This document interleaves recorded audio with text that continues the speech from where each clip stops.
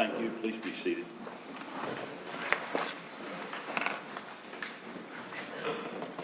Morning. Morning, Your Honor. Today is Tuesday, October 11, 2022. This is another day of trial in the case of State of Ohio Plaintiff versus George Washington Wagner IV, case number 2018 CR 155. The defendant is present in court today with his attorneys John Parker and Richard Nash. The state is represented by prosecuting attorney Rob Junk and by special prosecuting attorneys Angela Canepa and Andrew Wilson. Also Ryan Scheider with a special agent with Ohio BCI, and I is present in court. Is counsel for both sides ready to have the jury brought up? On behalf of the state, yes, we are. There's one thing I'd like to address before the jury is brought out. Judge, it appears today that the state's next witness is going to testify about a search warrant executed at Pine W Ranch. And as you may see from looking over at the bench there are many boxes of evidence here. We anticipate that they're going to attempt to introduce probably 15 to 20 firearms that are not related to murders. They know they're not related to murders because they've recovered the murder weapons pursuant to Jake's statement, and these are not them. And so, you know our position on this, I'm quite sure, is the Joe Thomas case. And looking at the inventory list of what's contained in these various boxes, there are numerous firearms that simply are not part of the aggravated murder. And so under Thomas, it's improper to introduce this type of evidence in this case. Many of the weapons are 22 rifles, other types of weapons, a 12-gauge shotgun, many other types of weapons that clearly are not related to the murders as testified over the last several weeks. So it's our position that this is not admissible. These guns and the ammunition related are not admissible unless it's directly tied to the aggravated murders, which these items are not. Could we have an explanation from the state, because we're getting in here to other weapons that, according to defense counsel, are not related to the homicides in this case. Could we have a detailed explanation about why these should come in? Yes, as we've discussed before, it's for the exact same reason that the court let us bring in the spent shell casings that were on the list. The guns we'll be bringing in here, see, would be on the list that was taken from George Wagner's phone, which, Jake Wagner's phone, which I can even give you some of these. You like Beretta 92s are on the list. These guns are actually on that list. It's the same exact reason that we put forth that the court let us show the 22 Warrant rounds, because there's 22 Warrant listed on here, or 22 calibers, not in 9 millimeters, and those. These guns, I'll give you an example, Remington 870 Wingmaster, those are listed on the list that were taken from Jake Wagner's phone as far as who had what. And we're seeking to show that this, in fact, is not in any way, shape, or form any type of wish list as put forth by the defendant, George Wagner. That's the exact reason. We're not, and we would be happy with the court giving a cautionary instruction on this as well. We're not bringing these in to show that just because they have a bunch of guns or anything like that. And I can tell you, like, I have more guns than this in my house, and it doesn't mean I'm going to do anything with them. As far as these particular guns, they're on the list, and some of them, the 22s, even had to be checked out by Matt White and be ruled out as the 22 caliber homicide weapon. Because at this point, it hadn't been narrowed down as far as the exact 22 caliber Colt Walker. Matt White still had a little more work to do. Explain how the fact that they're on that list that you keep making reference to, what that list is, what you feel the evidence is going to show that list is, and how that makes them relevant in the prosecution of this case? Yes, Your Honor. This list was taken from Jake Wagner's phone. And the defendant was actually interviewed about this list by BCI agent, and he said words to the effect of, well, this is the wish list of the guns they wanted to get. By showing that these guns actually existed, that refutes that whole statement right out of the water. And the actual guns of the type that were the homicide weapons, such as SKS 762 by 39 and the Colt 1911-22, are on this list. Your Honor, if I may just supplement what Mr. Junk is relaying to the court. So this list was taken from Jake Wagner's phone. It's a gun list, and it says what guns they own and who it specifically owns them, right? So George owns certain guns, Jake owns certain guns, Billy owns certain guns, Angela, Sophia, Holbein, I'm not sure Holbein's on there. But at some point when we are listening to them on the recordings, there's great effort on the part of George and somewhat on the part of Jake to describe this as a wish list. So in other words, these are not guns we owned. These are guns we hoped one day to own, right?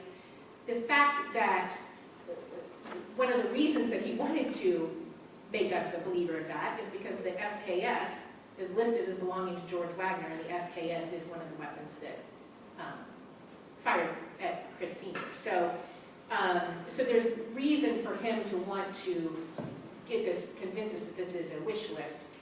The fact that these guns exist, are recovered from Wagner residence, and show that they actually exist, and they're not just a wish list, helps us. Additionally, there was actually more shell casings at Peterson Road that matched the guns on this wish list too, or this list too, which demonstrate that it's not a wish list, it's the guns that they actually own. So to the extent that they appear on this list, we believe they should be allowed because they prove that these are actual guns that exist versus they just hoped one day to own them. And also, Matt White had not yet narrowed in on the Walther Colt as being the contributor to scenes 2 and 3. And so some of these weapons were test fired by Matt White to rule them in or rule them out as being the weapons that were fired at the crime scenes. Are you saying that the weapons used in the homicide are on that list? 2 of them are. Yeah. One is listed as belonging to George Wagner, and the other is listed as belonging to Jake.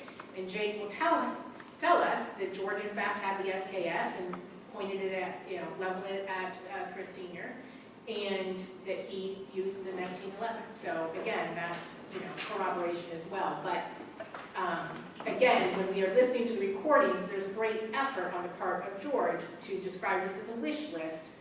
And so we feel it's our burden to prove that this was in fact weapons that they actually... Now you're saying a recording.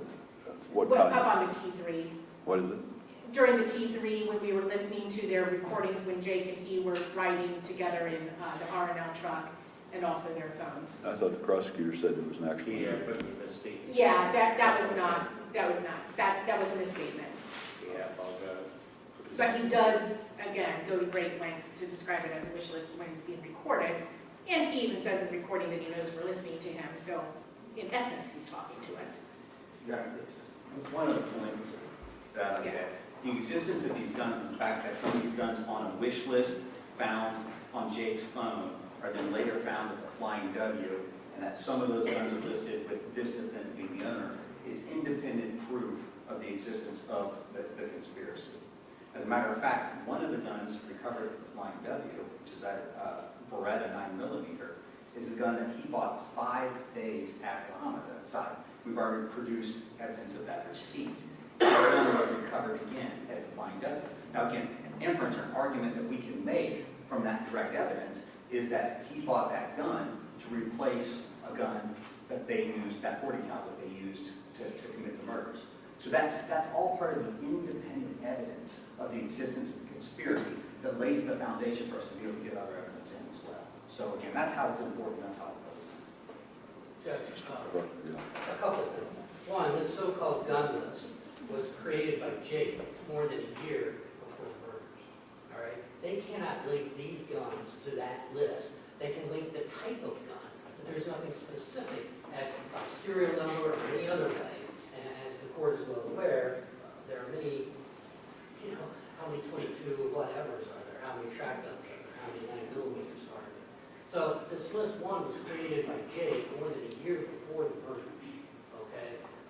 Number two, they know that these are not related to the aggravated murder because Jake, in April of 21, when he gave his statement, gave information which led them to the weapons used, which are not these. So it doesn't matter that this was part of their investigation. I appreciate that this was part of their investigation, but now that Jake has basically turned over the murder weapons to them, this is not relevant. All right? This might have been relevant during the investigation, but it's not relevant at the trial because now we know where the weapons are. They have them. This is simply propensity evidence. And there are other items other than weapons here that I believe they're going to introduce or attempt to, which include such things as a bulletproof vest and other things like that, which Jake doesn't mention at all in his proffer or when he gave information. So these are items that are not related to the homicides in any way, shape, or form. They're simply guns that my client or others perhaps that they seized at the Flying W, who they belong to. They're completely legal. There's nothing illegal about them. There's nothing about my client's background that would prohibit him from having anything like this. And they're completely independent of the homicide. And that's what Joe Thomas is all about, the Joe Thomas case. That you can't bring in evidence of weapons that aren't related to the homicide because of improper other acts. It's propensity type evidence. It's simply not allowed. And so I understand they're trying to present this case in some sort of sequence about how the investigation went down, but there are aspects of it. Once they get Jake's statement and once he leads them to the murder weapons, that simply to make this type of evidence irrelevant. We're not contesting. There's no question that these aren't related to the homicides. It's maybe without Jake providing the guns, maybe they can make an argument these could have been the murder weapons, but that argument is gone because Jake has led them to the murder weapons. So this is exactly the type of evidence that the Joe Thomas case talks about is not proper. But if the lists were made prior to the homicides, how do you argue that it certainly was not, that one of the homicide weapons, which were later recovered, was not a weapon on this list? The 1911 on the list, for example. All right, let's talk about the homicide weapons. The 1911 that Jake says he used, all right, that's recovered pursuant to his statement. It's not here in the court. All right, the SKS that Jake says he fired, not my client. Jake says he fired the SKS. That's recovered pursuant to Jake's statement. That's not here in the court. The 40 caliber that was used, that was recovered pursuant to Jake's statement. That is not in the court. All right. So that's the problem. That's the problem with bringing this evidence in, is it's not directly tied. And this wish list, they keep talking about it as a wish list. They haven't laid the foundation for that yet. All right. And it's certainly Jake's list. Jake will describe it however he describes it. But it's, one, the timing of it. Yes, it's before the homicide. But, would that even matter to them? Because they want to bring in evidence of a gun my client legally purchased after the homicides. All right, which clearly could have been used. So, Judge, this evidence is fraught with problems because of Jake's statement and what they found as a result of that. Your Honor, we're not arguing that the majority of these weapons are relevant to the homicide itself. We are arguing that it is very relevant to the state's case, and to the state's theory of this case. And again, false exculpatory statements that George made about this being weapons they didn't own, but weapons that they hoped to own, is indicia of guilt. And specifically because, again, that SKS is listed as belonging to him, that's why he wanted to distance himself from this. So to the extent that we can show that the weapons on that list were actually owned by them, then we should be permitted to do so. This has nothing to do with Thomas. We are not introducing this to say, they're homicidal maniacs because they owned all these weapons. That is false. And again, we welcome a cautionary instruction. And again, I would note for the record, we all saw the jurors' questionnaires. We have many avid gun owners. We are in no way going to say because you own a gun that you committed these homicides. However, this is extremely relevant to the state's case, and specifically as it pertains to George Wagner. So the state should be allowed to talk about any weapons that appear on this list to establish their existence. There they are. Well, you don't have in evidence yet his denial of the list. Is that No, correct? but we also don't have Jake's statement that they keep talking about that say that which guns were used in the homicides. Of course not. We're officers of the court. We're making an argument. There was no motion to suppress filed as to this evidence. So now we're arguing it in the middle of trial. So we're left with providing the court what we know the evidence will be. And as I'm standing here, there are recordings that we cannot manipulate or change of George Wagner saying this is a wish list, not that they did not actually own them. And so to that extent, we should be allowed to do this. The concerns in Thomas are not pertinent here. They're just not. Those were knives, and they said that the existence of them and the ownership of them did not establish use of the knives, right? Because there's...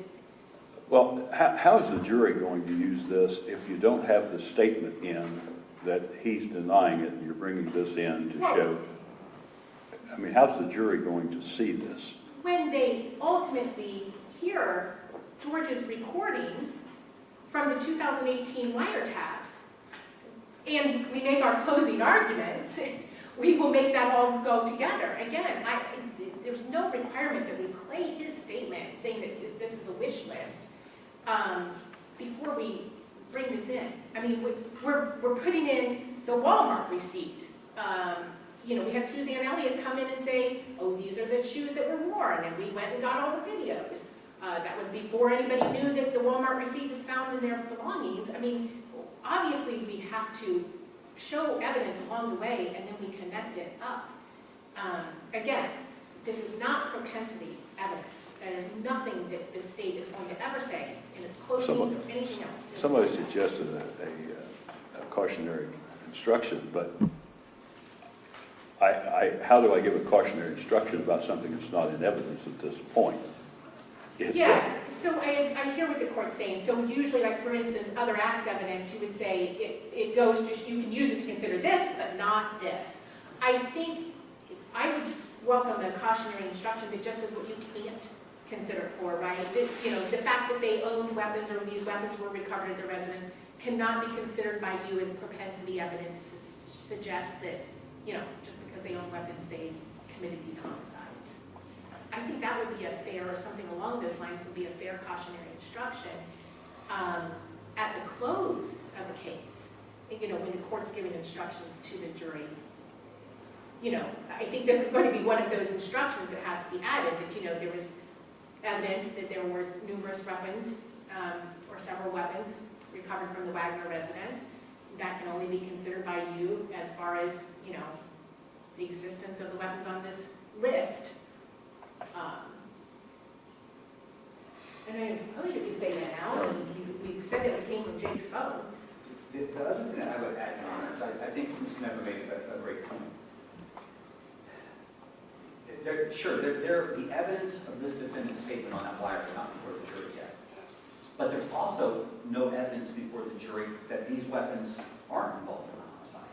And they keep making this argument that none of these weapons are actually the murder weapons, but that's not before the jury right now. And again, we have to continue to show how the investigation ruled firearms out as not being the murder weapons. The other thing, too, is all of this evidence right here, the list, the existence of these guns together over at the Flying W, even though we know that they belong to some of them belong to the defendant, they are directly probative to the defendant's identity as a member of this conspiracy. And the defense is trying to drive a wedge and keep him out of that conspiracy.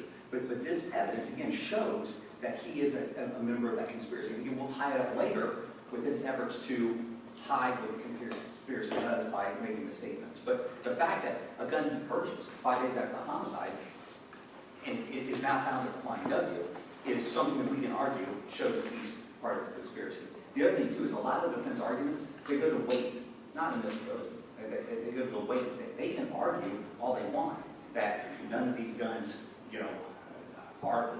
have serial numbers on them that match the list. That's a weight argument. That's not an admissibility argument. So again, it's directly probative and to the defendant's participation in the conspiracy, and it's narrowly tailored to avoid the propensity argument. Do you have further argument? Judge, I mean, we know what the murder weapons are, right? They've recovered. They're not here. We know what the murder weapons are because the ballistic expert testified about the unique stamped and code 1911 on the shell cases. That's not here. We know, although it's not in evidence yet, but we know that Jake fired the SKS and the 22, and we're going to argue he fired 40 as well at the various crime scenes, because that's what Jake told me, all right? And we know that my client didn't fire any weapons because that's what Jake told me. So that's why this evidence should not be published. Well, I've ruled previously on a motion in limine, and I've denied it, so I'm going to continue to deny it as a motion in limine. I do intend to give a cautionary instruction that the introduction of these weapons cannot be considered by the jury as evidence of, what, illegal activity? I don't know. It's not. How do you want me, what do you suggest?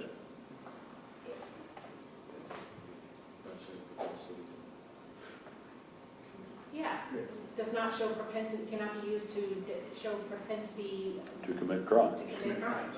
But typically, we would also tell them what it can be used to do, but which we, at this point, cannot do because we don't have the list. And, Well, we do have the list, actually. well, we don't have a denial of the list. We don't have the denial of the list, but we do have that list came from Jake's phone. So I suppose you could say to the extent that you find that they are on the list that Jake was extracted from Jake's phone and/or could have been used in the murder, because again, they are test-fired. The absence of that SKS from this search, and the fact that it's listed under the defendant on that list and is later recovered as a murder weapon is, in and of itself, substantive evidence of the conspiracy and his participation. Anything for Judge, the list has not been admitted to evidence yet. Jake hasn't testified about it, nor has, I mean, it's It's been published. It's recovered, but I agree, it's been published, but it's not been admitted. What if Jake comes in and doesn't tie that together? Right? I mean, that's It part of the doesn't matter, problem. it came from his It phone. came from his phone, and it's got two suspected murder weapons on it. One And which, once I mean, again, those are weight arguments. Judge, they keep saying it's the weapon.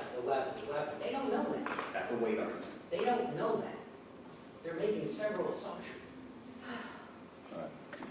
Well, I'm going to deny the motion as an in limine motion. You can preserve your objections, of course, and I do intend to give the jury a cautionary instruction. So are we now ready to have the jury vote? Yes. Yes, another continuing objection will make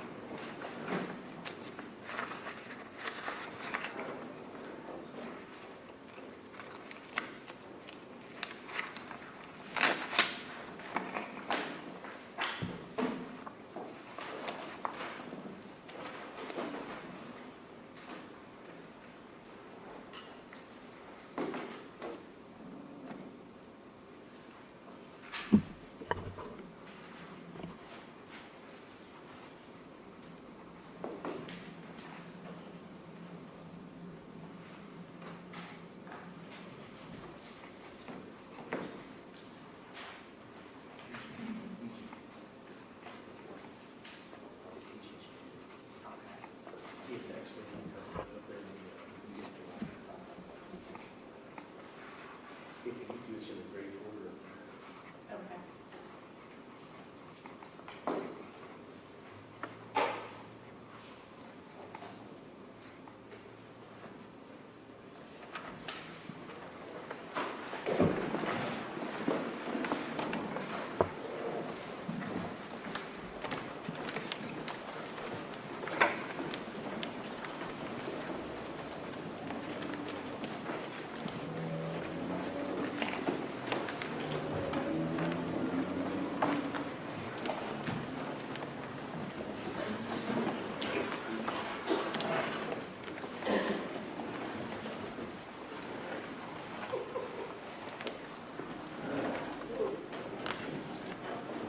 You may be seated.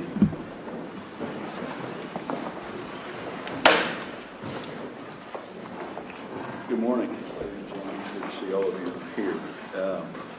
We begin another day of trial in this case, you're aware, and we are in the state side of the case. I believe we have just concluded with a witness on Friday, and so is the state ready to call another witness? Yes, Your Honor. The state would be called Special Agent Ryan Schneider to present, please. That's right. And you solemnly swear or affirm that the testimony you are about to give shall be the truth, the whole truth, and nothing but the truth, as you shall answer unto God. Yes, I do. Be seated. The state may examine. Thank you, Your Honor. And Agent Schneider, could you go ahead and just state your name again for the record? Ryan Scheider. I believe this is your third time testifying. Correct. And can you tell us, again, just to kind of reacclimate everybody, I believe you indicated that you were present for the search warrants on both, well, May 10th, you conducted a search of the inside of that residence at Peterson Road, correct? Yes. And then you were also present for the search warrants that were conducted on May 12th of 2017 at both Peterson Road and State Route 41, correct? Correct. Okay. And you were aware of the outcome of those search warrants as well, correct? Yes. And for instance, the May 10th search warrant at Peterson Road, there were some cartridge casings that were collected by Brian White, correct? Yes. And you were aware that those were submitted to Matt White, correct? Yes. And that he in fact made a positive identification of those cartridge casings as being identical to the ones that were recovered from scenes 2 and scenes 3. That's correct. Okay. And that in fact is what you then used to get an additional search warrant to do a more extensive search of Peterson Road and also State Route 41, correct? Correct. And did you also become aware of the fact that the cartridge casings that were collected during the May 12th search warrant also were identified by Matt White as coming from the same weapon that was used to kill the victims at scenes 2 and scene 3? Yes. Okay. Were you also made aware of the burned up DVR that was found in the burn pit at 260 Peterson Road? Yes, I was. Objection.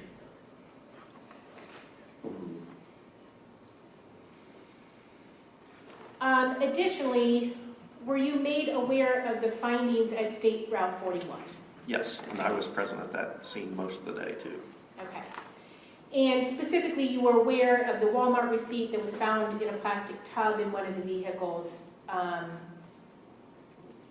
that Angela was found on the Walmart images to be the person purchasing that on the date and time that appeared on the Walmart receipt. Yes. Correct?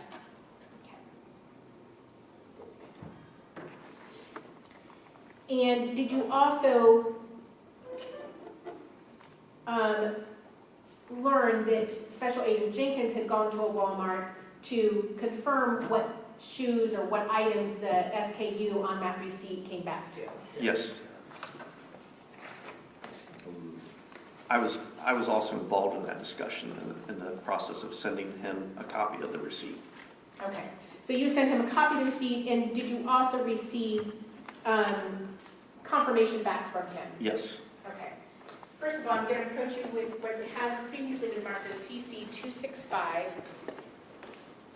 and the receipt present in that, and do you recognize what that receipt is? Yes, on the evidence number 6, which is CC-265, it is a Walmart receipt dated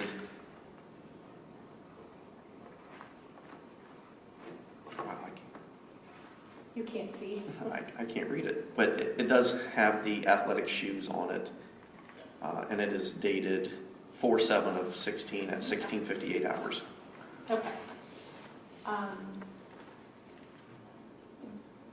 The very first one.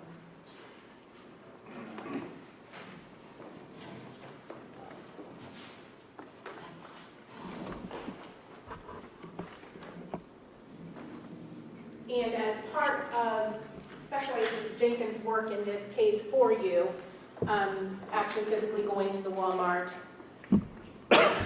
and comparing the SKU Yes. on the receipt.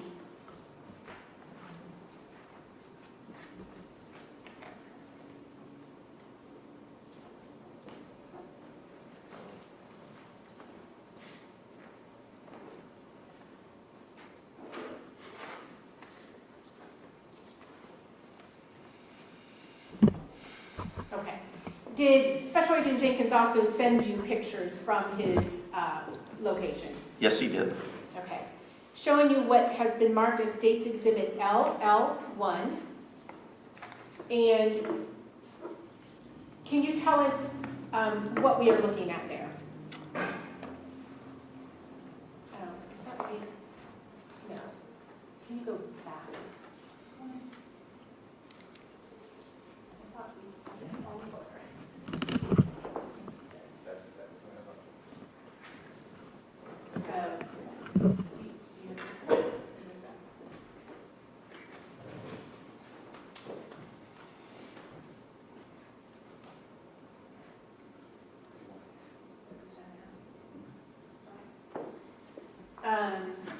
LL1, can you tell us what we're looking at there? This is one of the photographs that Special Agent Jenkins forwarded back to myself and others at the State Route 41 scene. And this is the 10.5 Walmart shoes, athletic shoes. Okay. And showing you what's been marked as State's Exhibit LL2.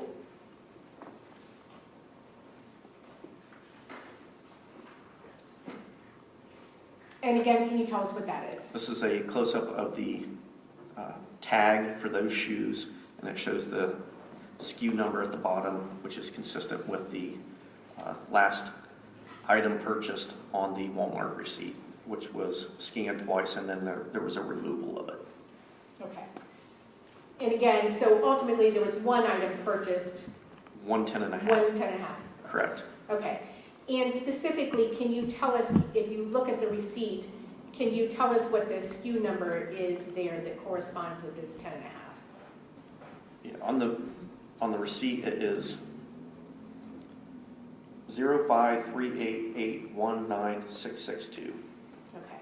Which appears on the screen in front of you on that size 10.5 tag. Correct. Okay, and then LL3,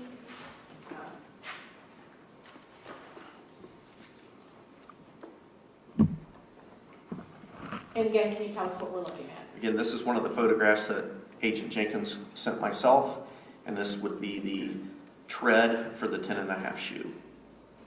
Okay. And you can see the 10.5 right here. Okay.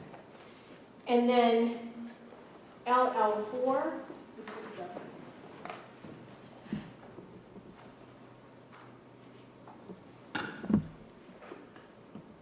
This is a store tag for a size 11 Walmart athletic shoe.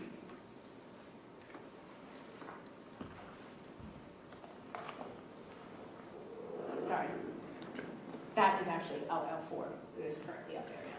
All right, again, another photograph that Special Agent Jenkins sent myself when he went to the New Boston Walmart of Walmart brand gray athletic shoes, size 11.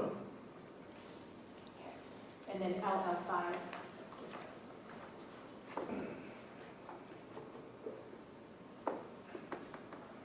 Another photograph that was sent by Special Agent Jenkins to myself. This is a close-up of the tag for those shoes, highlighting the size 11 as well as the SKU number. And again, can you tell us what the SKU number is on the receipt that corresponds with that size 11 athletic shoe from? 0605388196663. Okay. So again, that matches what we see there on the screen as belonging to the size 11 gray shoes. Correct. Okay. And then LL6. Again, another photograph that was sent by Special Agent Jenkins to myself. This is the tread or bottom side view of those shoes. highlighting the size 11. Okay. And were you already familiar with those particular shoes? Yes, And how were you familiar with them? through Suzanne. She had already told us that, you know, this is what we were looking for. Okay. And you've actually had seen actual physical ones of them? that have been Correct, purchased? yes. Okay.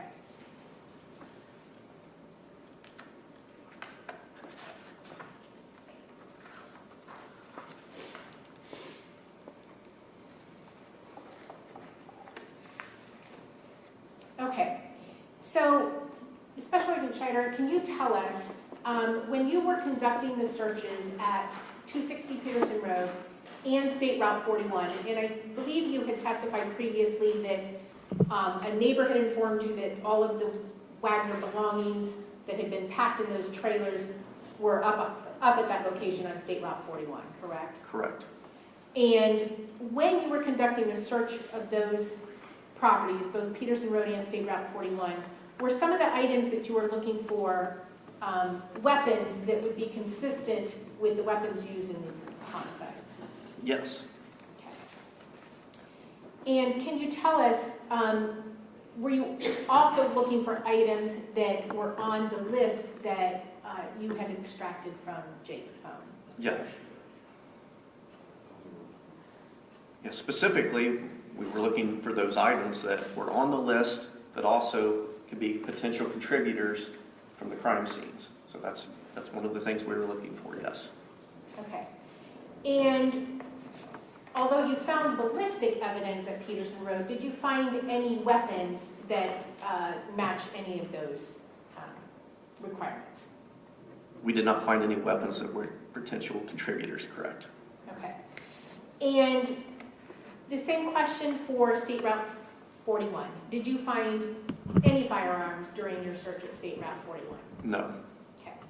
So can you tell us then, having searched two properties belonging to the Wagners, although Peterson Road, obviously they had vacated, correct, at the time of your search? Correct. Can you tell us, but State Route 41 purportedly had all of their belongings, correct? Yes. And were you aware of the ability of people to take weapons across the border when you're crossing into Canada? Yes. So when Jake had told us that they were going to Alaska, one of the things that we were unsure of was how do you get firearms through Canada into Alaska. So we did make contact with Customs and Border Patrol, HSI, Homeland Security, and asked them what those requirements were, and we were told that it was not possible unless they went through a firearms dealer. So with that knowledge, we're pretty confident at that point either they've shipped any firearms that they used or they're storing them somewhere else. So we had looked at Peterson Road, and we didn't locate the weapons there. And then we had also looked at State Route 41 where their personal belongings were being held and the guns were not there. The only other place we were aware of at that time that that was associated with the Wagners was the Flying W Farms because Billy lived there. Okay. And had you made any efforts to rule out any other acquaintances that they had that they might be storing them with or not? Yes. Tell us about that.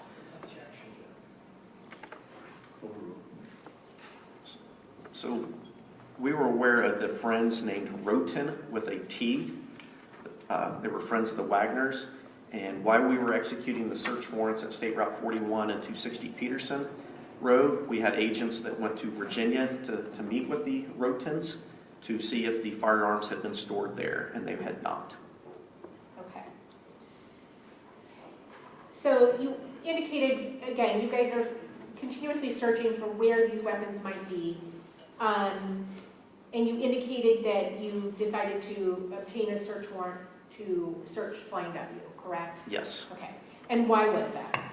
Because that was the only other address at that time that we were familiar with that was associated to any of the Wagners. Specifically, Billy Wagner lived there. Okay. And so did you obtain a search warrant for the Flying W? Yes, we did.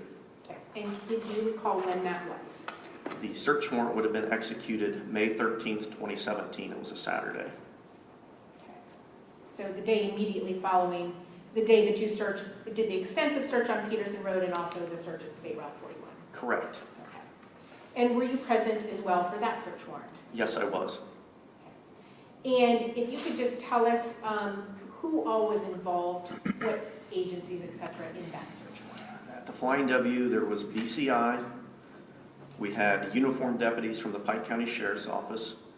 We had task force agents from a Ohio Organized Crime Task Force, which is just an Attorney General's Office task force. We had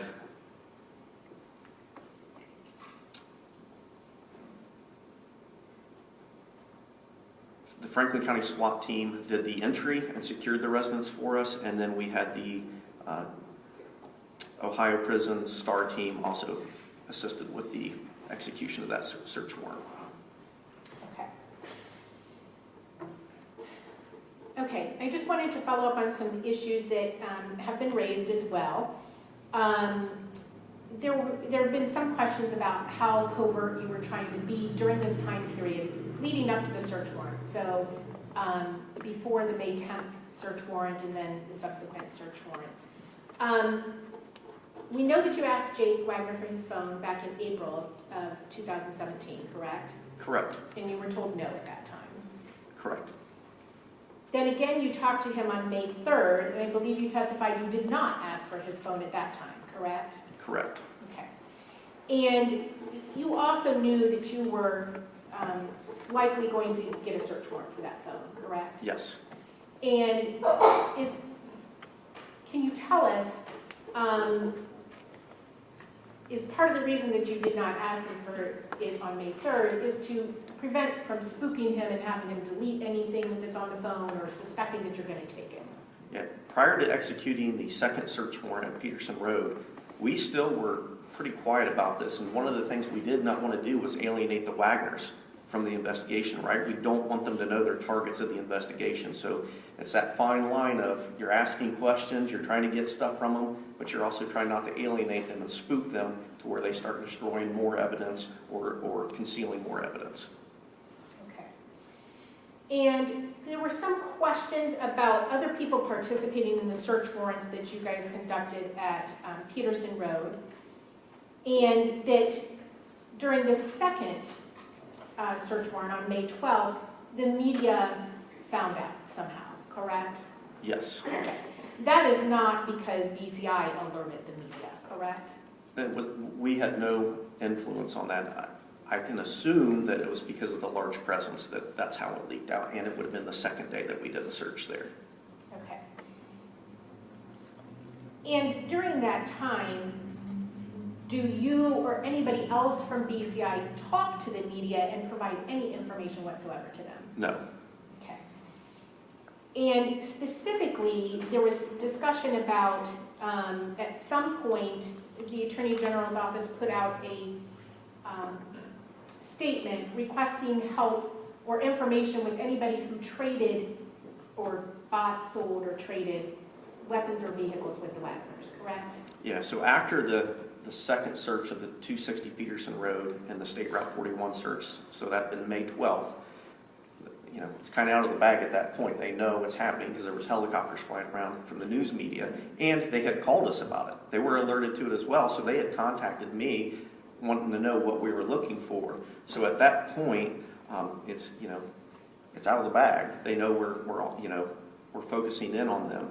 So after they moved to Alaska, on June 19th of 2017, the Attorney General's office released a media release asking people if they had, you know, any conversations with the Wagner family, had done any firearms transactions with them, ammunition transactions, or vehicle transactions, to please come forward with that information. And that was June 19th of 2017.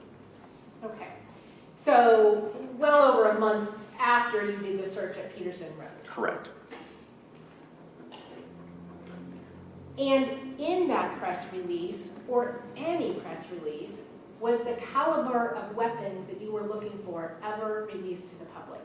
No, it was not released until a bond hearing for the defendant. Okay. And that was after, almost 2 years after the arrest. Correct.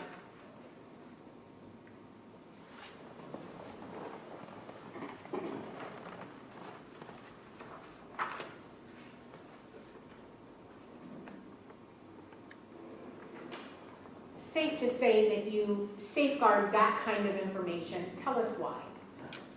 If somebody comes forward, so we did this press release on June 19th of 2017 asking people to come forward. So if we need to keep what we know close to our chest, right? So if somebody comes forward and says, well, I know it was this gun, I need to protect that. So the only way to protect it is we don't tell anybody what kind of weapons were used. So that's how we give people credibility. If they come forward and say, hey, I know on this date and time that Jake Wagner had a 22 pistol. Well, if I've not released that information, then that's something I need to follow up on. But if they tell me, say, I had a discussion with Jake Wagner, and he told me that he used a 12-gauge shotgun, and I know there's not a 12-gauge shotgun used, I know that the credibility of that statement goes way down. So we don't tell people. Almost never do we tell people the caliber or suspected weapons in a homicide, because we want people to come forward, and that's how we judge their credibility. Okay. And in fact, to underscore that, there was a point where the media was interested in the autopsy reports in this case, correct? Absolutely. Okay. And BCI and the Attorney General's office did everything to resist releasing those for the same reason, correct? Correct, because there would have been hints of what kind of caliber weapons were used, and that information would have became public. Okay. And additionally, did you, in your team, take extra precautions by getting a special judge and a special clerk appointed in this case? Yes. So one of the things we did in this specific case,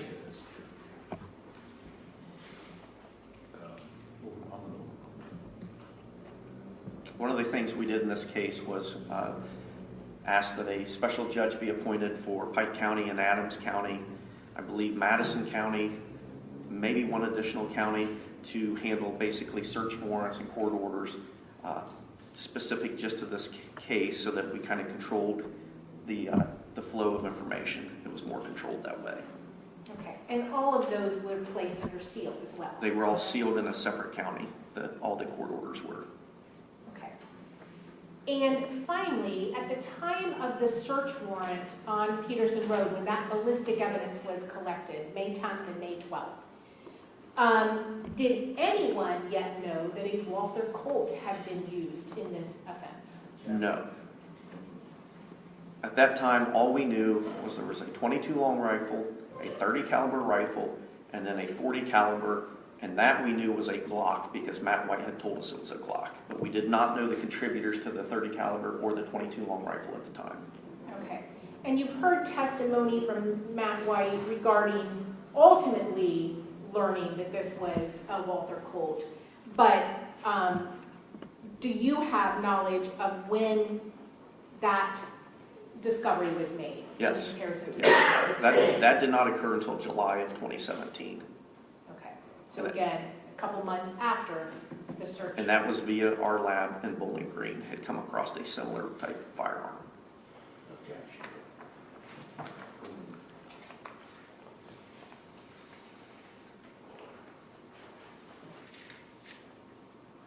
And I believe you indicated that you were present for the search warrant that was conducted at the Flying W, correct? Yes, I was. And is it true that when you are present at a search warrant, that part of your role as lead investigator in this case is to direct the crime scene agents to let them know what you are looking for or what they should be looking for? Yeah, so the job of the lead agent, at least at BCI, is to, you formulate the direction of the case. So let's say at the Flying W search warrant, my job is to make sure that, the warrants get signed, that we have a ops plan, that, different duties are assigned out so that people have, job duties. And then I take in all that information. So everything gets reported back to me to let me know what the findings are. And then, I confer with other people to say, yes, we think that's relevant, or no, we don't think it's relevant.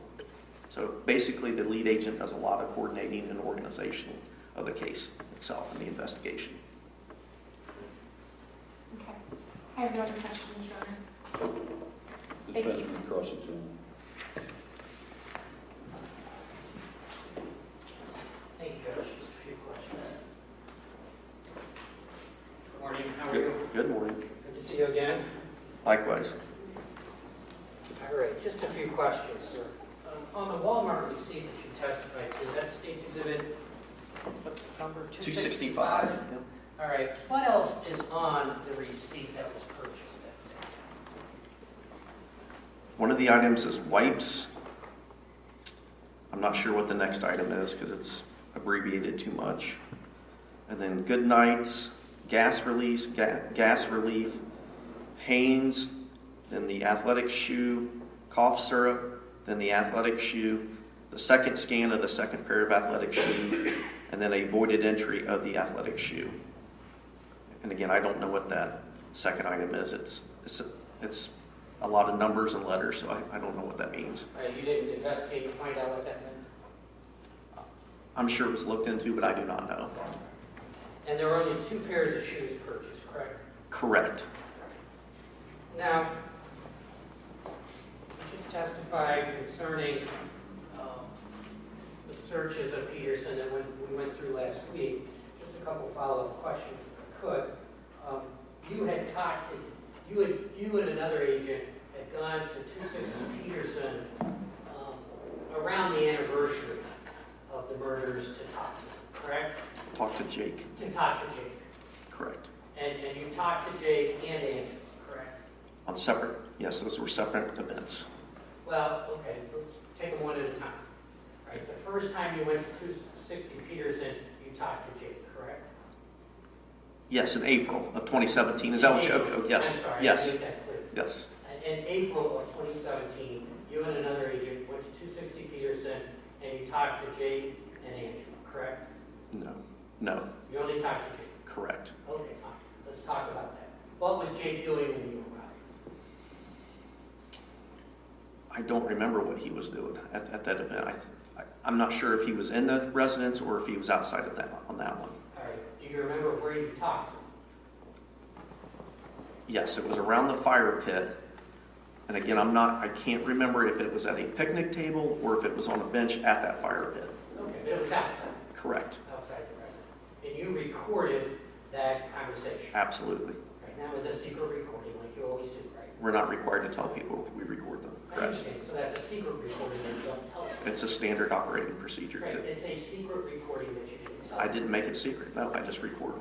I always do that. Right, if you don't tell somebody you recorded, Your Honor, I'm going to object to arguing with witness. I'm not arguing, I'm trying to get an answer. Well, I'll overrule the judge if you question. You did not tell him, which is your normal procedure. Correct. I did not that tell you him. were recording. Correct. And Jake lied to you about many things on that recording, is that correct? On that specific recording, I mean, I guess I would need more details to exactly what you're talking about. Well, he told you, he didn't admit to the crimes, correct? I don't know that I ever asked him if he did the crime during that recording, but no, he never confessed during that. All right, are you telling us he was truthful during that recording? Again, you would have to tell me a specific thing that we're talking about. In general, I can't. I mean, I can't answer in general. Did he confess? No. All right. And you don't know whether he was truthful, right? Okay, I don't remember asking him specific questions about the homicides during that. All right. Did you ask him who he thought did the crime? Either in that one or the next one, yes. All right, let's talk about the next one. The next one was when, in comparison? May 3rd, somewhere in there. All right. And you arrived again with another officer, another agent, correct? Yes. All right. Once again, you recorded the conversation. Yes. All right. And what was Jake doing when you arrived this time, if you remember? George, Jake, and Angela were loading up their personal belongings into the trailers. Into which trailers? The one that was there at the time would have been the black livestock trailer with the sides that were covered. And I don't remember how they had them covered, if it was tarps or boards, but it was the black livestock trailer. All right, so they were packing their belongings because they had sold the property. Correct. And in that particular interview, Jake and Angela are on the recording, correct? Yes, All right, George is not on that recording. correct. He excused himself. Well, he didn't say anything that's on the recording, correct? He left as soon as I arrived. Right, he left. He's not on that recording. Correct. You did not follow him and say, hey, George, I want to talk to you. Correct. And on that recording, let me ask the question, is that when Jake told you they were going to Alaska? There was conversation of that, but I believe the first time would have been the previous one in April. Okay, so in April, Jake told you they were going to Alaska. Correct. So that's the first time you learned that they were going to Alaska. Correct. And you knew that they were going to Alaska from that point forward. There was discussions. I don't know that it was, I don't think it was exact or definite that they were going, but there was discussions of them going, correct. Right, and you as a PCI agent and your partner, you knew that. Yes, they made us aware of that, or Jake made us aware of that, and Angela did, yes. Right, and Jake told you in the May conversation, the one in May, that these belongings were going to be stored somewhere. Is that right? I think he mentioned that, yes.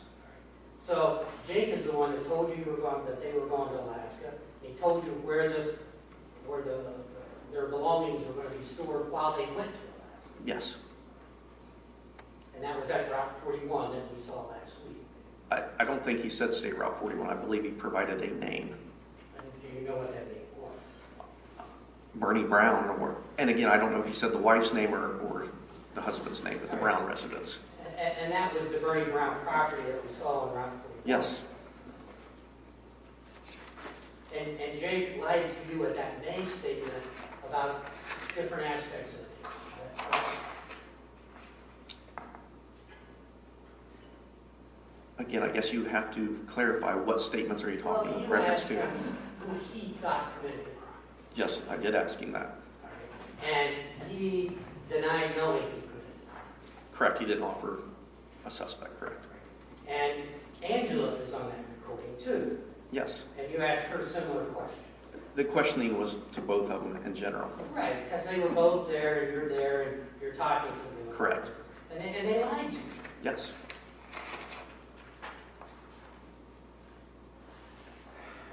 You just talked about the June 19th press release. That's more than a year after the homicides, correct? Yes. And then certainly the media somehow found out about the second search in May at Peterson, right? You just discussed that. Yes. All right, so people are getting information other than through these public press releases, right? That's fair to say. The public is getting information. What kind of information? Information about the case. No. Well, the media showed up without you telling them, right? Right, but what information would they have obtained from that? The fact that we were doing a search warrant? Yes, Okay, that would have been it. that's as far as you know. Correct? All right. Did you question the media about where they got their information? No. I was too busy. Understood. You were. But it's certainly not unheard of or unusual for leaks during an investigation to get out to the public about certain aspects of the case. It's not unusual when law enforcement is executing a search warrant, especially ones those large, for the media to show up. Right. So they're getting their information. Not necessarily from through a some- leak. Pardon me? It may not be through a leak. A neighbor could have called. Okay.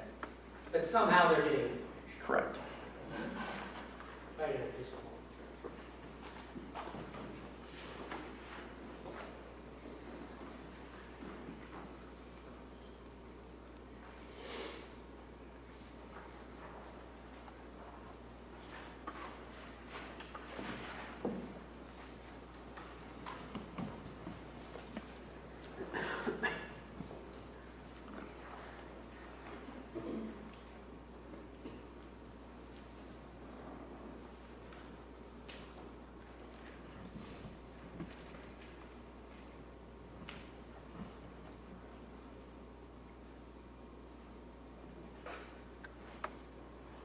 You never asked George for his phone, is that correct? Correct.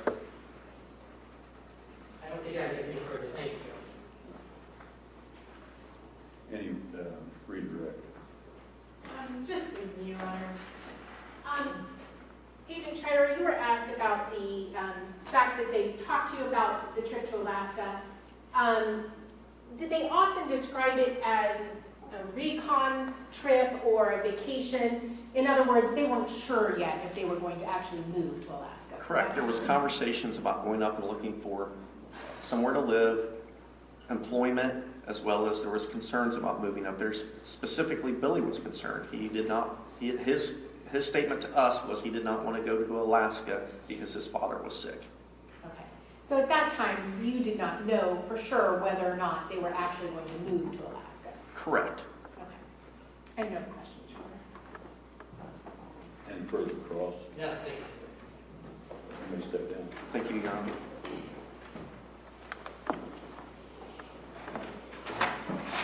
State ready to call the witness.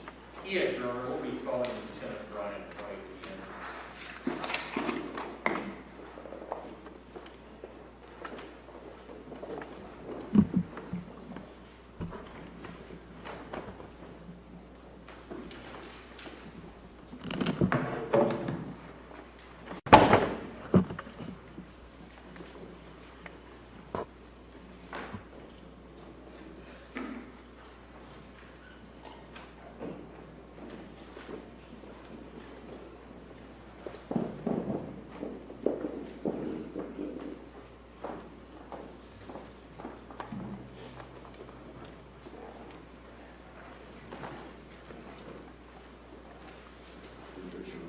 Solemnly swear or affirm that the testimony you're about to give shall be the truth, the whole truth, and nothing but the truth, as you shall answer unto God. I do. See, statement exam. Thank you, Your Honor. And welcome back, Lieutenant White. You've been up here Good morning. a few times already. Just for the record, will you identify yourself? My name is Brian White. I'm a lieutenant with the Madison County Sheriff's Office. And direct your attention back to May of 2017. And for the record, were you employed as a crime scene agent with the Ohio Bureau of Criminal Investigation at that time? I was. During a part of your duties in May, specifically May 13th, were you detailed as a part of the Rhoden, Manley, and Gilly homicides to serve a search warrant on the Flying W farm here in Pike? Yes, sir. And do you know who requested the search warrant? That would have been our Special Investigations Unit from BCI. And what type of preparations did you do in regards to executing the search warrant? As far as, At that point, were you still the lead crime scene agent? yes, Okay. As a lead crime scene agent, were there any particular steps or anything like that you took prior to the service of the search warrant? we met with the investigating SIU or the Special Investigations Unit, and they told us that they wanted to serve a search warrant. We knew that the property was pretty large in size, so we formulated a plan and got some additional manpower and just kind of put a plan together for manpower because we were going to need more manpower than what we needed. So we utilized the STAR team from Department of Rehabilitation and Correction, and we had several, I would say at least probably at least 8 BCI agents along with the STAR team and assistance from Pike County Sheriff's Office as well. And how did you divide up the search? We had more than one crime scene agent, so I did the outside searching of the outside and the outbuildings and anything outside of the house itself. There was a house that sat on the property. Other crime scene agents and other SIU agents went inside the house and they did the search inside the house. There were STAR team members as well. Most of the STAR team members were with me outside. And prior to actually you searching, did you do a walk around on the outside of the Flying W area there? Yes. And can you describe the scene for me when you got there? Well, you come off the road, there's a big W gate thing at the end of the driveway, and you go through it. You take this long driveway back to the house area. It's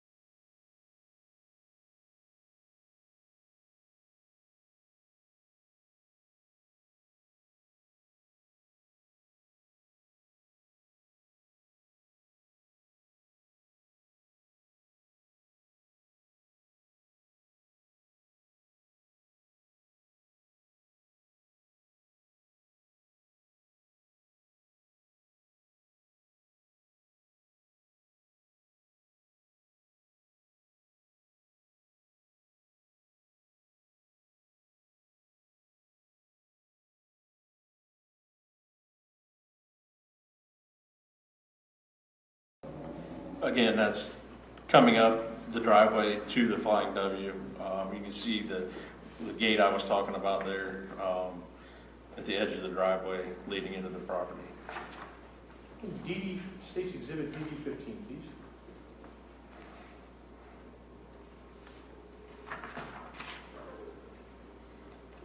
That's the Flying W gate that was there on the driveway. And DD 16? Same gate, just there's that driveway, just a medium range shot of it, photograph of it. And DD 17? That's that number one was already on the building, and that's just one of the buildings, the outbuildings that was there on the property. And did you ever go inside that building marked as, that barn marked as building number 1? Yes. And did you find anything you felt was evidentially significant in there? No.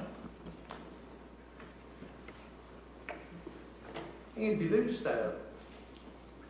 pictures you just reviewed truly and accurately depict the scenes you saw on May 13th of 2017? Yes, I did. Going to move on.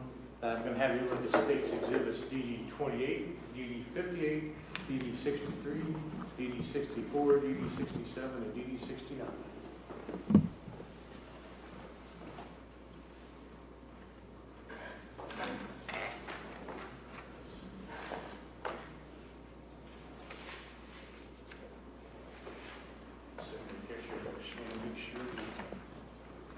Keep everything organized and in order. Could you read those for us, please, Lieutenant?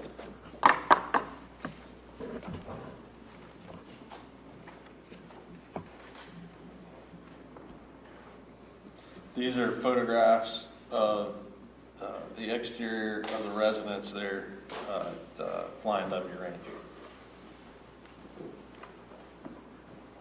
Would you take a look at State's Exhibit DD 28 and tell us what we're looking at? That's the side of the house. You see two crime scene trucks parked there. That's where we started the search of the house. And Mr. Wilson, if you could put up State's Exhibit DD 58, please. That would be the front of the residence. They're on the property. And State's Exhibit DD 63.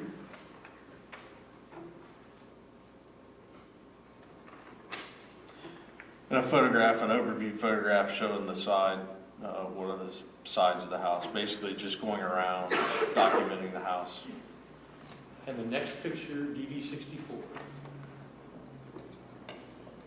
Again, that's standing in the driveway and then taking a photograph of that side of the house.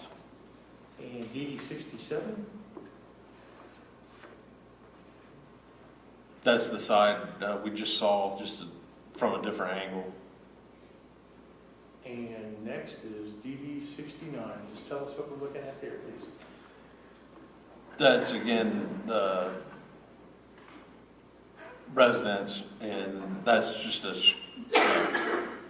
screened-in glass addition type thing. And do those pictures you testified to truly and accurately depict the scene at the Flying W as you saw it on May 13, 2017? Yes.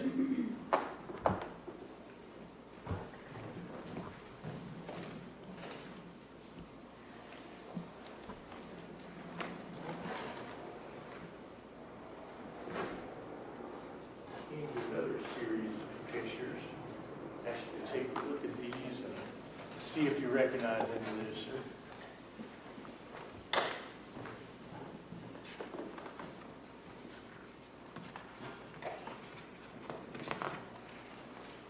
And for the record, that Lieutenant White is looking at State's Exhibits DD 47, DD 128, DD 139, DD 148, DD 163, DD 171, and DD 175.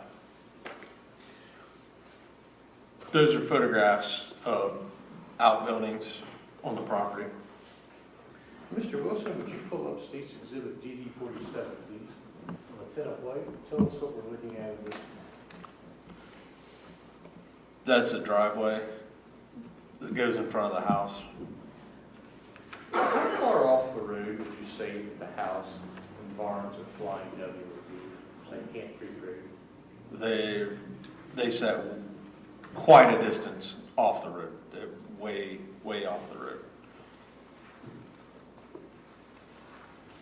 State's Exhibit DD 128.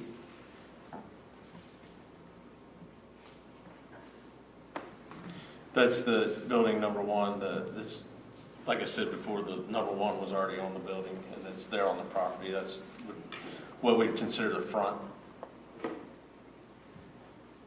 And we move on to State's Exhibit DD 139.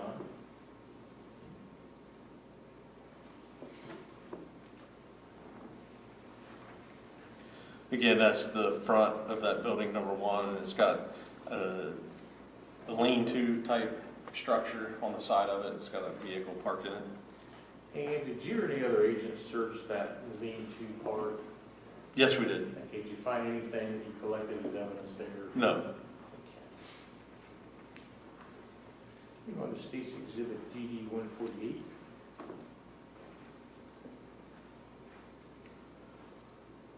Tell us what we're looking at there.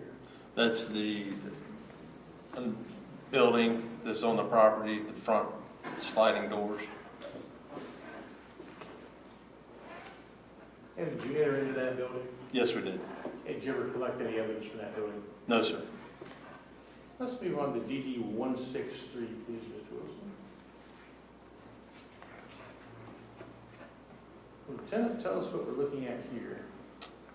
That is, again, that number 5 was already on the building, but that's another one of the outbuildings that's on the property there, Flying W. That would be what we consider the front of that building. Did you collect any type of evidence from the inside of building number 5? No, sir. I'd like to move on to State's Exhibit DD 171.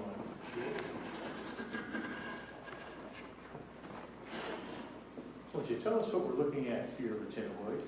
Those were just 2 trailers that appeared to be used for storage. that were there on the property next to the building. And then there's a little shed right next to those two trailers that was also on the property.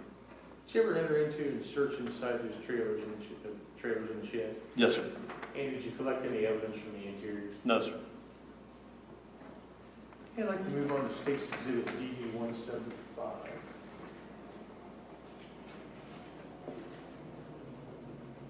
That's a photograph showing, focusing more on that shed that's next to the trailers. I'm going to hand you another stack of pictures.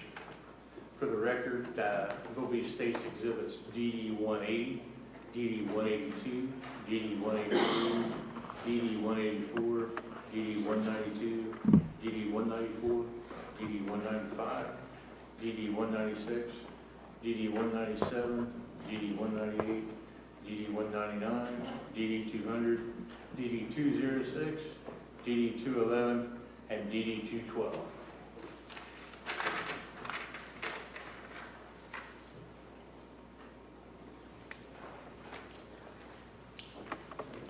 Lieutenant Watt, I'm going to hand you those exhibits I just read into the record. Review those and tell us if you recognize those, please.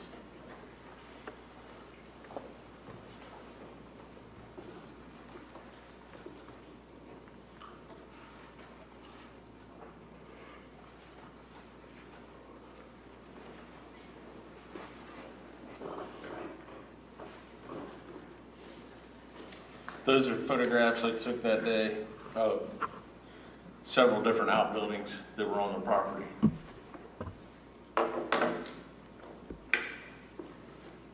In reviewing those pictures, did you take those yourself?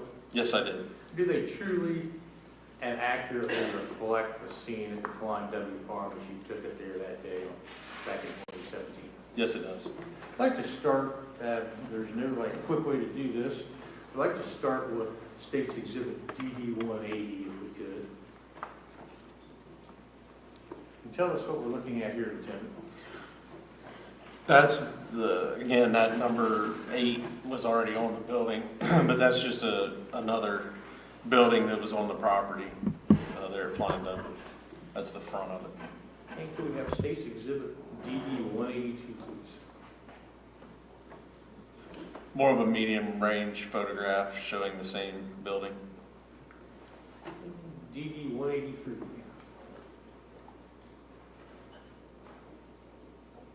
That's the same building, just at a different angle. Photographs taken at a different angle. And State's Exhibit DD 184. What are we looking at there?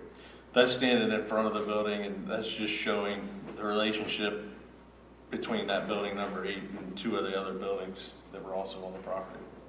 And can we go to State's Exhibit DD 192?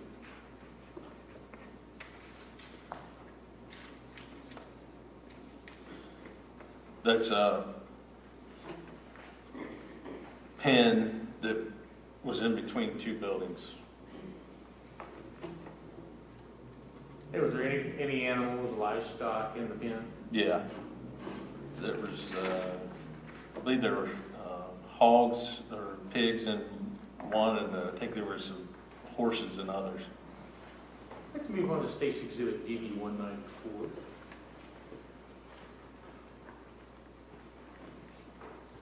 That's, again, that number 9 was already on the building, and that's building number 9. That's just showing the front and side of it. State's Exhibit DD 195, please. And again, that's that same building, just showing the front. And it looks like there was I think- livestock. Yeah, I think it was miniature horses or something in that building. And State's Exhibit DD 195. Next one. Okay, I apologize. Yeah, I was going to say, I am not a numbers person, so I apologize in advance. DD 196, sir. That is a photograph of the livestock that was inside the building there. And did you end up searching that building in any way? Yes, we did. And did you find anything that you collected as evidence in there? We did not. And let's move on to State's Exhibit DD 197, the next picture. That's again showing the fenced-in area in between two of the buildings. And next picture, DD 198. That's a photograph showing building number 10, or that number 10 was already on the building, but it's another building that was on the property there at Flying W. And did you enter into that building and conduct any type of search in there? Yes, we did. And did you recover or collect any evidence in there? No, sir. And let's move to the next one, DD 199. That's more of a overview photograph, just showing building number 10, the front of it. Well, let's move on to State's Exhibit DD 200, please.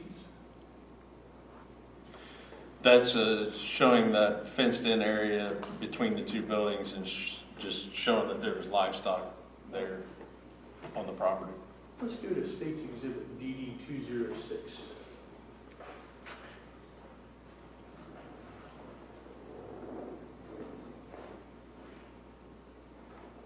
So just a different view of Building 10, which you've already testified to. That's correct. And State's Exhibit DD 211.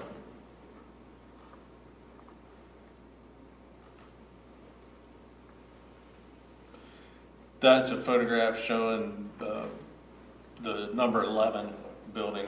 The number 11 was already on the building. That's just a photograph, an overview photograph of that building. And did you search that building, collect any evidence in the interior? We did search it. There was no evidence collected. And let's move on to State's Exhibit DD 212, please. Another view of the building you previously testified to. That's correct. I'm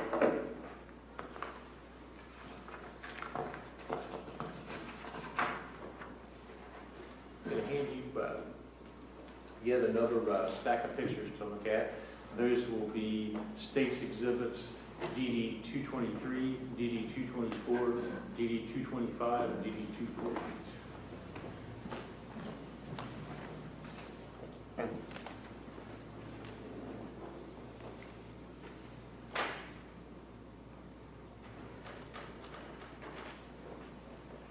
You can take a look at those and see if you recognize those.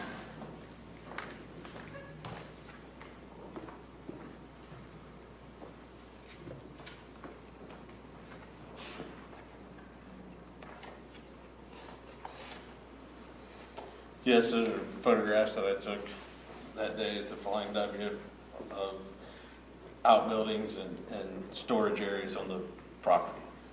And let's start with State's Exhibit DD 223. What are we looking at there?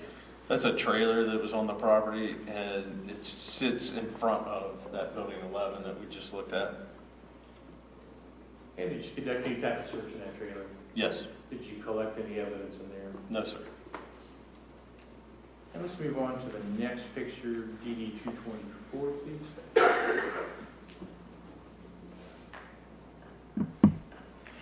What are we looking at there? That's standing in the driveway area, real close to where we were at in the previous picture, but that's a photograph in the opposite direction, so we're going away from the trailer and the building. And Mr. Wilson, we have the next picture in mind, DD 225. That's a photograph of, again, other buildings that were there on the property. Let's go to State's Exhibit DD 248.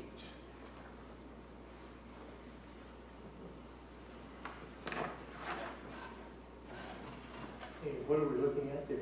That's a trailer that was on the property, just sitting there for storage.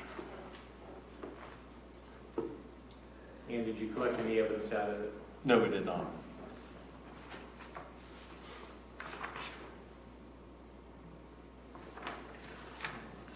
I'm going to hand you another stack of pictures.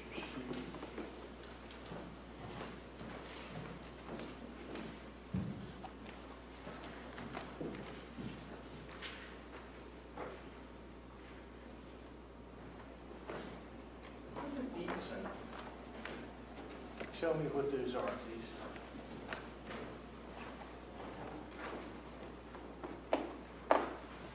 For the record, these are pictures are State's Exhibits DD 230, DD 234, DD 237, DD 238, and DD 239.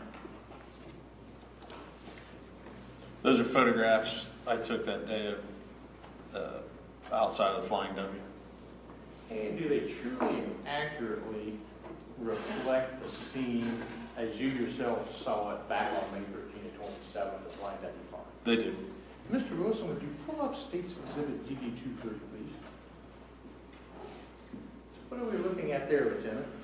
So that's outside of one of the outbuildings, and there's a few flags that you'll see there in the yellow flags.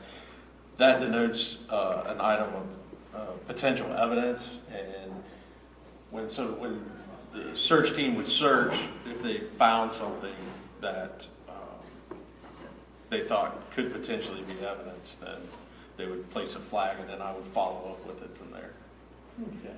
What did you do to follow up once the search team had come across the items marked by the flags? So when I would photograph it, and that's what one of the pictures we're looking at here, and then I would place an evidence placard there with a number and re-photograph it, and then collect whatever item it is as evidence. Let's move on to State's Exhibit, picture DD 234.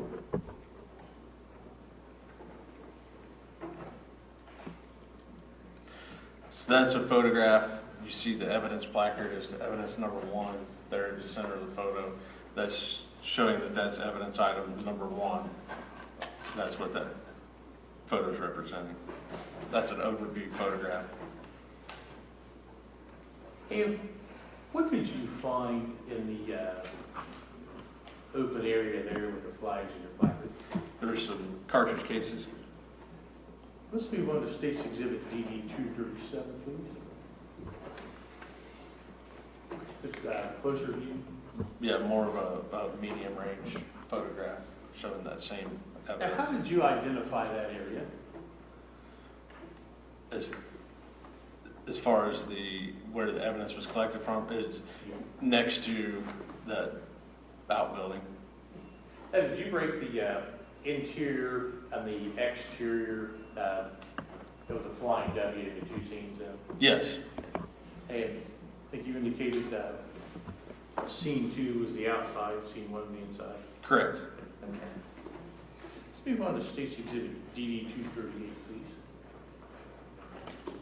And again, that's evidence item number 1, and it's just showing a medium range photograph, just showing an overview of the items.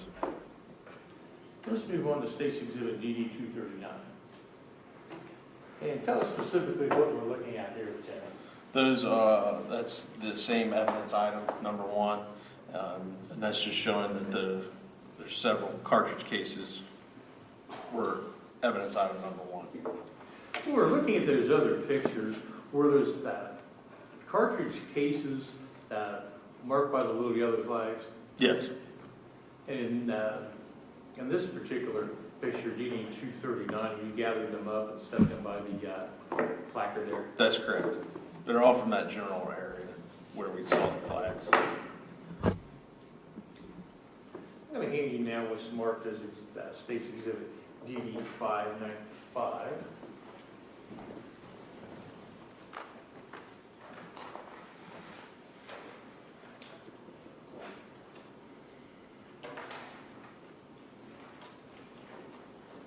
Again, I'm going to hand you this envelope that's marked DD 595. I'm going to ask you if you've ever seen that before. Yes, it's an envelope, it's fired cartridge cases, and it's got Flying W or 6851 Camp Creek Road.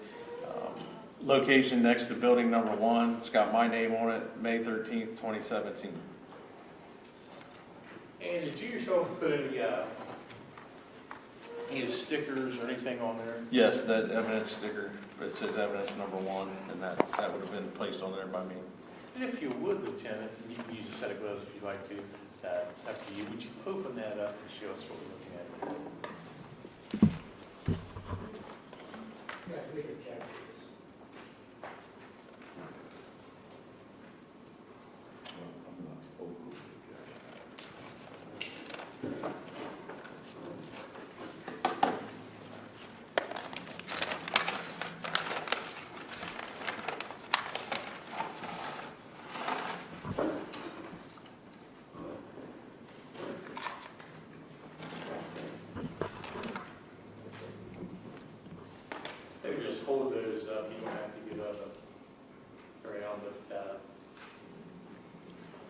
What are we looking at there, just for the record? Those are the cartridge cases that I collected as evidence item number 1 that you see in the photograph. What caliber are those? 22. Are they 22 longs, long rifles, magnums, or a variety? Looks like a variety.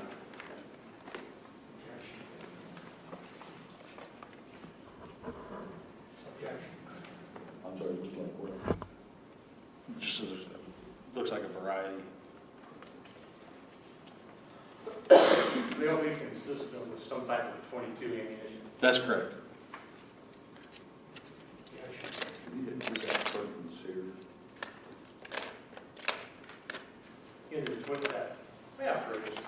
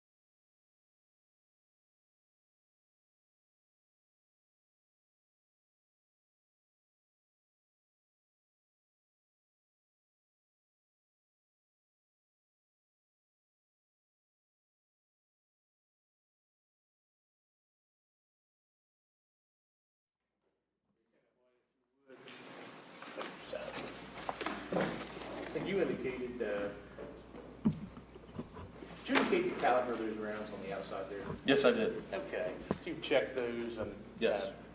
We're looking at every one of those as a 22 Magnum round? That's correct. Okay.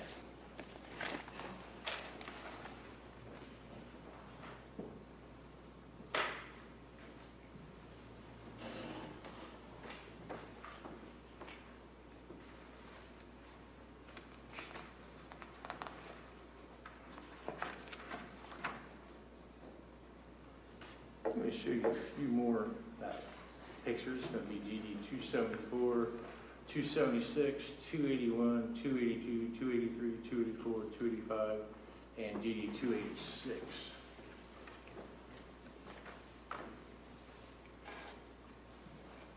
And you get another stack of pictures and have you review those, please.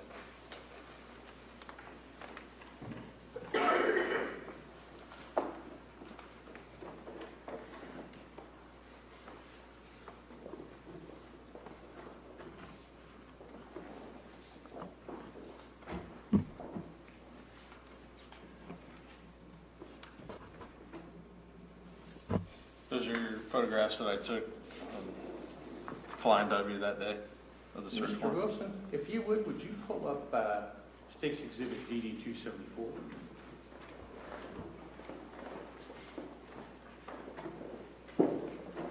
Tell us what we're looking at there. That's a photograph of one of the buildings on the property, and that photograph is just showing an overview of that building and the fence, gates. Now let's move to State's Exhibit DD 276.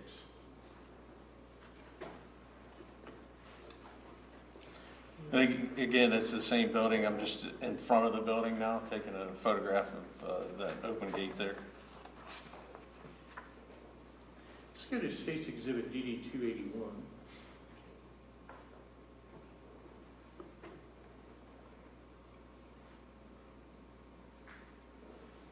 What are we looking at there? We've walked in the gate, that open gate that we saw in the previous photograph. And that's a photograph. I marked 2 items of evidence, item number 2 and item number 3. inside that gate. And we'll move in on those in picture two. Let's move on to State's Exhibit DD 282. More of a overview, more of a medium range photograph overview of evidence items 2 and 3. Let's move into State's Exhibit picture DD 283. What are we looking at there, Lieutenant? That's an overview of evidence item number 2, which is a cartridge case. Objection. And I'm going to, Well, we'll rule it this time, at least. I'm going to show you what's going to be marked as State's Exhibit DD 596.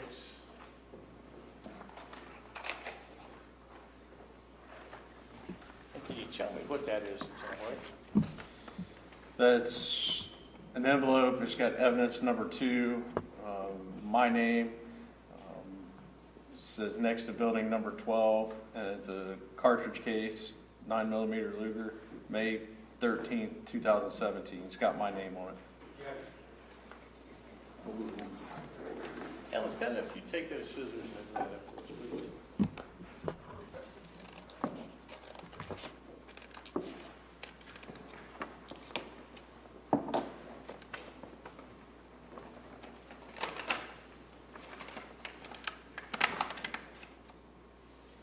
What are we looking at there? It's a cartridge case, the 9mm Luger that I collected that day as evidence item number 2. Objection. And is that the same 9mm casing that's depicted in the picture above you, and that you've marked as your crime scene number 2 there? Yes, Okay. that's correct. You would just replace that back in the envelope, so.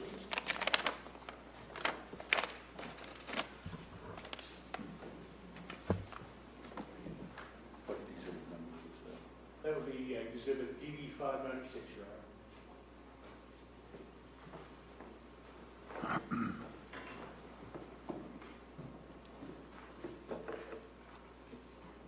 Let's move on to State's Exhibit DD 283. That's giving you that yet? Yes. This is up there. I apologize. Move to next one, DD 284. Well, Lieutenant, if you just look at that really quickly, is that the same cartridge you previously testified to just now? That's correct. Objection.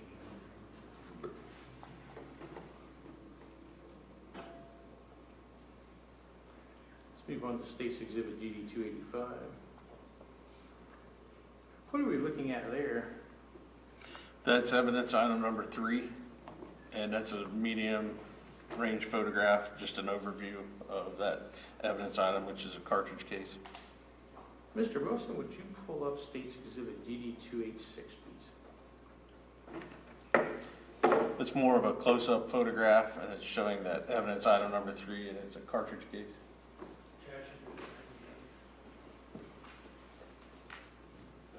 Objection. Objection. Overruled this time. Lieutenant, I'm going to hand you what is marked as State's Exhibit DD 597.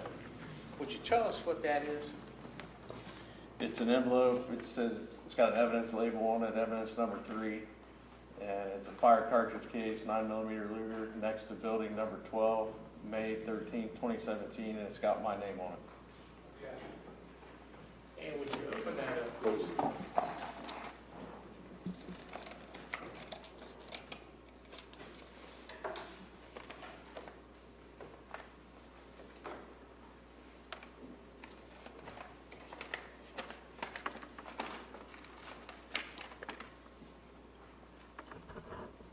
And just tell us what that is for the record. That's evidence item number 3. That's the 9mm cartridge case. Objection. And is the 9mm casing you're holding in your hand the same as depicted in the picture above you? Yes, it is. Trade me, I'm going to have you look at State's Exhibit DD 597A. And tell me what that is, please. That's an envelope that came from the laboratory, and it's got laboratory marking on it as submission date of 5/15/2017. And what was the purpose of sending that to the laboratory? It's marked as swabs. And did you have State's Exhibit DD 597 swab for possible DNA as a blind swab? Yes, it did. Okay. And this was sent to the BCI Madison Laboratory? That's correct.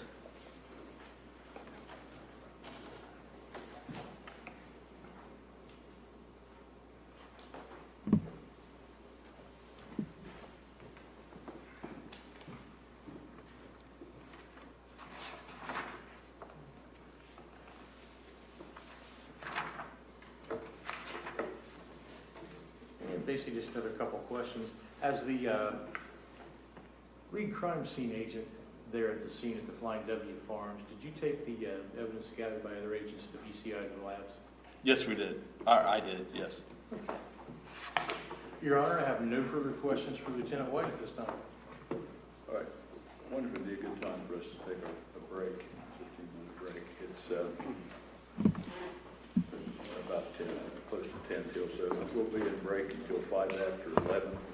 While the jury is on break, you're not to discuss this case among yourselves with anyone else on the implication to discuss with you or in your presence, not to form or express an opinion concerning the case, not to do any research at all concerning the facts or the law of the case from any source at all, not to view, listen to, or read any reports or accounts of the case from any source at all, and have no contact with any of the participants in the trial, including parties, counsel, or witnesses. Does counsel have anything before we break?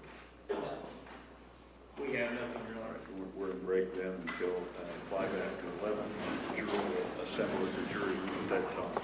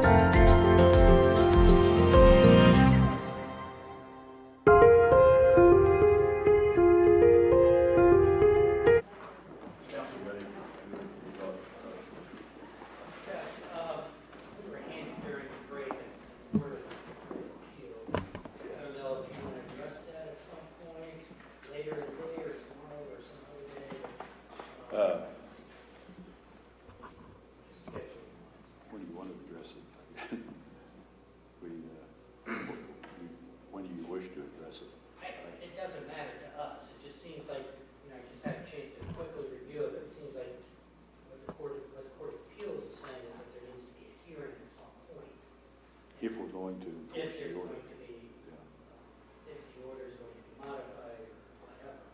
So just for scheduling purposes. And then obviously this just happened, so. We could do it, if you want to give the jury a little bit longer lunch hour, we could come in maybe a half hour before or something like that. That's fine with us.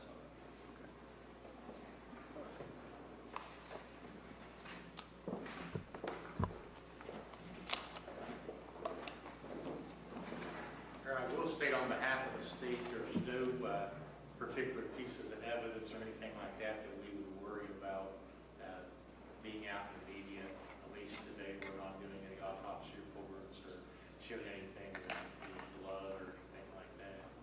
So it's not an issue, at least as for today, and I read over that thing as quickly as I can. So I don't anticipate any issues today on it.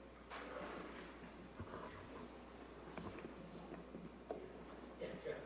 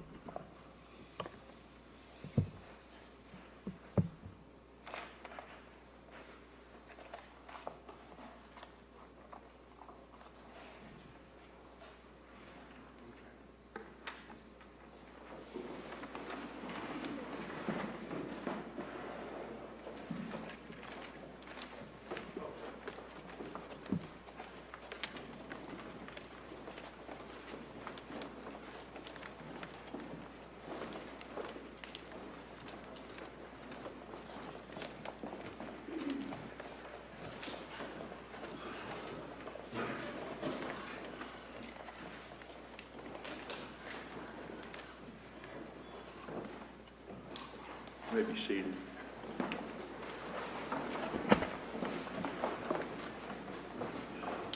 Is the state ready to resume questioning?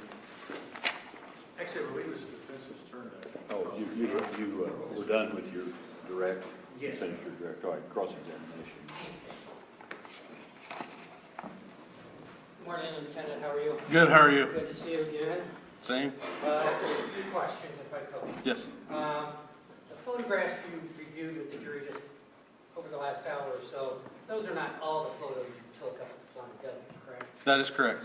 And that would be a very large piece of real estate, right? Yes, very, very large. I told you it's 2,000 acres or more. Would you agree with me on that? I was under the understanding it was right around 1,000, Okay. but a Very lot, large piece of property. yes, a lot. And the area that you showed us photographs of, that's the main house, correct? Yes, And then various outbuildings and barns surrounding that immediate area around that. yes, sir. Did you take photographs of any other areas of the property? Yes, Okay, but you have not showed those to us yet, correct. All right. And I believe it was somebody else that took photographs inside the home? Is Yes. that right? And you touched on this, but you would agree that this is a working farm with livestock Yes, of various sorts, right? yes. And the cartridges that you showed photographs of, do you have any idea how long they were there? No, I do not. All right. And this, once again, was in May of 2017, correct? The search warrant, yes. When you took the photograph? Yeah, when I took the photographs. Sure. Would you agree that it's not unusual to find spent shell casings and cartridges on a large working farm? Yes, I would agree. All right. And you're certainly not saying those cartridge cases were related to various aggravated murders that took place more than a year before? No, I can't say that. Thank you, sir. I have no other questions. Yes, sir. Any redirect? Just a couple of questions, Your Honor. Well, Lieutenant, boy, you asked on cross-examination about the size of the Flying W farm, approximately 2,000 acres or so. Being an extremely big place. Yes. Would it ever be possible to search every single nook and cranny, field, stream, rock at that place? I would say no, it would not be possible to cover every inch of that property. So it'd be possible that people could hide something there and you wouldn't be out in the middle of the field able to see it? Correct.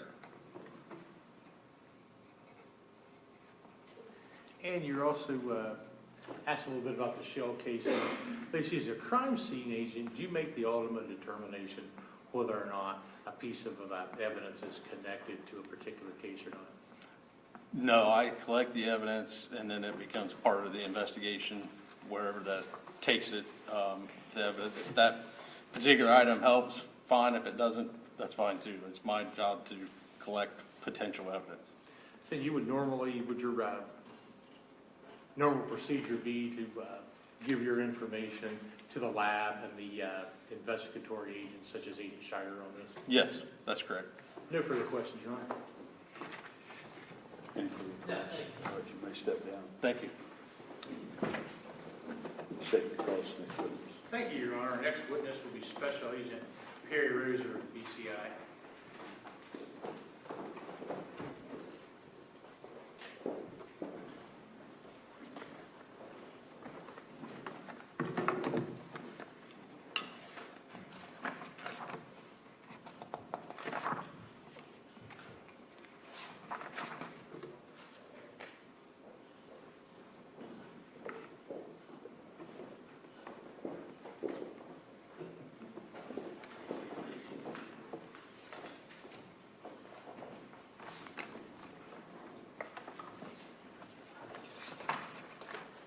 Please raise your right hand. Do you solemnly swear or affirm that the testimony you are about to give shall be the truth, the whole truth, and nothing but the truth as you shall answer unto God?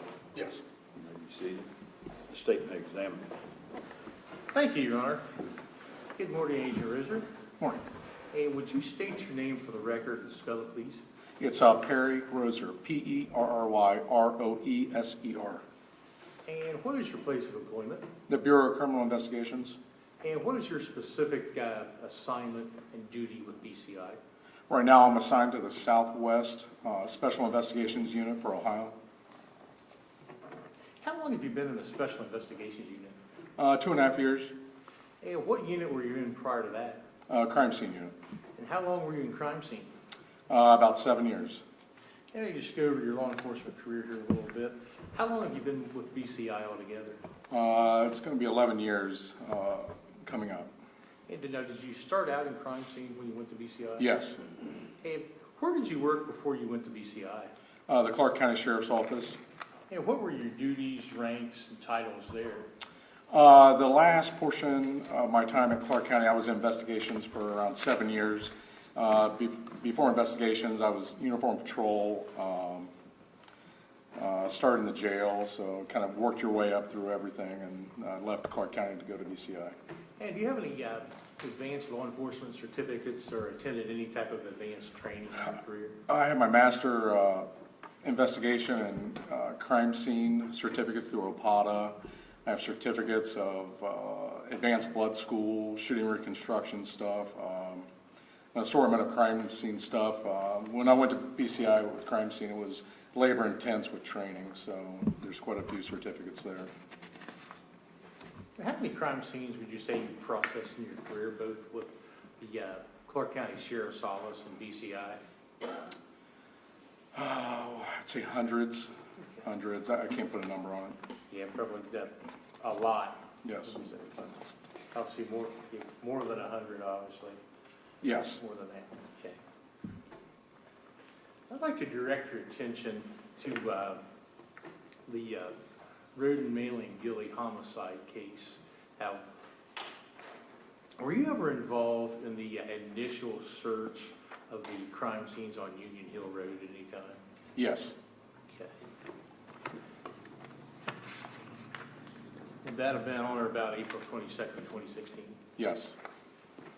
And did you participate in other search warrants with your fellow agents as well in this case? Yes.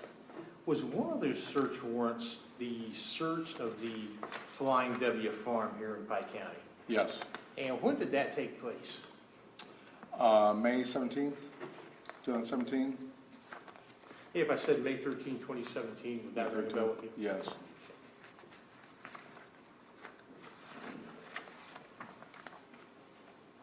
And what was your role in the execution of the search warrant? My role was the main residence of the property, the home itself, to document and collect evidence inside the house. Was let's strike that.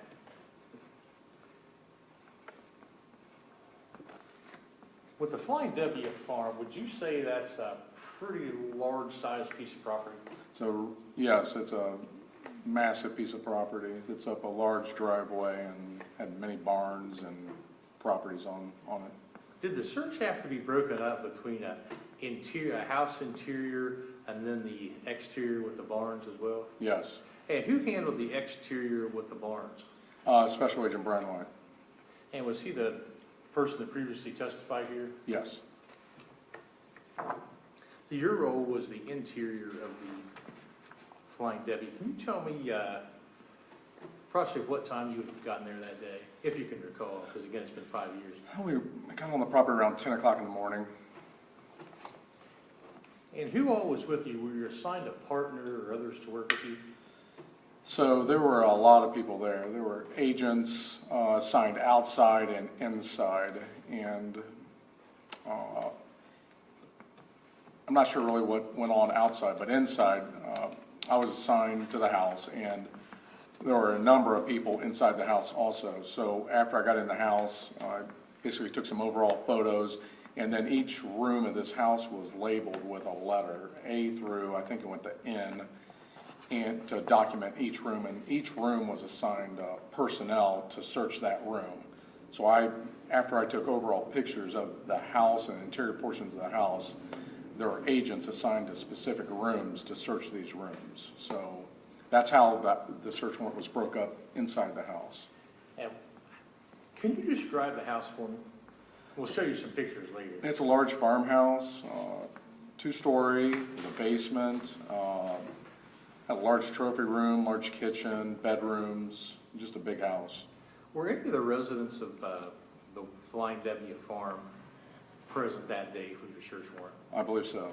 Can you recall who they were? I remember one young lady that was running around the property. I think the mother was there.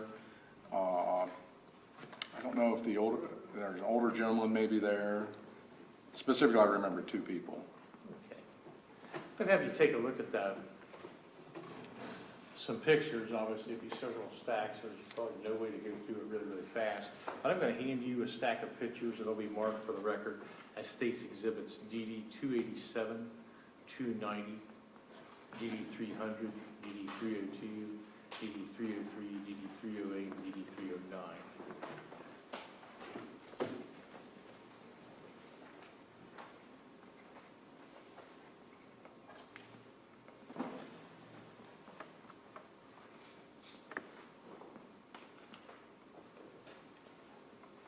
I'm going to hand you these series of pictures. I'd like to go through those and see if you recognize those, and if so, let us know, please.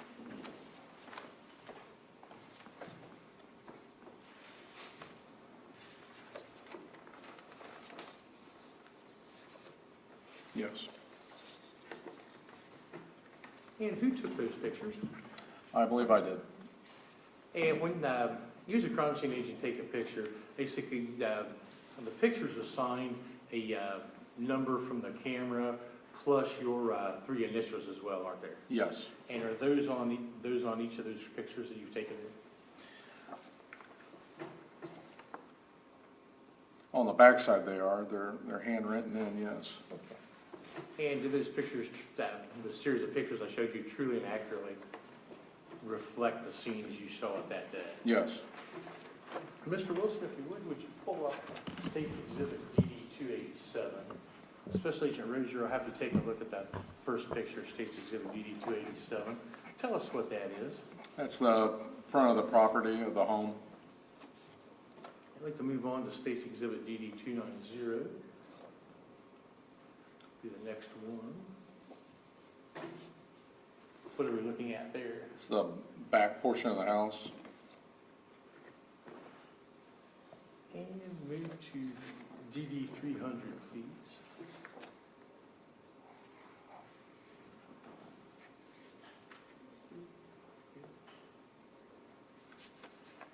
And where on the house is that door located? It's on the exterior part of the house. It's a small little boiler room or furnace room. Was that the door you used to make entrance to the house under search warrant? I don't believe so. Which door did you go in, if you can recall? I believe it was that back door off the deck. Off the back on the previous picture on 290. Okay, that's fine. Mr. Wilson, would you bring up State's Exhibit 302 for us? What are we looking at there? This is one of the bedrooms, I believe, inside the residence. Let's move on to State's Exhibit 303. And tell us what we're looking at there. Another bedroom inside the residence. Move to State's Exhibit DD 308.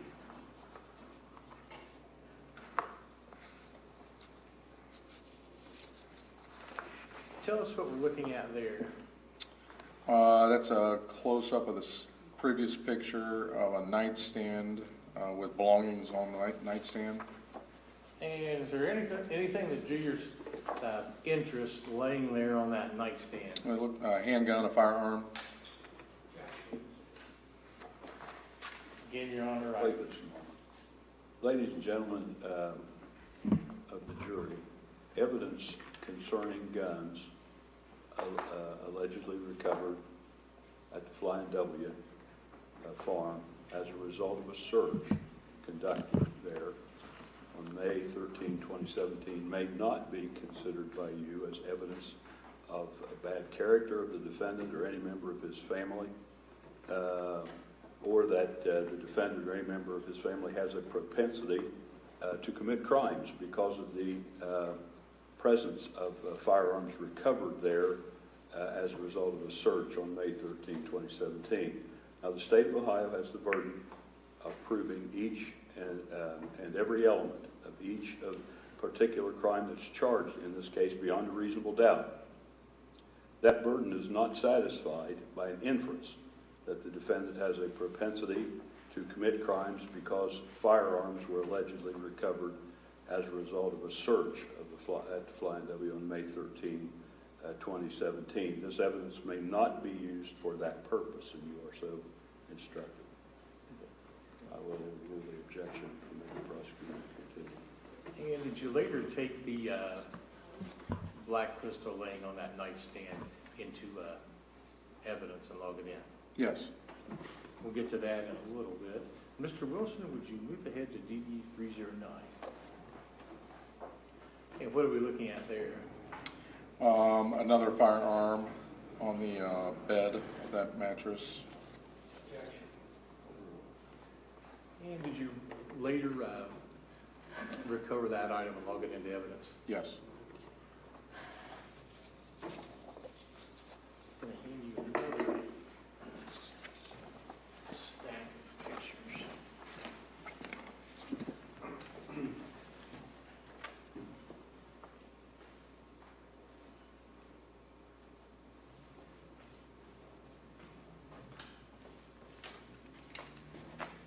Look through those and see if those look familiar to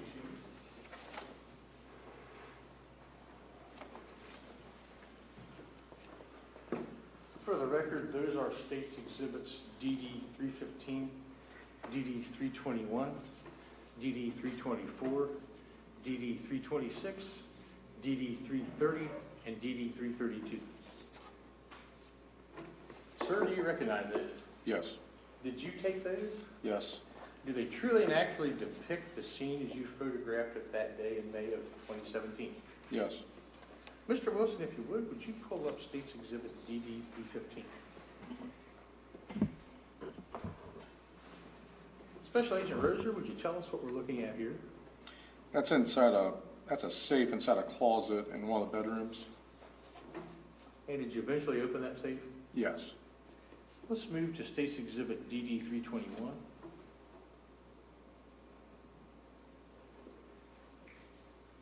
What are we looking at here?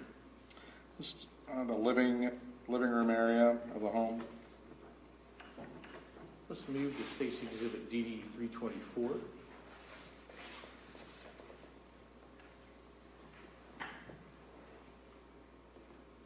And what are we looking at there?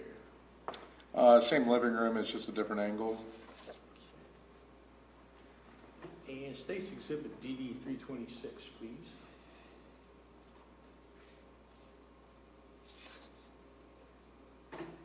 And what does that depict?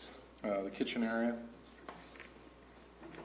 State's Exhibit DD 330.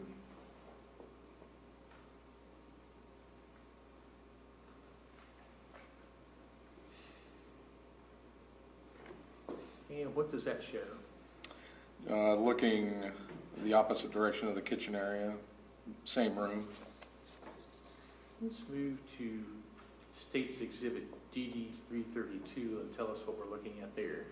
If you would, Mr. Wilson. Believe that's the same room also, just another angle.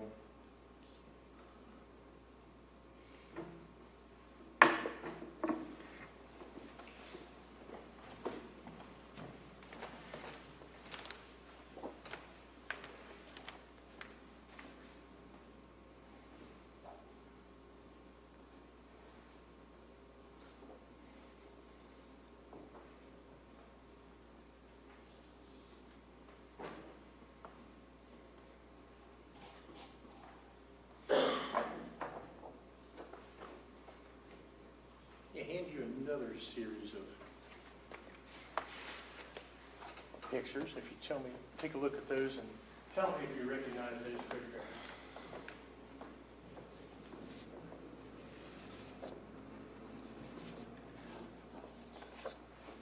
And for the record, these pictures are State's Exhibits DD 335, DD 344, DD 346, DD 354, DD 356, DD 360, and DD 373. And sir, if you would, take a look at Stacy, actually, you reviewed those, back up a second. Do those truly and actually depict the scene that day in May of 2017? Yes. For the record, did you yourself take those? Yes. Let's start with State's Exhibit DD 335, if you would, Mr. Wilson. Tell us what that is. This is part of the house. I think we called this the trophy room with a number of awards and ribbons and trophies associated, I think, with horses was part of this house. Looking at State's Exhibit DD 335, you mentioned a door off the back deck. Is that the door to which you're referring, if you can recall? I can't recall Okay. where that door goes. Be fair to say that's a pretty good sized house and a pretty good sized piece of property? Yes. Let's move on to State's Exhibit DD 346 and tell us what we're looking at there. It's a bedroom. And move on to DD 354.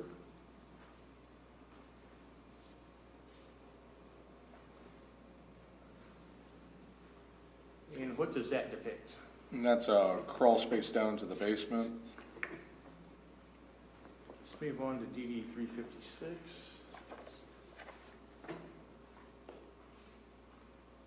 And just tell us what that is. It's a photograph of the basement.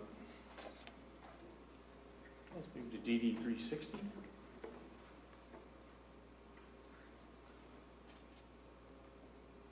And what does that show? I think this is off the kitchen area, just a large refrigerator, and they just threw a couple doors to the outside there. And Mr. Wilson, would you pull up State's Exhibit DD 373?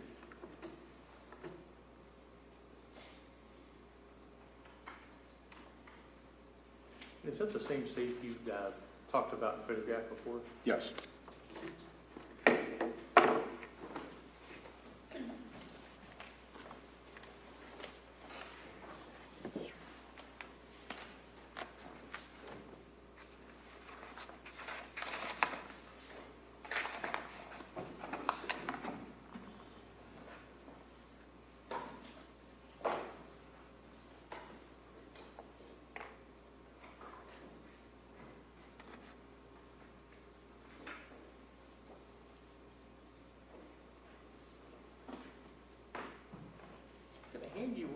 marked as State's Exhibits DD 398 and DD 400. Ask you if you recognize those. If you pull up DD 398, please.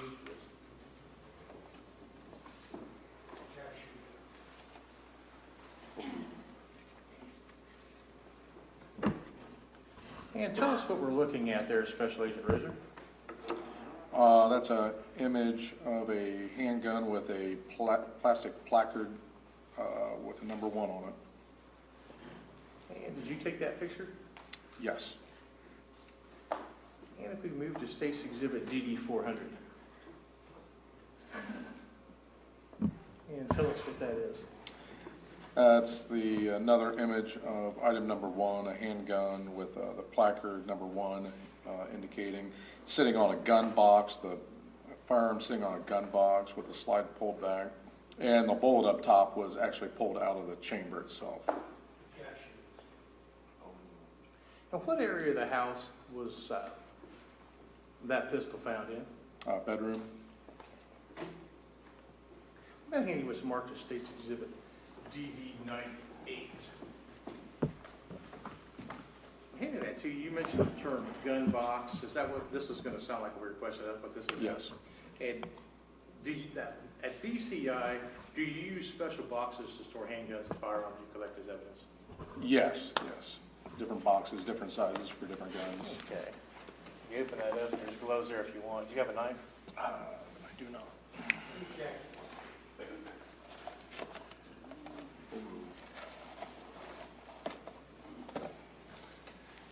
Okay. Would you open up State's Exhibit 598, tell us what that is? You get gloved up first, obviously.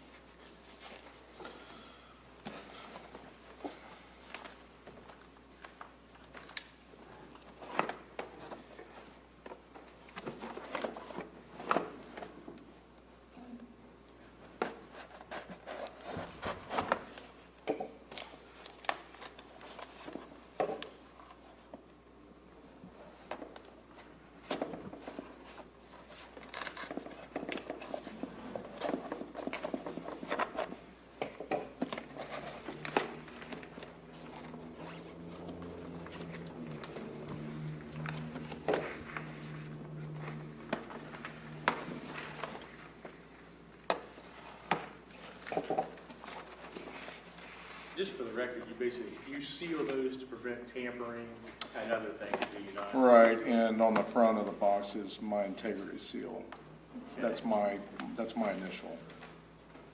And it's marked 5/13/17. And was that the date that was packaged up? Yes. Tell us what we're looking at there in this special original. Inside the box, there's an envelope here.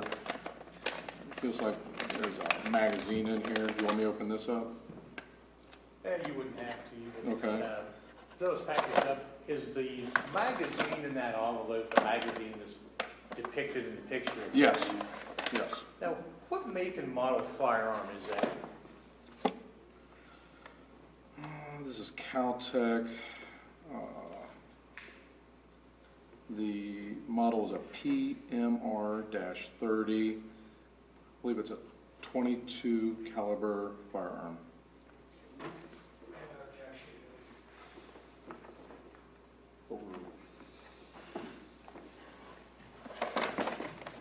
And what did you do with, if you would just hold that up, obviously, point in the safe direction. One thing too, you actually have a zip tie put through the barrel of that to ensure that there's no live ammunition in it, correct? Right.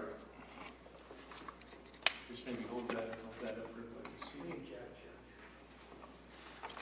Is that the same firearm depicted in the photograph on the screen above you? Yes.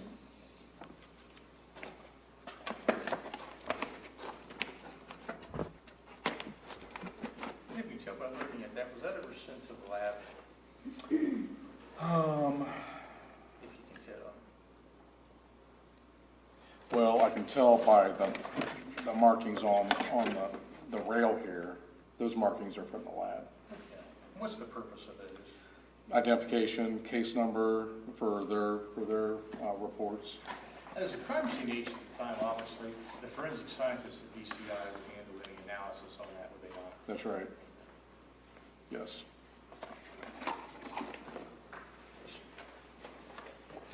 What was that exhibit number again, Mr. Jones? What was that exhibit number? Sure, Your Honor, that is State's Exhibit D 598.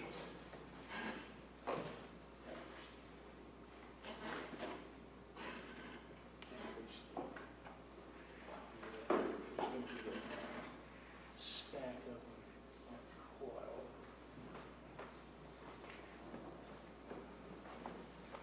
It's got handy what's marked as State's Exhibit 599 here. Would you identify that for me, please? You don't have to open that one up. This is evidence number 1.1. So this is after I collected, before I really handled that weapon, I did a standard blind swab to collect DNA from that firearm, and that's what's in this package. It's a one swab for DNA purposes. Okay. And with that, again, just for the record, tell us what the purpose of that blind swab is. You mentioned DNA. The swab, the reason for the DNA was to swab to possibly identify anybody that's handled that firearm. Thank you. Mm-hmm.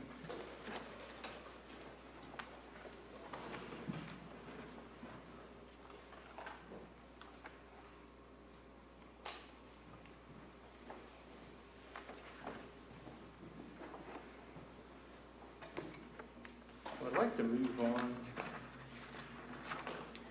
And Mr. Wilson, I have you pulled up State's Exhibits DD 412 at this time. I'm going to hand you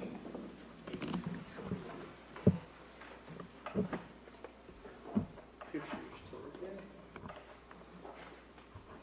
I'm going to hand you three, actually. It's going to be State's Exhibits DD 403, DD 404, and DD 406.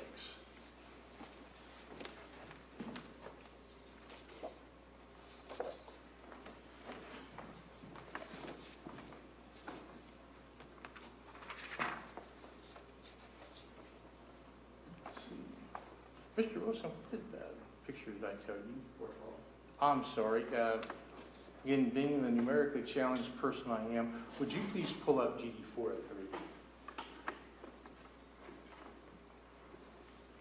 And if you take a look at those three pictures, Special Agent Roser, just tell us what those are.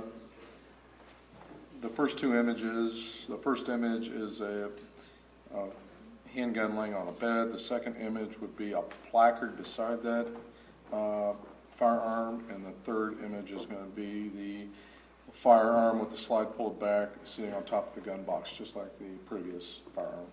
And those truly and actually depict the scene as you saw it that day. Yes. Mr. Wilson, would you pull up State's Exhibit DD 404, please?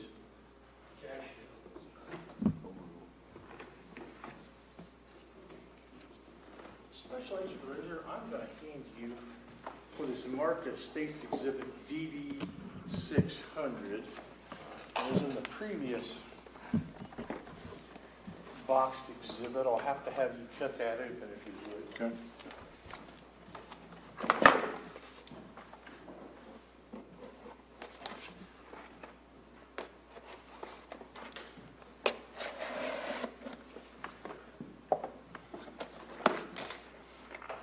And while you're opening that, where in the residence was that found? Bedroom. Room A is what's listed on my inventory sheet here.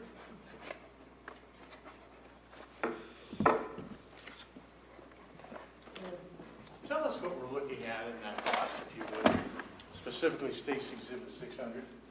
It's a Glock firearm, Glock 17 Gen 4. It's a 9mm with a serial number ABVL010. And what did you do with that when you recovered it? Cleared it, swabbed it, and packaged it.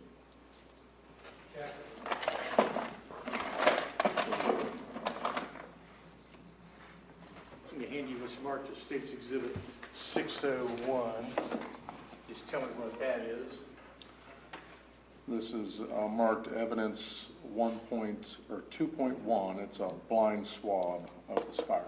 And did you use the same procedure that you did on the prior exhibit at the Caltech PMR 22? Yes. Was that sent to the lab? It looks like it was. Yes.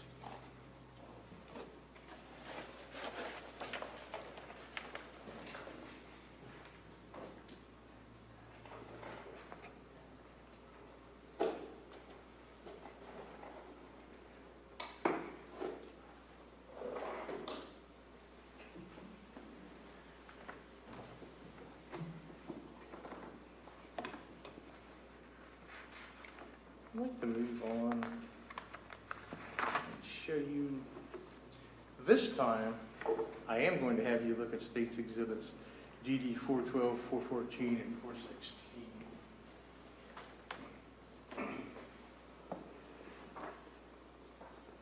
And Mr. Wilson, if you would you pull up State's Exhibit DD 412? Just take a look at those three pictures and tell us what we're looking at here.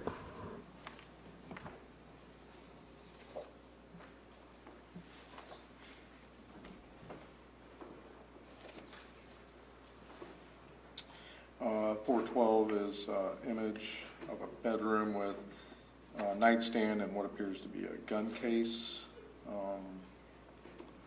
at the bottom of the nightstand. The second one is 414 is the opened gun case with a firearm. And the last image is a placard with number 3 with a slide pulled back and the firearm unloaded. Both of them.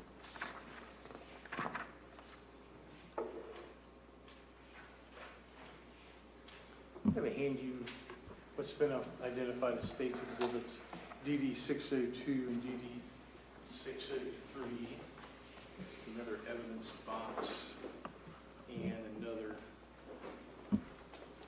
blind swab here. Let me hand you the evidence box first. DD 602.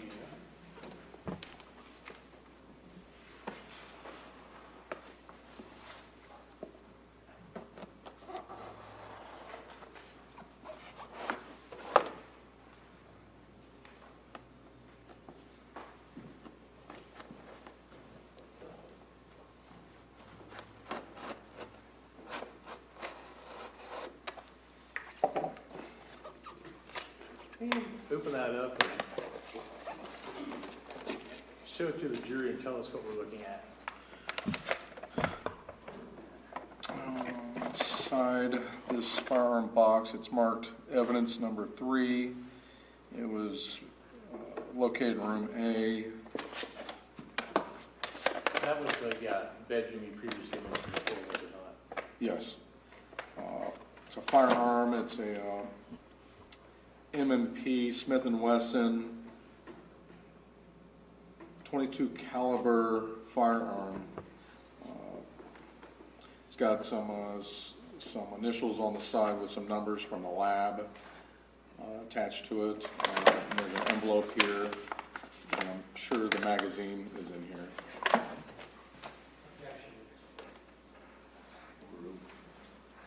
Special Agent Roser, is the firearm you're currently holding in State's Exhibit, that DD 602, the same firearm as depicted in the picture above you?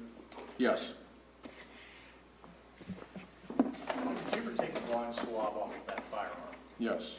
And it was marked for State's Exhibit DD 603. Is that the blind swab you took off that firearm and sent to the lab? Yes, it's marked 3.1 blind swab.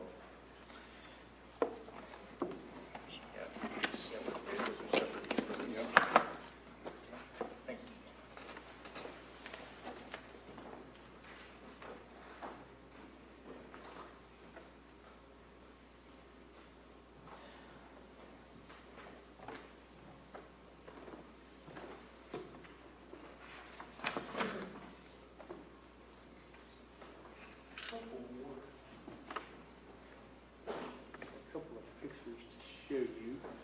And these will be, for the record, State's Exhibits DD 423 and DD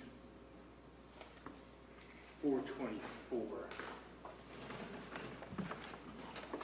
Have you look at those and tell me if you recognize those. And if so, tell us what they are.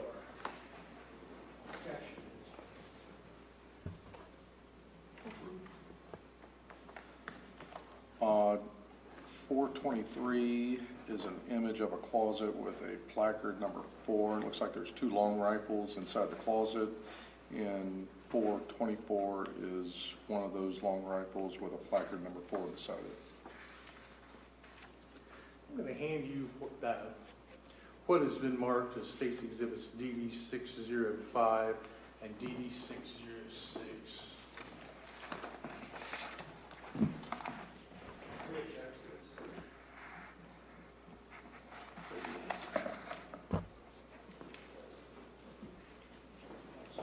DD 604.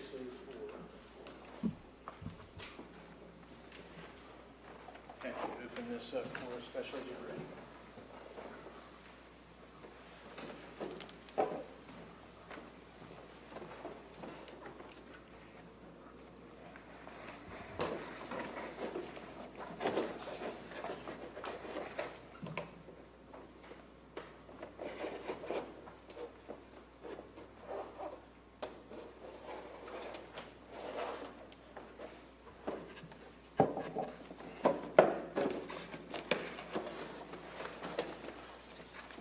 Tell us what State's Exhibit. Tell us what State's Exhibit 604 is, sir. This is item number 4. It's a .22 caliber rifle. Any particular make and model?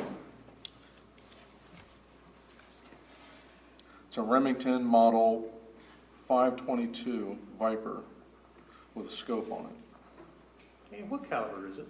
.22 caliber. Thank you. Did you do a blind swab with that as well? Sure, yes. I'm going to hand you what's marked as State's Exhibit DD 605. Okay. Just tell me what that is.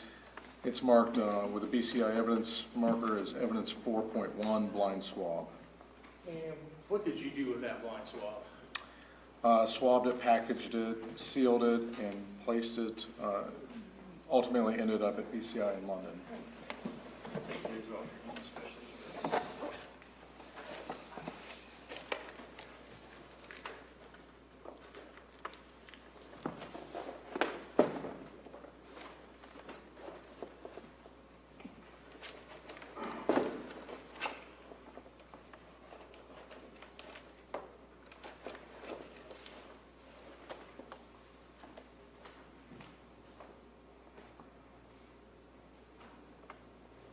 Would it cause any problem if I start stacking these here?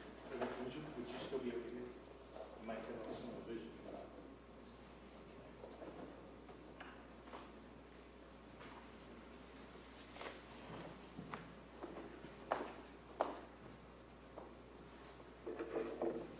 In what room was State's Exhibit DD 604, that Remington Viper that you have up on the screen? What room was that in? It's in a closet. I have to look at my evidence sheet to be specific what room that was pulled from. Would it refresh your recollection to take a look at your evidence sheet? Yes.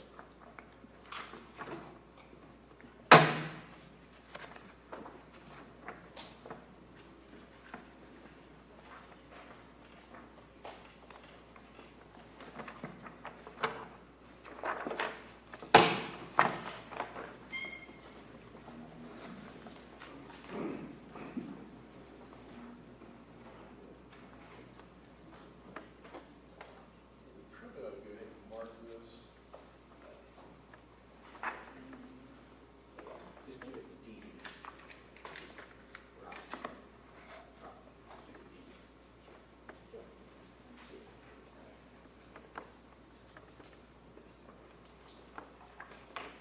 Especially as you raise your right hand, it was marked as State's Exhibit DD. If you'd read through that and See if that refreshes your recollection in any manner. It does. What room did you find the Remington 22 Viper that was State's Exhibit GD604 in? Room A, And was room A the bedroom you previously yes. testified to?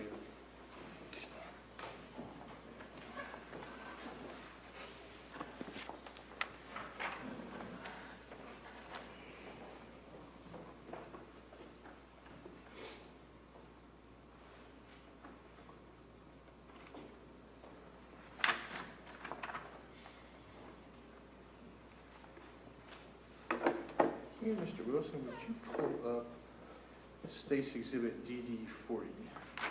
GD what? 40? Oh, I'm sorry, 640. DD640, or sorry, 440, my mistake.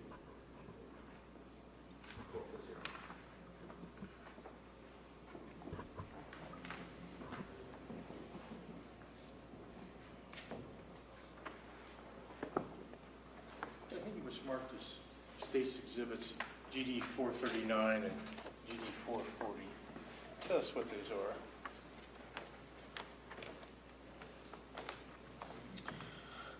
Uh, 439 is an image of an assortment of long guns, and 440 is an image of a long gun with a placard number 5. Mr. Wilson, would you go back to State's Exhibit DD439? And what area of the house is that in?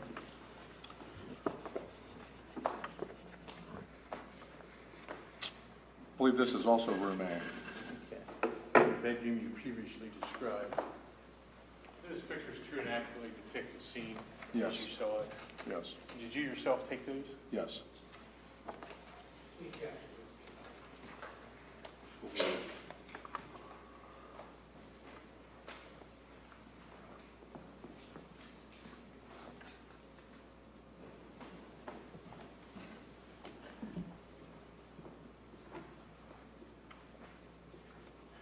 And you was marked as State's Exhibit DD606. I'll have you open it.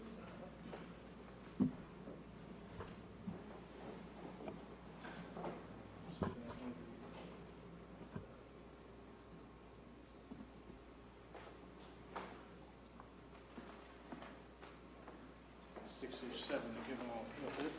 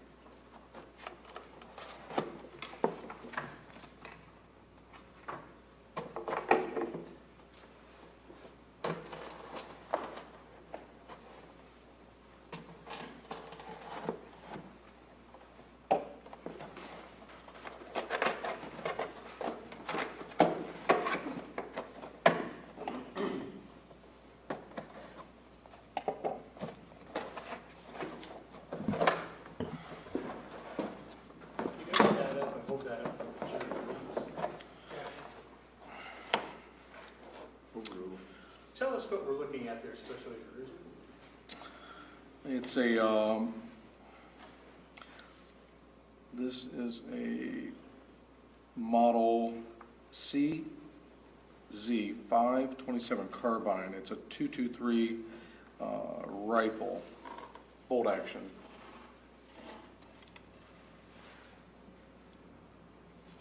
And was it found in the closet you previously testified to? Yes, it's marked item number 5. And do you ever have a blind swab? Yes, If so, I think the Stacy did 607. yes. Yeah, blind swab 5.1 is my evidence sticker. And did you follow the same procedure as in the other blind swabs you collected with the other firearms? Yes, And sent to the lab? yes. So the CZ, the company that made it 527 carbine, And the caliber is a 223? 223.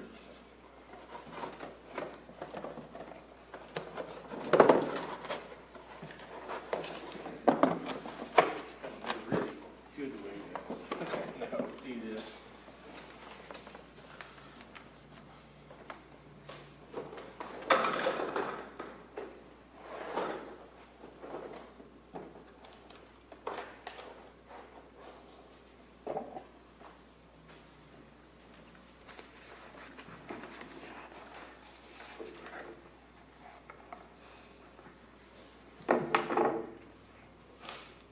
Mr. Rosen, would you pull up picture DD446?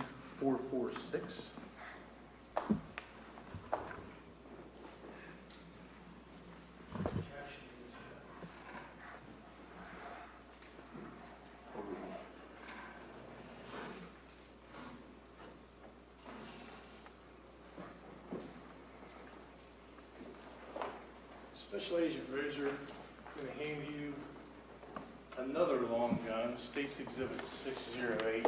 If you'd open that up for us. Have the accompanying blind swab marked as DD609. That as well.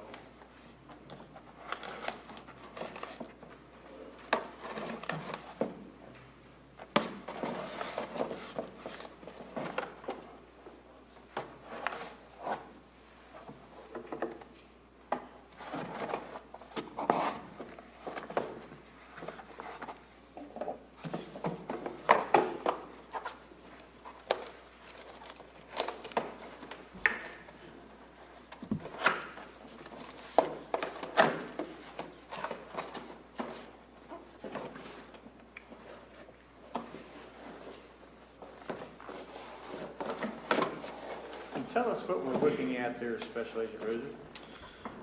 It's marked item number 6. It's a Winchester Model 255 rifle lever action. It's a 22 caliber.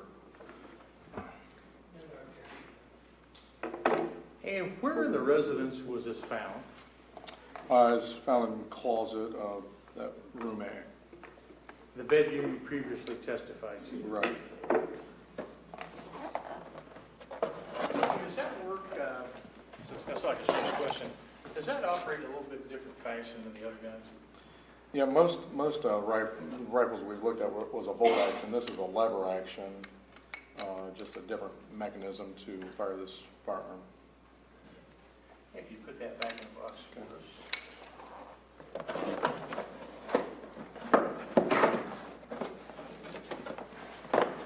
Now, it was a 22 caliber. Yes.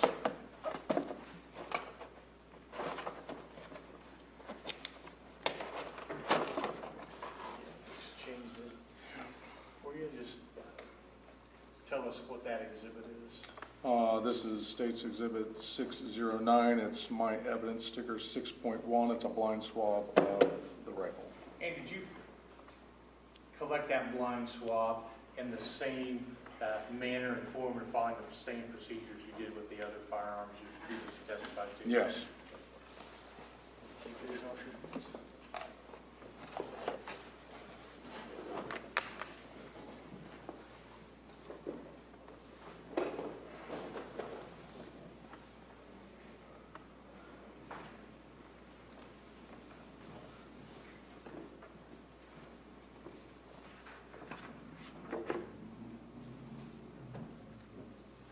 I'll have you look at a couple of pictures. Those will be DD450 and DD451.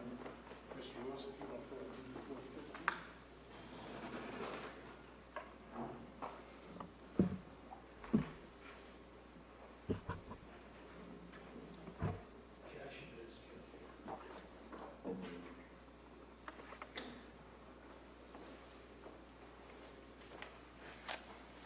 Just see if you recognize those, if you would, especially if you would.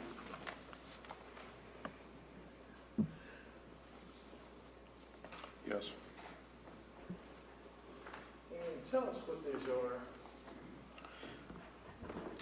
450 is an image of a long gun sitting on top of a gun box that's flipped around, and 451 is the same image with a number 7 placard with the magazine extracted out of the weapon. Mr. Wilson, if you pull up DD 451. I'm sorry. Another objection.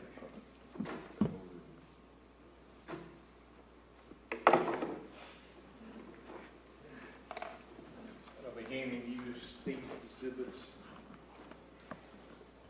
610 and State's Exhibits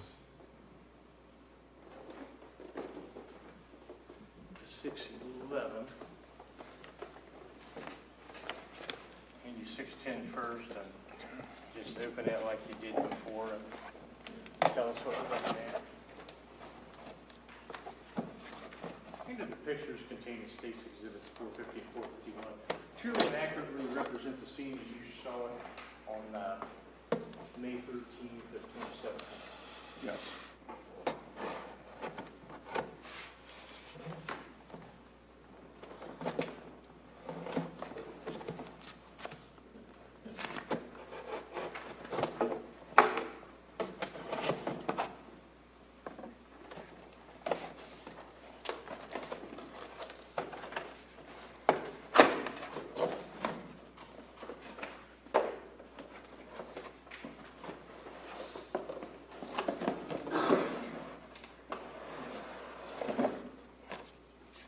Tell us what we're looking at there.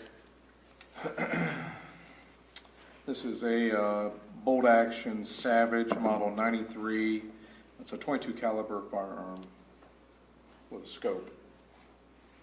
Another objection. And what did you do with that firearm once you collected it? Removed the magazine and then swabbed it for DNA purposes. Was that your standard procedure on each of the firearms you previously testified to? Yes. And I'll have you take a look at State's Exhibit DD11 as well. And this is marked 7.1 blind swab from this firearm. Was that collected in accordance with the DCI standards and procedures and just in the same manner as you collected the other ones? Right, yes.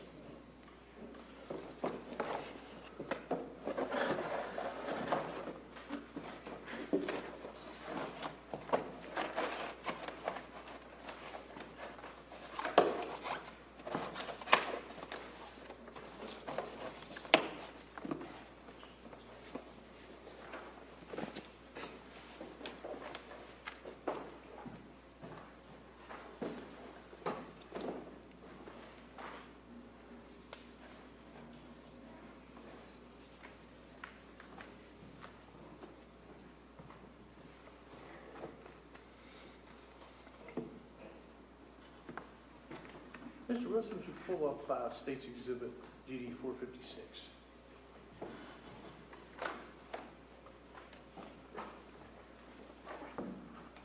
Another objection. Special Agent Ruser will be handing you what's marked as State's Exhibits 456 and 457. If you'd identify those for us. Tell us what we're looking at. These are long guns. 456 is a long gun sitting on a gun box, and 457 is the same firearm with a number 8 placard. Another objection. And what make and model of firearm is that? Remington Wingmaster, model 870, I believe. I'm going to hand you what's marked as State's Exhibit 612.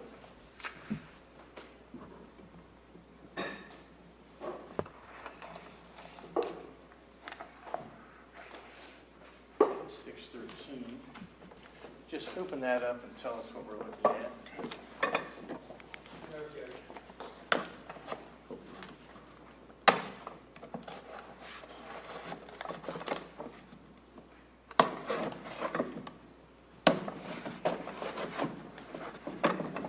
Where was this item found? Room A?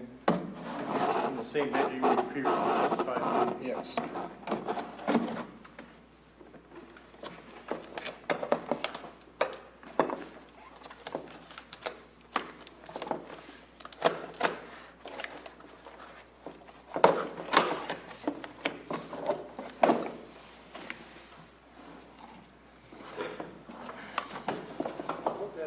what we're looking at. It's a disassembled shotgun. It's a Remington Wingmaster 870 model. And is that the same item, again, listed in State's Exhibit DD 612, that's up on the screen now that you previously testified to? Yes, this is 12 gauge shotgun. It was found in the closet of roommate as well. Yes. So it'd be a Remington 870 Wingmaster. 870 Wingmaster. And did you also take a blind swab on it for possible DNA comparison? Yes. Okay, identify State's Exhibit DD 613 for me, please. This 8.1 blind swab from this firearm. And was that taken in accordance with BCI standard procedures in the manner and form you've previously testified to? Yes.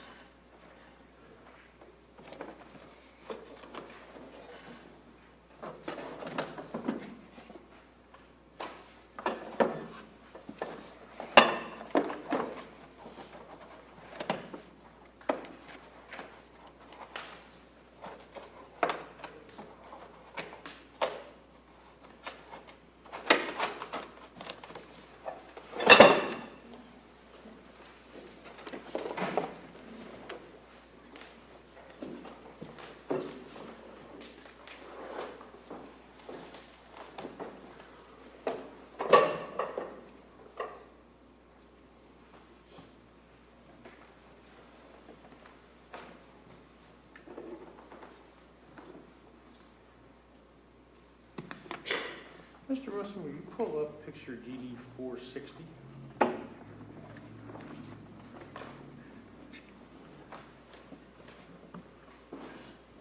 Special Agent Roser, I'm handing you what's going to be marked as State's Exhibits 460 and 461.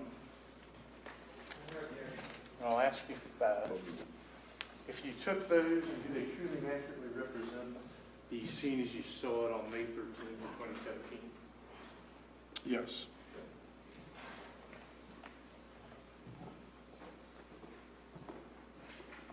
So what does State's Exhibit, the picture DD 460, depict? It's a Glock firearm with the slide pulled back and the magazine extracted from the firearm. And where was it found? Room A.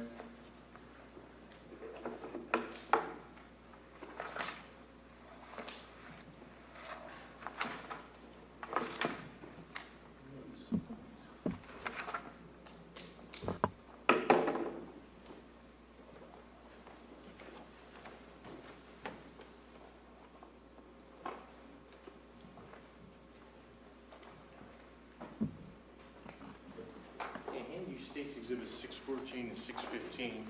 I have you open State's Exhibit 614. Display it for the jurors, please. Okay.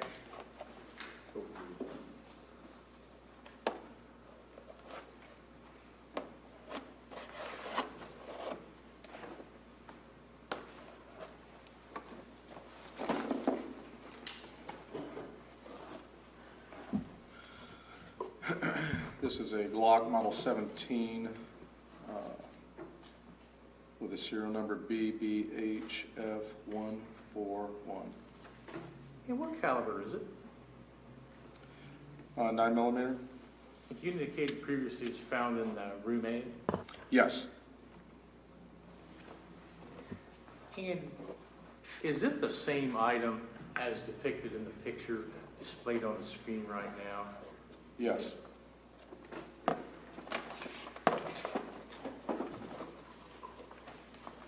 And did you take a blind swab on this piece of evidence as you did with the others? Yes, I did. And what procedures, tell us again what procedures you used on that. Before I packaged or handled the firearm, we glove up and use a product called SEB. It's a stain extraction buffer that we use to take blind swabs with. And was that sent to the lab? Yes.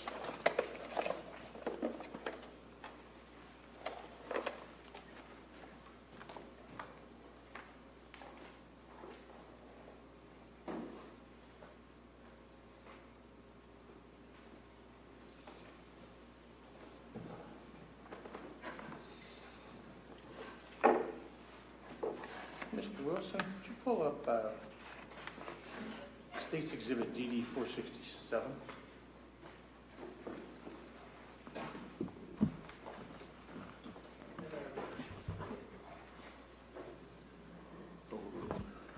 I hand you a couple of pictures marked as State's Exhibits DD 467 and DD 468. Take a look at those and tell me if you recognize those, and if so, what are they? 467 is an image of a handgun with a placard number 10 beside it, and 468 is an opposite angle of the handgun with a bullet extracted from the barrel and the magazine extracted from the grip. Was that found in a loaded condition? Yes.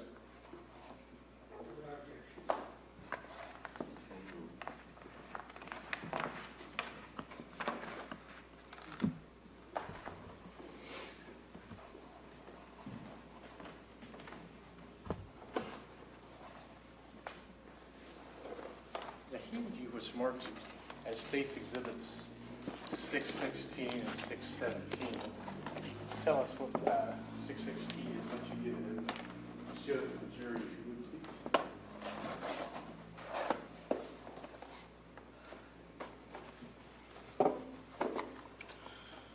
.616 has an PCI evidence marker on it, mark number 10. Firearm inside. It's a Beretta, 9mm.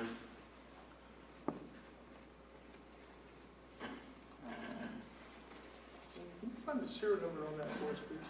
Yes. It's A1010872. Those are right. 7Z, I'm sorry. 7Z is the last numbers. Where on the firearm is that located? It's on the bottom part of the rail toward the tip of the firearm. Mr. Wilson, could you zoom in on that, please? Objection. You can take this to the front of this cover here. Now, if you take a look at State's Exhibit CC 294 that was talked about by one of your co-workers. Okay. Does that indicate a make and model and a serial number of a firearm? Yes. What make, model, firearm does it indicate? The make is a Beretta. The model is 92FS, and the serial number is A1010870Z. Is that the same number contained on the exhibit sitting in front of you? Yes. And is there any particular name on there, if you can tell? Customer signature, looks like a George Wagner IV. Mr. Junk, what is this we're talking about? This is the Rural King receipt that one of the other witnesses talked about. Give me the exhibit number. And it is State's Exhibit CC 294. Has he identified it? Would you tell us? You want me to identify it? I wish the prosecutor would ask. Yeah, it's you just tell us what that is. This is a firearm purchase customer checklist. And it was in an envelope marked number 5, BCI evidence number 5, State's Exhibit CC 294.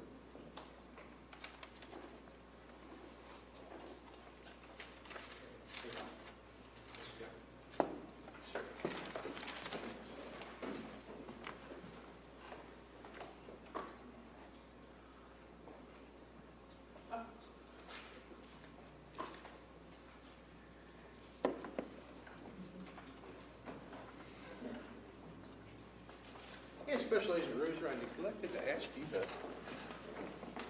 Are there any dates indicated on that particular item? Yes, the date is April 27, 2016. And which signature does that date go with, if you can tell? That looks like George Wagner IV as customer signature, and there's an associate signature Heather something, Brewer something, with the same date. I would say you yourself didn't collect that. No, You've no. been assigned to a different part of the investigation. Let me see.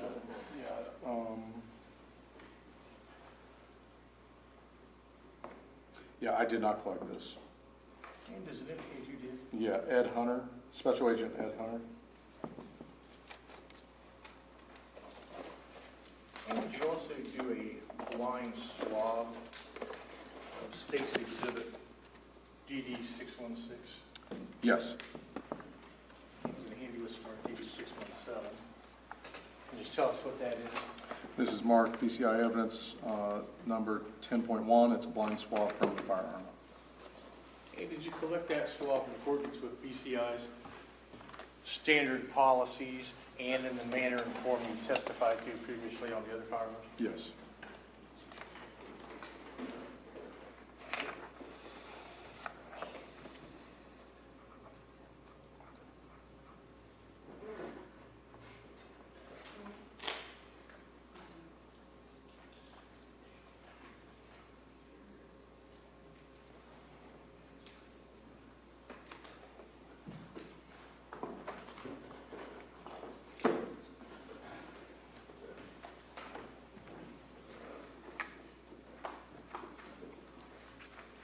Mr. Wilson, if you would, pull up State's Exhibit DD 467. And Special Agent Roser, that Beretta 92F with the grips you just testified to, where was that recovered in the residence? Room A? Same bedroom you previously testified to? Yes.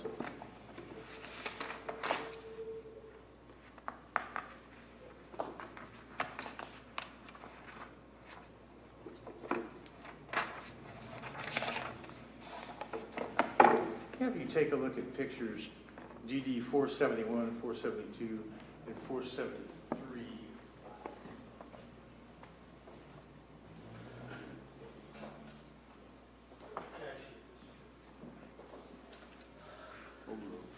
Tell us what these are.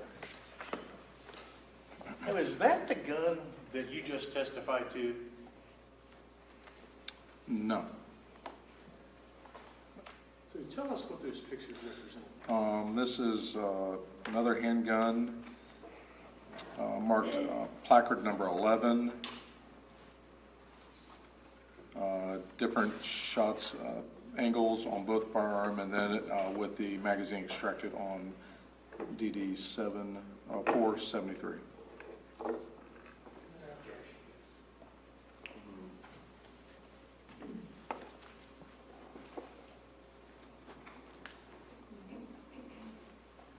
Handy was marked as State's Exhibit 618, 619. Would you open the box for State's Exhibit 618, please?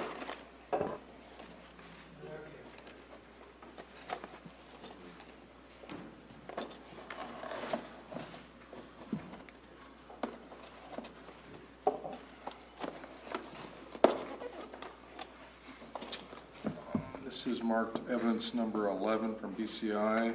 It's a Beretta Model 92F semi-automatic pistol, 9mm. You can hold that up. What type of grips does that have on it? I would call that image a Grim Reaper.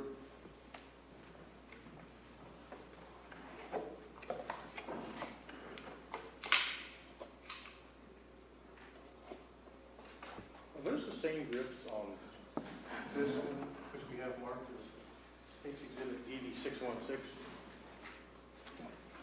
Yes, they appear to be the same.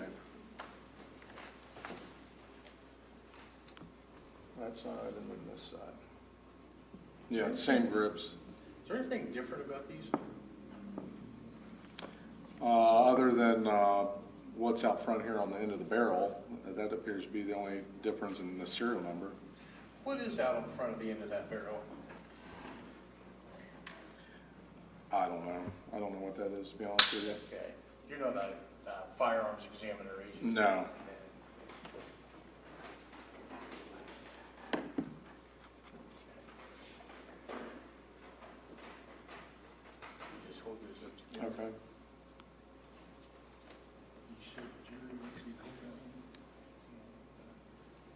those have the exact same grips on them?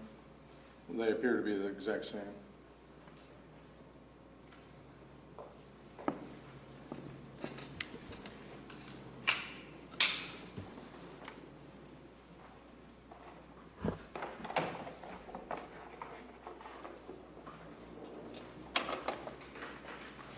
And did you take a blind swab from State's Exhibit DD 618 as well? Yes. I'm going to hand you what's marked as State's Exhibit DD 619. This is a BCI evidence placard number 11.1 blind swab from this firearm. Yep. Did you take that with the same standards and procedures as you did the other blind swabs from the other exhibits? Yes.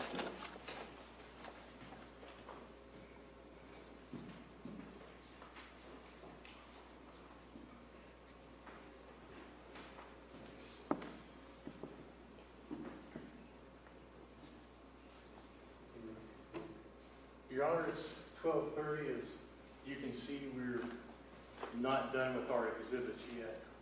How would the court feel about a lunch break now? All right, let's take a recess. Let me, counsel, approach here just a minute.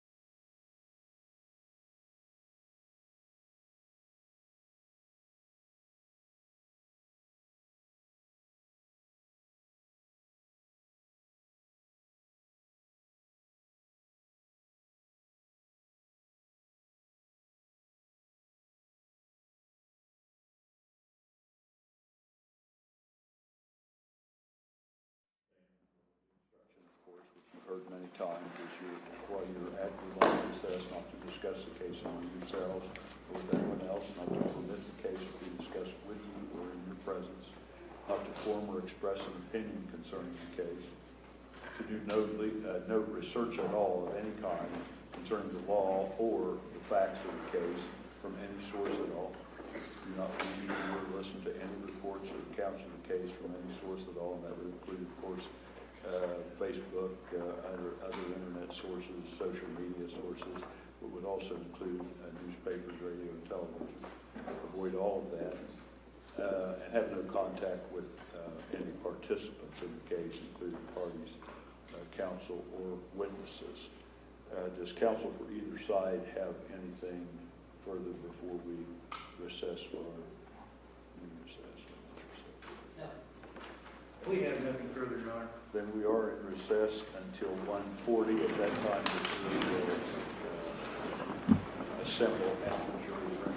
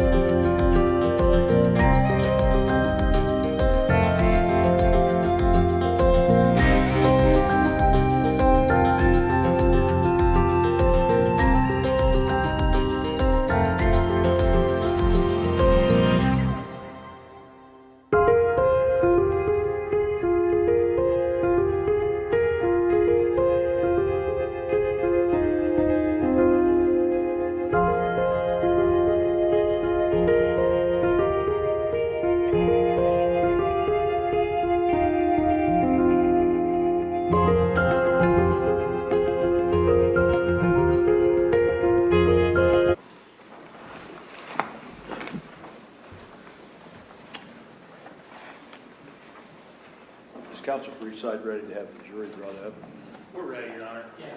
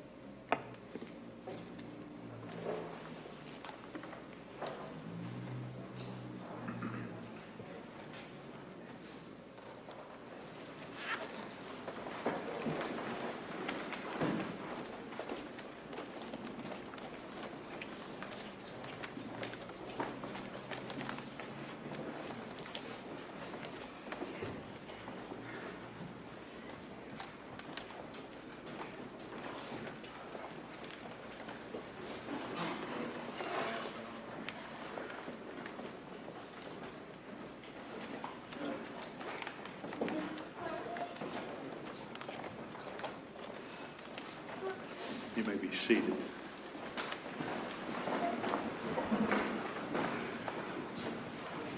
The state may continue its direct examination of Agent Rhoden. Thank you, Your Honor.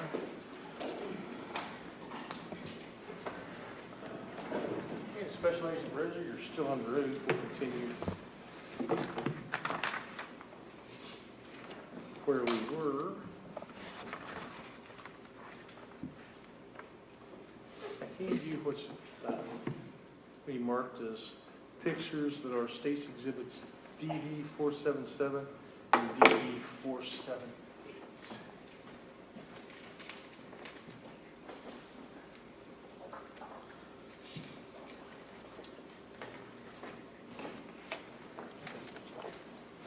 Just look at those and see if you recognize them. Yes.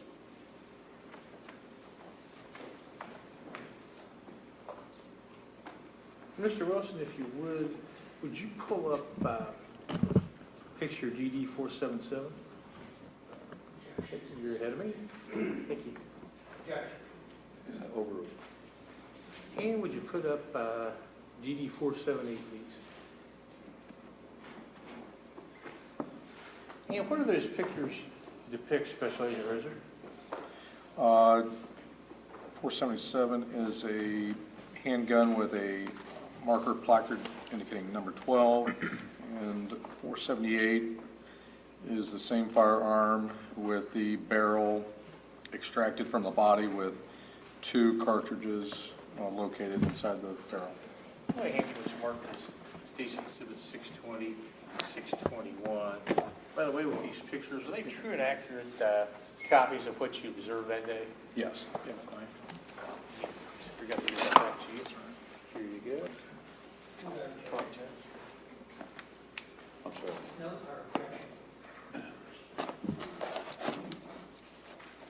Mr. Trent, this exhibit, I didn't hear what number you gave this.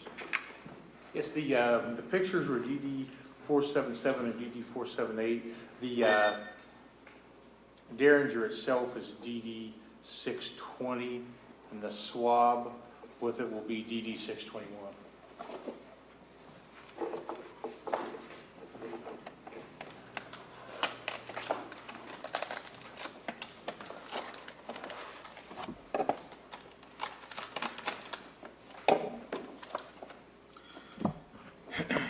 Special Agent Roser, tell us what we're looking at there. This is a 9mm Cobra model CB9 pistol It's a Derringer-style pistol with a hammer on it. The body separates from the barrel itself. It's a double-barreled type of firearm. In your training experience, the cases you've handled, are those that common? No, this is the first time I've seen something like this, collected at a scene or anything. And is it the same item that you have depicted in, as crime scene item 12 up there? Yes. And what did you do with that item once you died? After I documented it, I swabbed it for DNA purposes and then broke it down and found the 2 cartridges. Okay. And when you did take the blind swab from it as laid out in State's Exhibit DD 621, you would have followed all the BCI procedures just Yes. as you did with the other exhibits? Yes. Thank you, sir.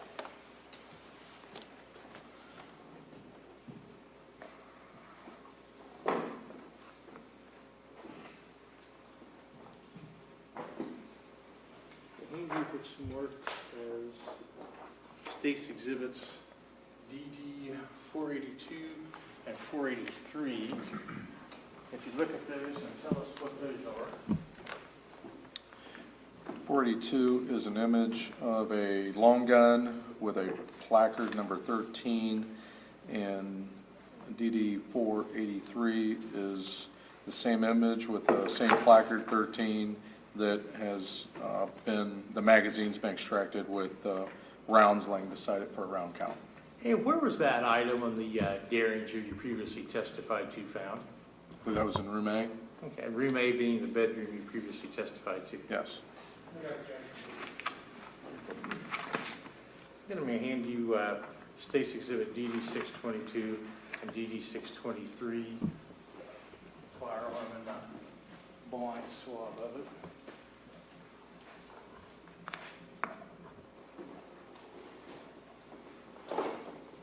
This one's a little bit heavier than the other ones.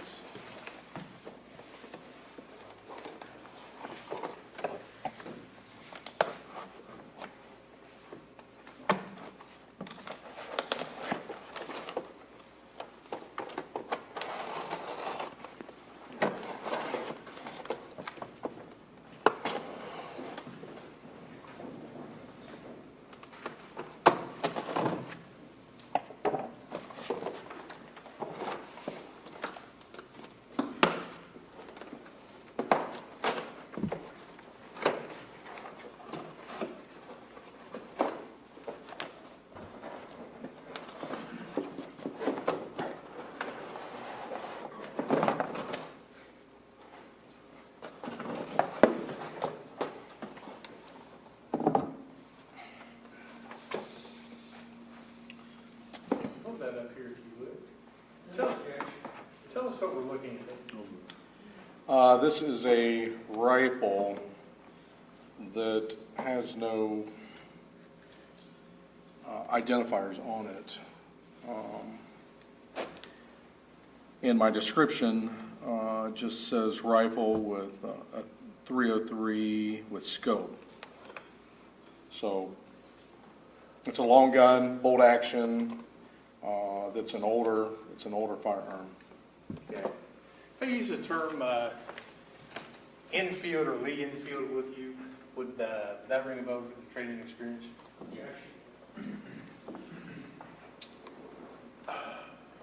Basis of that, the same as that. I'm sorry. It's a leading question. No, it is leading.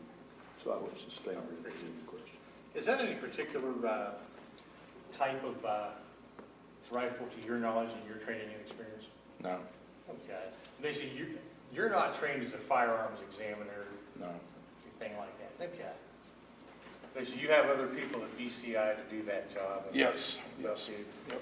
And you would have, would that be one of the reasons, I'm sorry, one of the reasons that you would have taken that item and logged it in? Right, that's the only reason why there's no indicators on here for what a description, model number, serial number. I don't see anything on here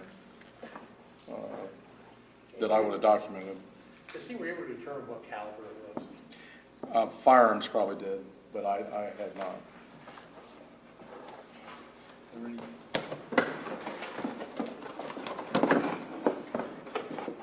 And as in the rest of the firearms, did you take up the line of Swab of it? Yes, I'll hand you this marked State's Exhibit GD 623. yes, it's my evidence tag 13.1 blind swab.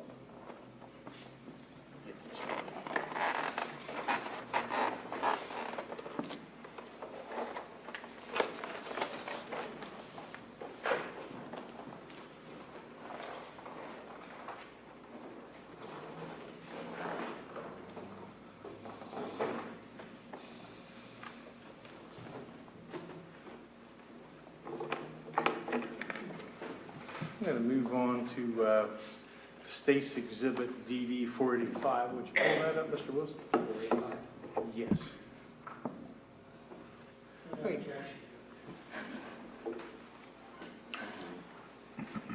Especially at Rozier, I'm going to hand you what's marked as State's Exhibits DD 264 and DD 265.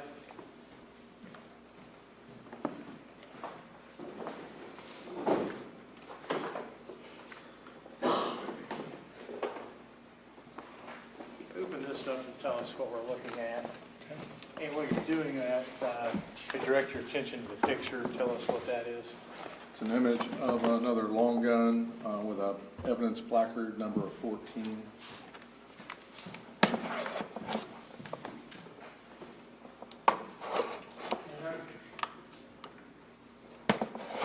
Hey, did you collect that particular item and package it in the box you have in front of you now? Yes, Be specifically State's Exhibit DD 624. yes. And once you have that open, if you would display that for the jury and tell us what type of firearm that is.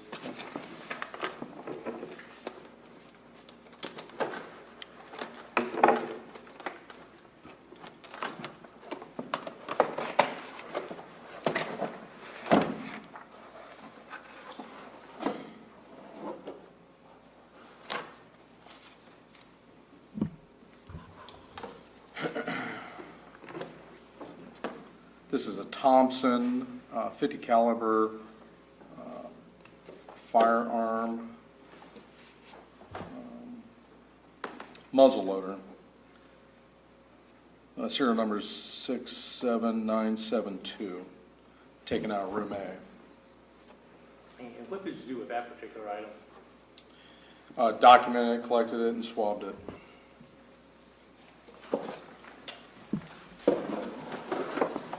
And did you collect the swab will be marked as State's Exhibit DD 625? Yes, Was that prepared and packaged and processed in the same manner that you did with the rest of the swabs you previously testified to? yes. And just briefly, we brought it up on the screen, but I'm just going to have you take a look at the physical State's Exhibit DD 485. That's my image I took.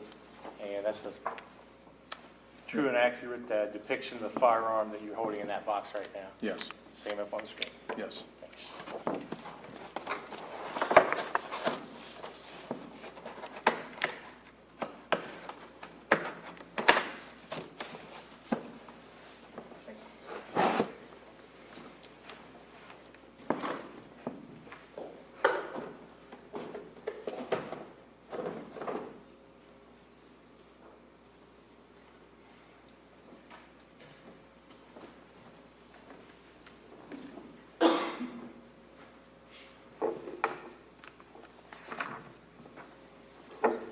Hey, Mr. Wilson, would you pull up State's Exhibit DD 487?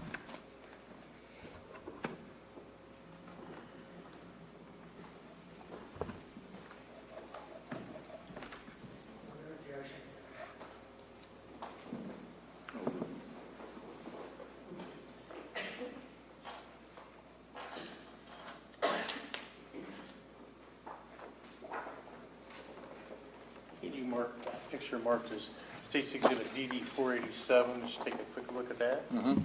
And did you take that? Yes, I did. And I'm going to hand you what's marked as State's Exhibit DD 626. If you open that for us, please, and tell us what we're looking at.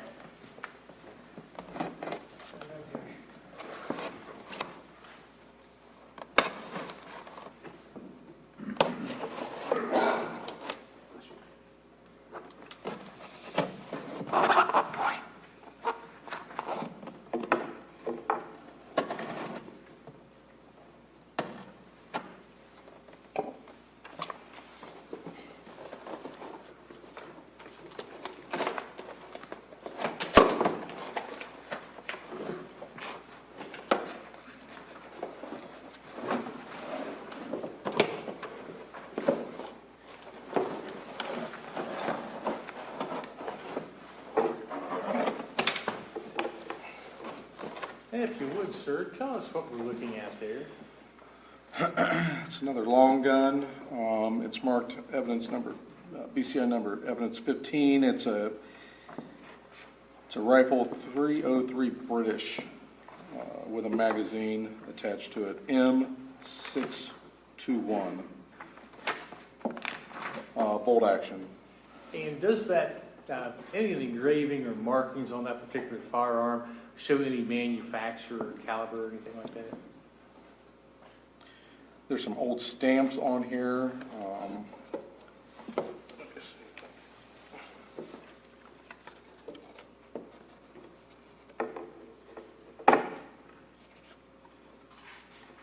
Yeah, they're hard to make out. Be fair to say that item is maybe not of the newest manufacturer? No, it's an older firearm.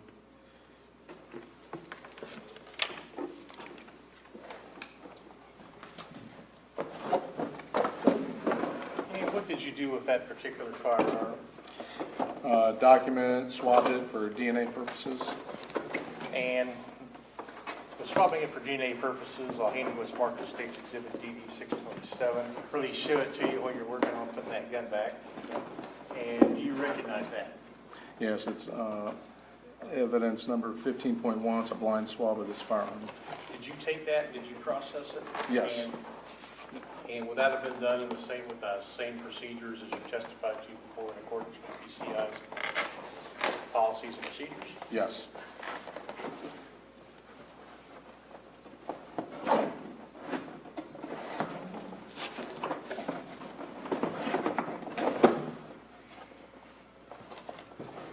Doesn't want to cooperate, does it?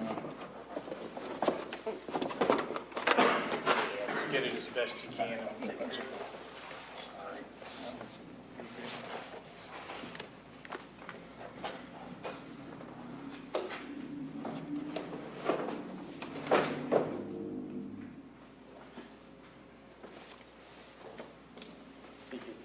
Thanks.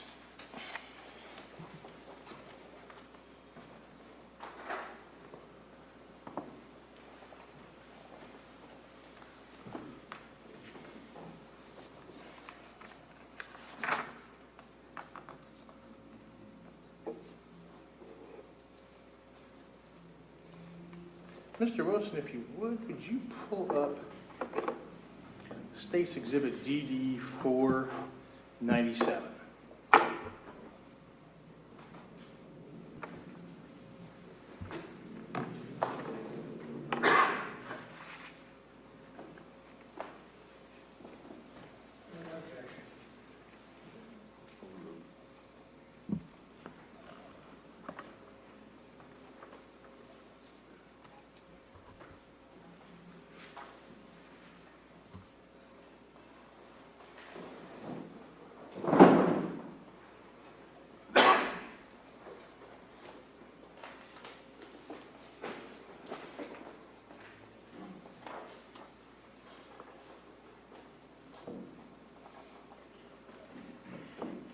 And use several exhibits. First one being State's Exhibit 497. Tell us what we're looking at there. 497 is a picture of a long gun with a evidence placard numbered 17. And did you take that picture, and does it truly and accurately represent the scene you saw the day you photographed it? Yes. And you yet another long gun, State's Exhibit number DD 630. I have you open that up and display it for the jurors, please.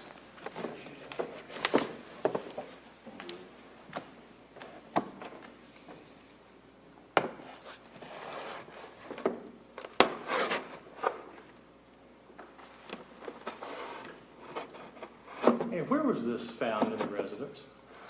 Room A?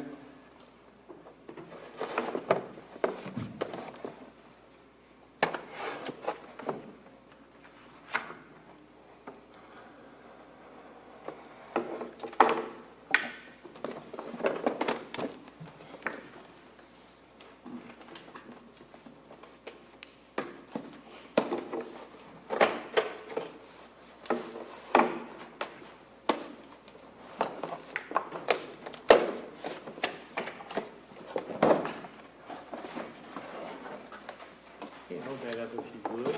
And what are we looking at there, Special Agent Rhoden? This is a Remington Wingmaster 12-gauge shotgun, serial number S443656V. The model on it's an 870 Wingmaster 870. Was it also discovered in room A as you previously testified? Yes.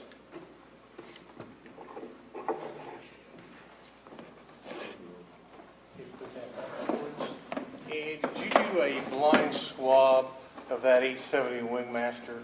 And would it be State's Exhibit DD 631? Yes.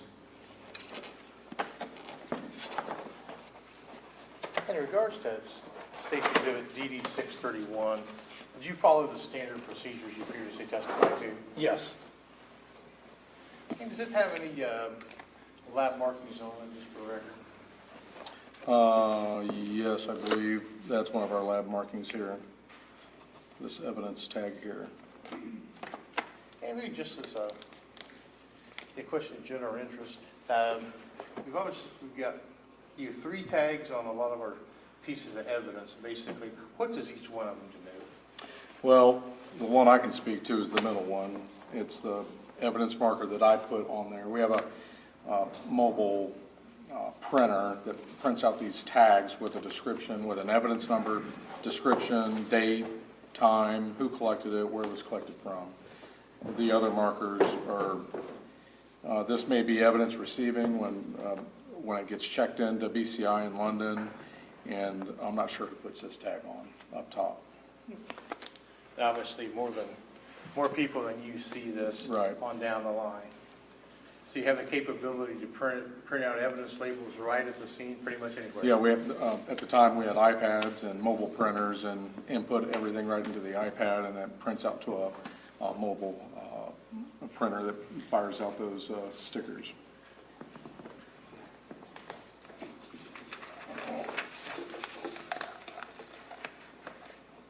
Mr. Wilson, would you pull up State's Exhibit DD 498, please?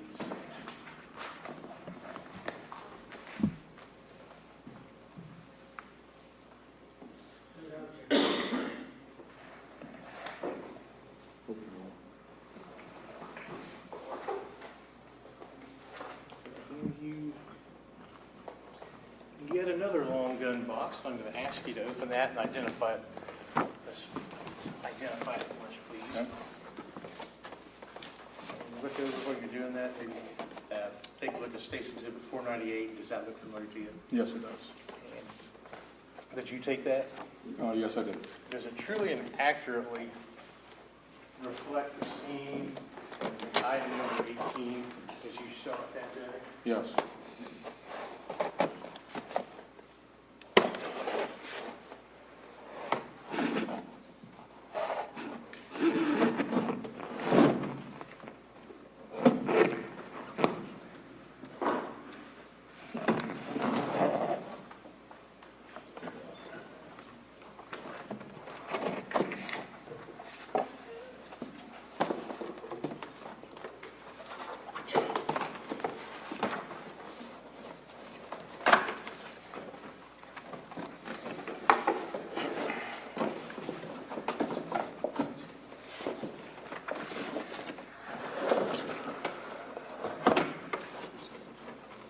Tell us what we're looking at there. This is another long gun. This is a Browning Model A bolt action rifle, 22 caliber, with a tripod on the end of it with a scope. Is that the same weapon that's displayed in State's Exhibit DD 498, the picture that you've identified that's on display of you? Yes. And what did you do with that item once you'd Mr. taken it Kemp, what to is- evidence? Excuse me, what is this exhibit? This exhibit is, give me 1 second, I just had it, Your Honor. DD 632. That's it, DD 632. And did you take a blind swab of that particular item? Yes. And is that swab listed as DD 633 and sitting before you now? Yes, it is. Marked 18.1. And what did you do with State's Exhibit DD 633? After I swabbed it, packaged it, put my integrity seal on the back with the date, and submitted everything up to BCI to temporary locker. Box that down.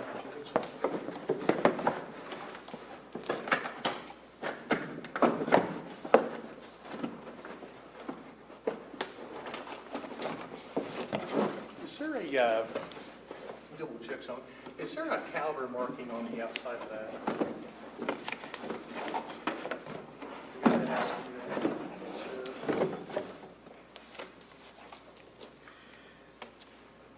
I have listed it's a 22 on my tag.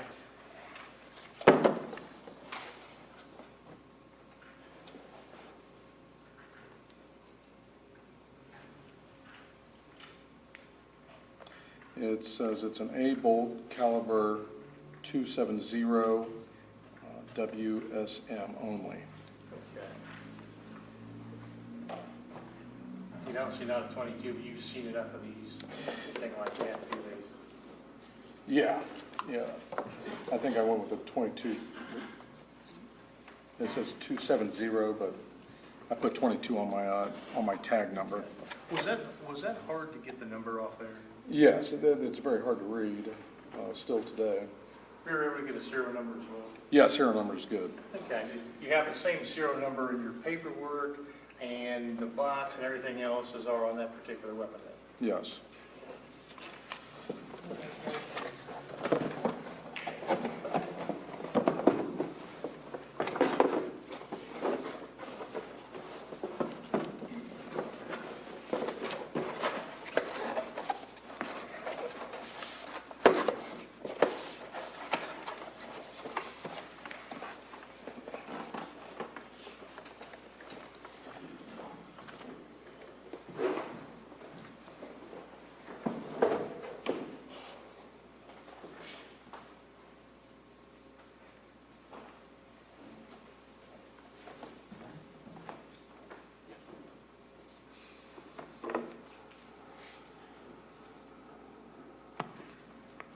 Mr. Wilson, would you bring up State's Exhibit DD 503?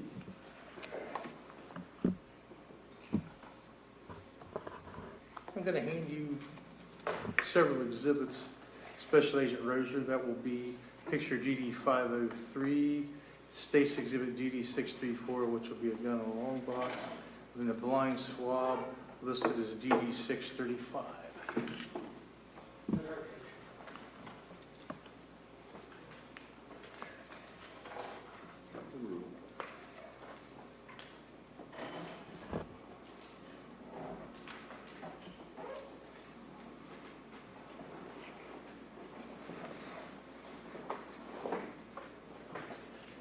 Special Agent Rozier, I'm going to start off by handing you State's Exhibit DD 503 and just ask if you recognize that picture.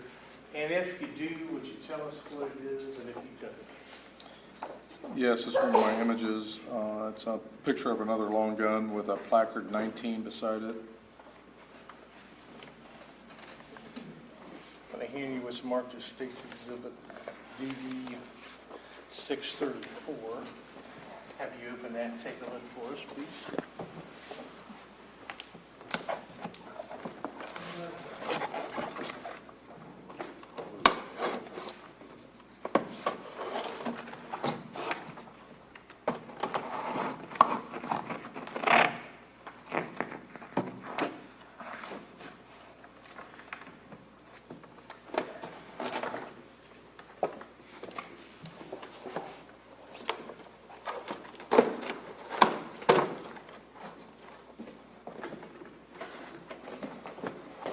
If you would, hold that up for the members of the jury, and put that out there.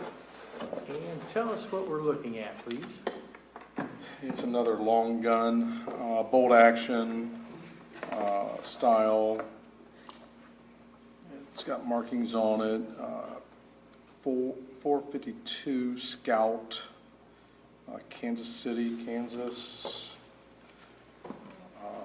Made in the Czech Republic.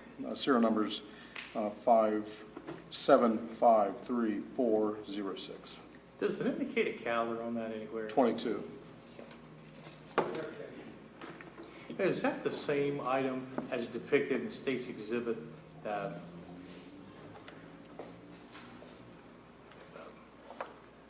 DD stuff? Right, the 503, the picture on the screen above you?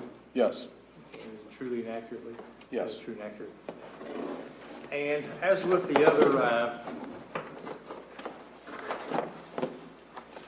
we have 18 firearms we've looked at. Did you perform any type of a blind swab on State's Exhibit DD 634?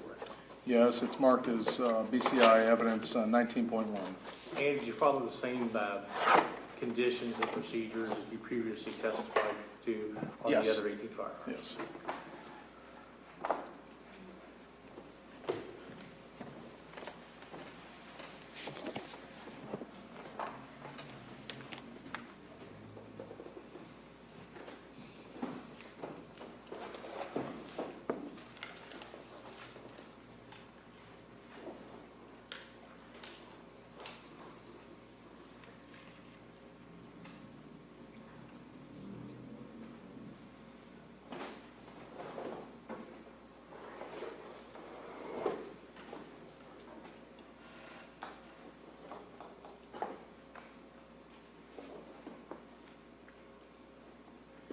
And you another series of exhibits, starting with State's Exhibit DD 504.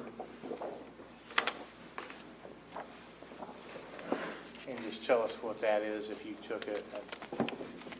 Yes, this is my image. It's another long gun, image of a long gun marked with 20, placard 20. And would you open up the box that's been identified as State's Exhibit DD 636, please?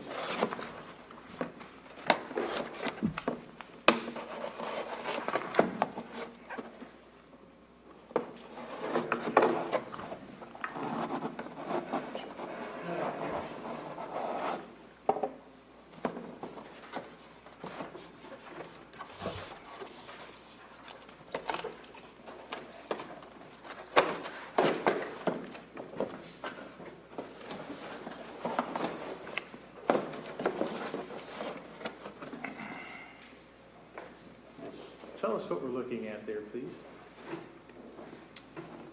This is a KSA model Cricket 22 caliber firearm with serial number 328233. And what caliber is that for the record? 22? Okay. Is that the same firearm that's depicted in State's Exhibit DD 504, the picture on the screen above you in front of you? Yes, it is. And what did you do with that item once you collected it as evidence? Swabbed it for DNA purposes, packaged it, and packaged the firearm. I'd like to direct your attention to State's Exhibit DD 637 on the in there in front of you. Just identify It what says, that is. yeah, BCI evidence tag 20.1. This is the blind swab I took from the firearm. And did you process that in accordance with the same procedures you previously testified to on the other firearm, sir? Yes.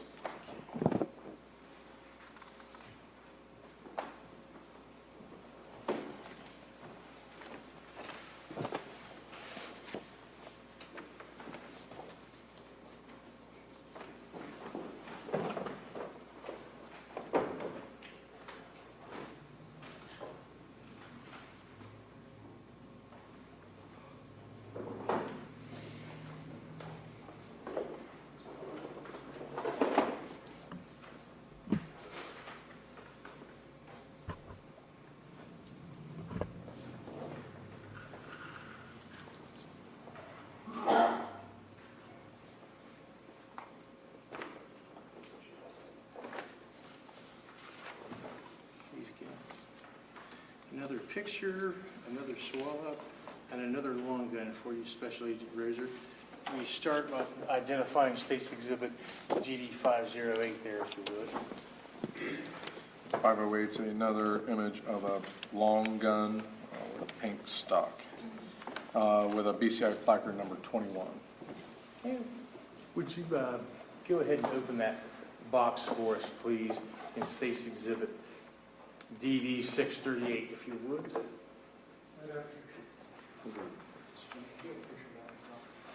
I do, and it is State's Exhibit DD508. My apologies.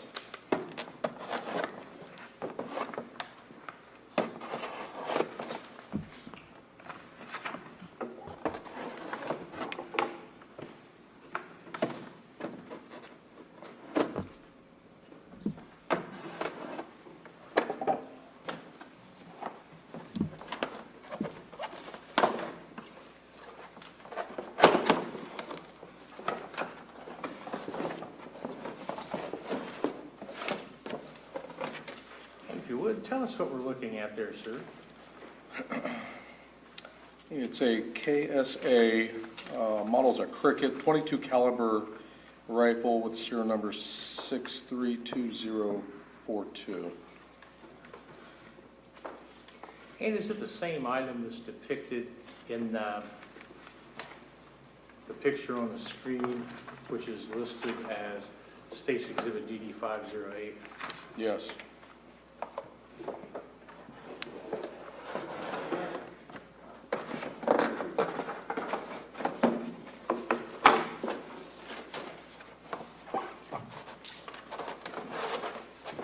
Anytime did you do a blind swab on that pink Cricket rifle you previously testified to?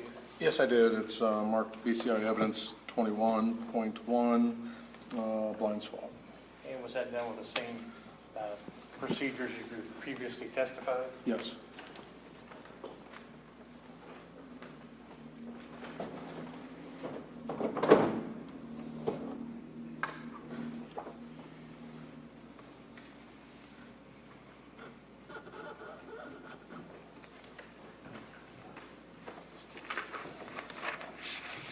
Mr. Wilson, would you bring up State's Exhibit DD511, please?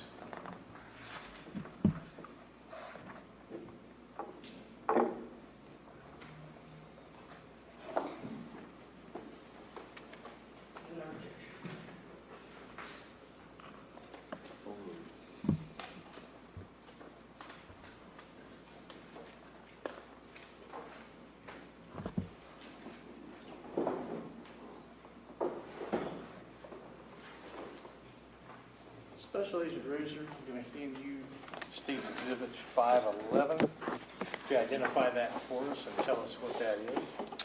511 is another image of a long gun with a BCI placard number 22. Hand you what's marked as State's Exhibit 640. If you open that up for us, please, and then display it for the jurors.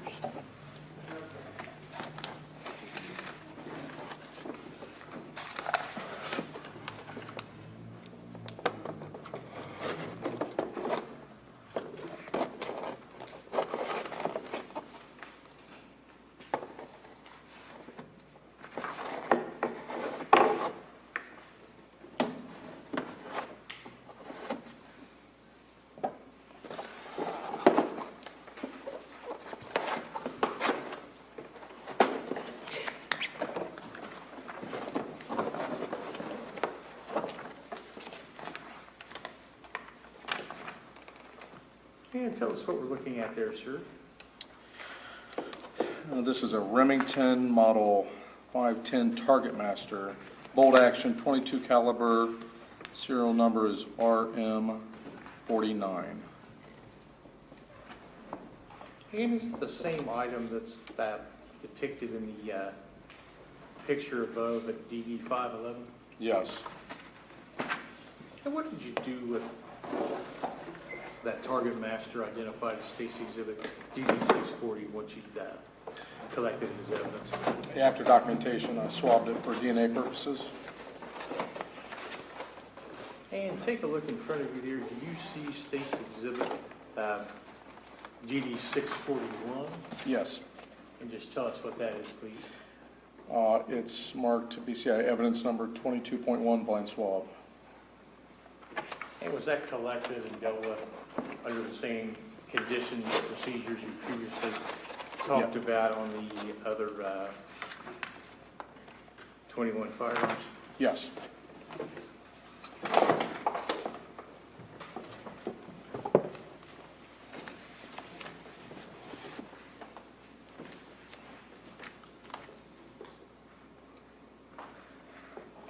And where were the Target Master and the two Cricket firearms found in the residence? Room A.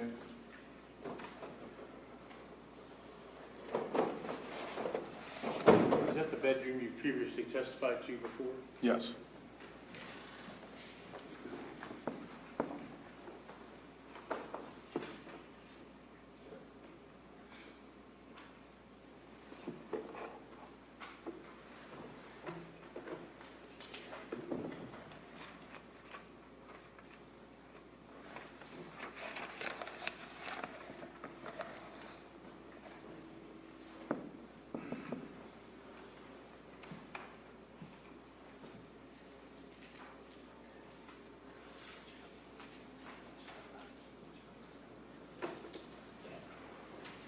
Backtrack a second. And this is the last firearm of your testimony. I hand you what's marked on State's Exhibit DD 628. Sorry, Mr. John. Yeah.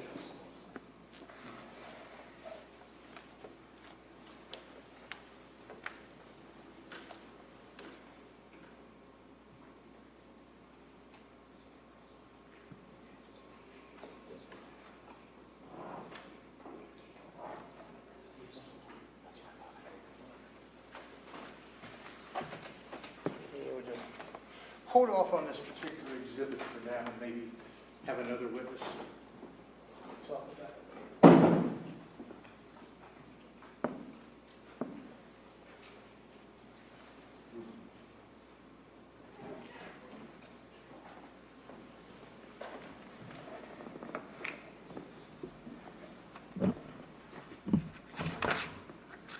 Mr. Wilson, would you pull up State's Exhibit DD 516?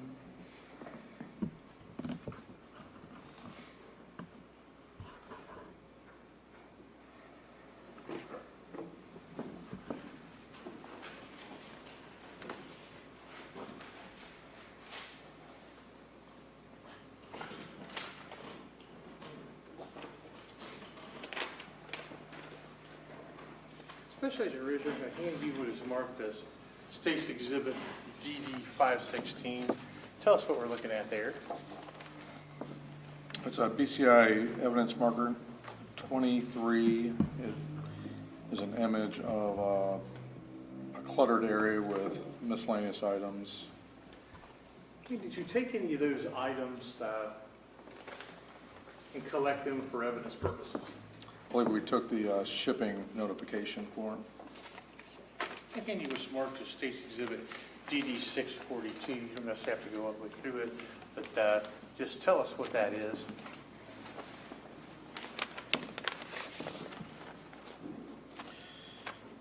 It's an order confirmation from opticplanet.com. It was shipped to Frederica Wagner, billed Frederica Wagner on Camp Creek Drive, a description. You want me to go through all this? No. Okay. Basically, when you're doing a search warrant such as this, what will be your purpose for taking those documents? For evidential purposes, if we believe it could lead to something else, then we'll grab it. Would those items, such as you have in your hands now, be passed on to analysts and other agents at BCI for them to review and take a look at? Typically, go to our criminal intelligence unit. Okay. And then, if you know on this, did that happen with this, or can you tell by the? I can't tell by the markings on this, Okay. but it was collected and taken to London. Okay. We're just going to put these back in.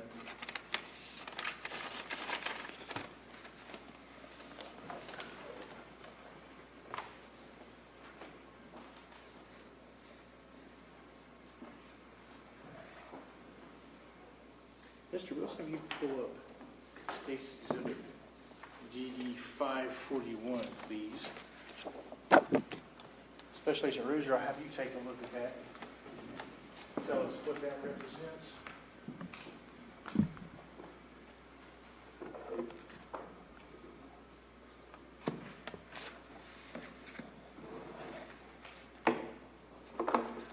What are we looking at there in that picture? 541 is an image of a BCI placard number 24. It's sitting on top of notepads on a Did you desk. collect those notepads? Yes.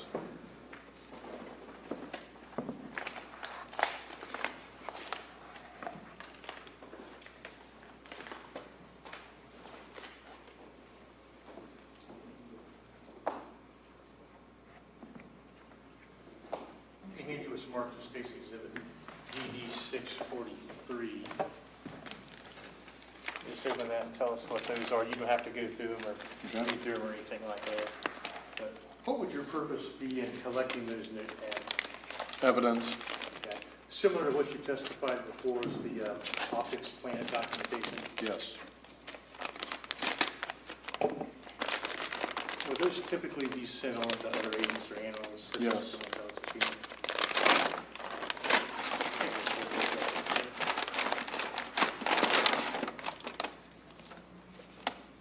There's 4 of them in here. Yeah, there's the same items, again, in the picture above you. Yes. Yeah, go ahead and put those away for us.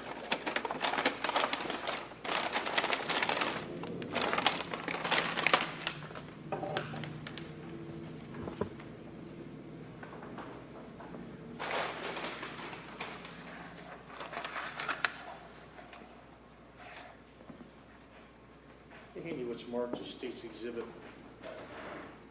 546. Can you put that up, Mr. Wilson? And just tell us what we're looking at there.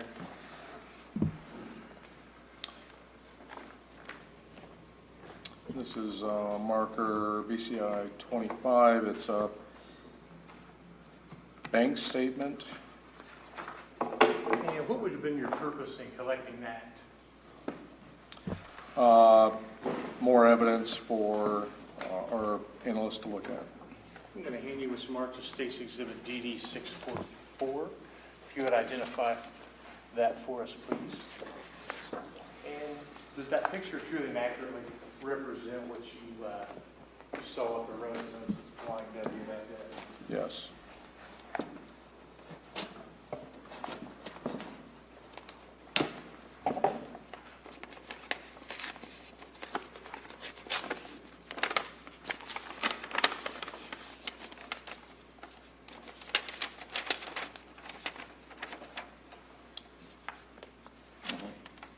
Is that the same document that's depicted in the picture above you? Yes, it is. And you basically collected it for, to be sent to the analyst down the road? Yes.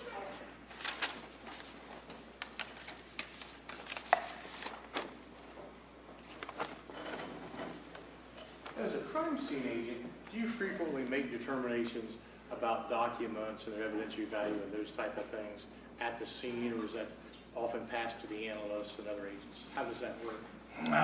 It's a little of both. It's kind of at the scene, we're discussing different things, and if it's questionable, usually we take it all, and if it's not needed, it's not needed, but if we think it's of use, we'll grab it. Okay. Would the size of the case or the area to be searched have any bearing on those decisions? No. And where in the residence did you find those documents? I'd have to look at that evidence sheet again to be specific on that one. Okay. I'm going to hand you State's Exhibit DD again. You care to refresh your recollection? Room J. And what was room J? I'd have to look at my photos, but I believe that was another bedroom. I'm going to hand you two more pictures here. Take these.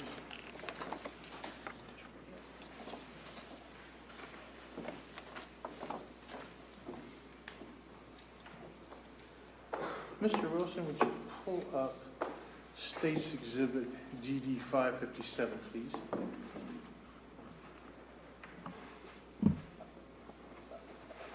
Special Agent Roser, would you tell us what those two pictures represent? 557 and 558, the same picture. 558 has a placard on marked number 26. 557 is a swab next to a stain. So we can field test blood stains if they're positive or negative in the field, a presumptive blood test. And if it's negative, we disregard it, but if it's positive, we have a test in the field. We use TMB, tetramethylbenzidine, and once the chemical's applied to a stain, you wait about 15 seconds, and if it turns that aqua color, it's positive for blood.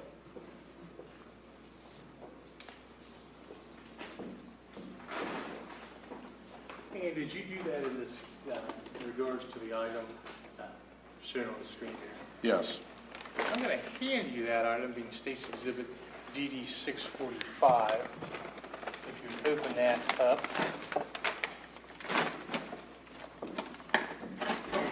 Those pictures pretty accurately represent what you found in the residence that day. Yes. And where in the residence, if you recall, was the that coat found?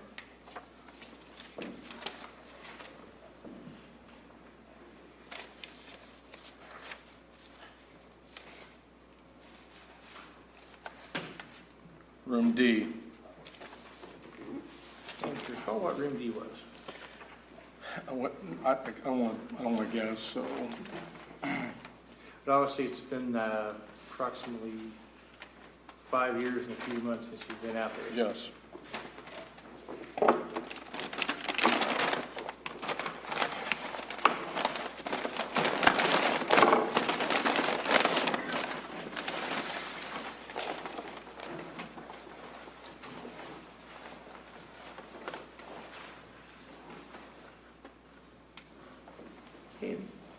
And did you in fact do a swab on State's Exhibit DD 646?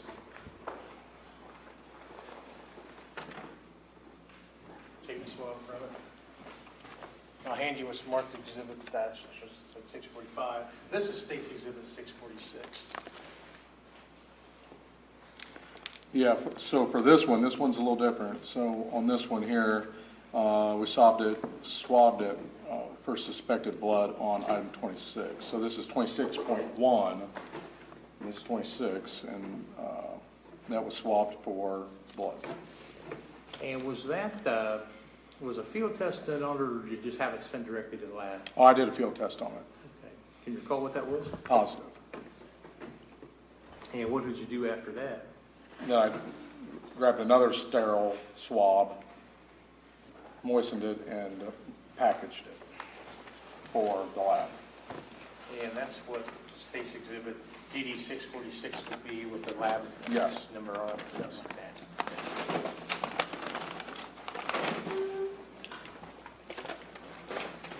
And isn't BCI standard procedure, say you do a test on swab and a test on a piece of clothing, you get a positive. At that point, is it sent to the lab? Yes. It's just a presumptive test in the field, and they do a confirmatory test at the lab. And obviously with the presumptives test, that's not 100%, is it? No, That would be why it's sent on to the lab, would it not? right.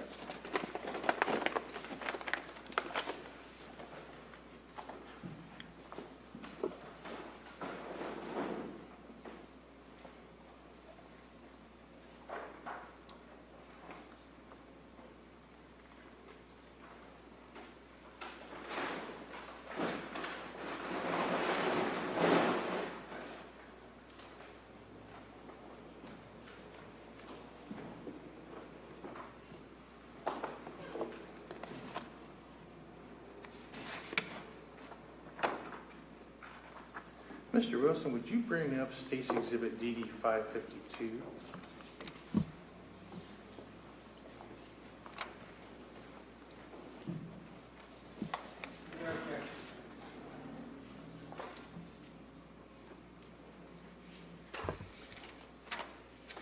Special Agent Rizzer, I'm going to hand you what is marked as State's Exhibits. Discussion, council. I will hand you those up.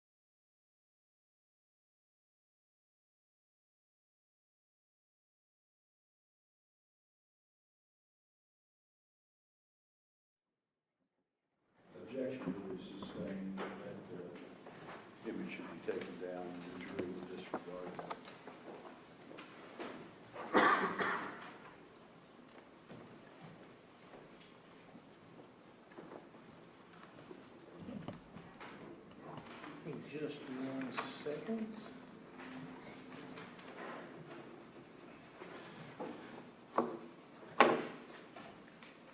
Mr. Wilson, would you pull up State's Exhibit DD 566?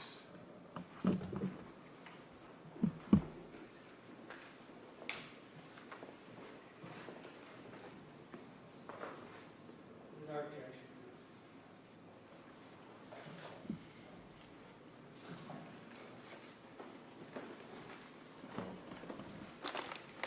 Pretty much running over this time.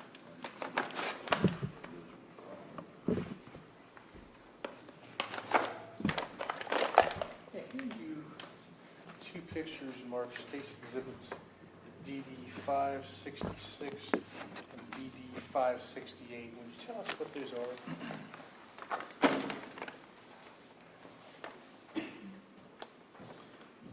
566 is an image of tactical leg holsters for pistols. And if you know, does it fit any particular type of pistol? It could fit numerous pistols. No objection. Again, council approach.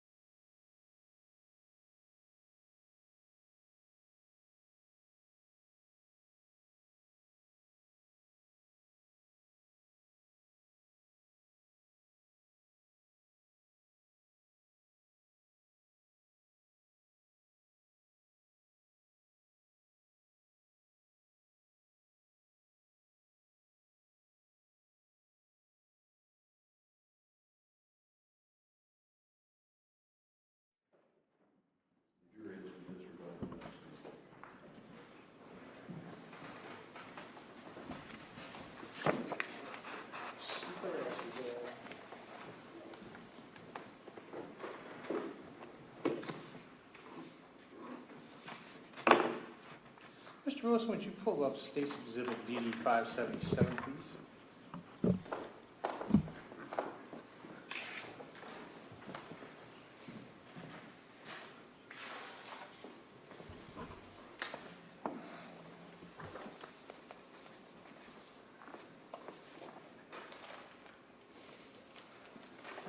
Special Agent Rhoden, I'm going to hand you a smart card that State's Exhibit DD 577. Tell us what we're looking at in that picture. It's a spiral notebook with a placard number 31. Hey, is that a true and accurate copy? Yes. I'm going to hand you a smart to State's Exhibit DD 651. You will have to open that, but does that contain the notebook that's depicted in State's Exhibit DD 577? Yes. And what was your What's purpose? the number there, Mr. Mayor? Pardon? Sorry, the exhibit number. The DD 651. And what was your purpose in collecting that particular notebook? It could contain evidentiary value information.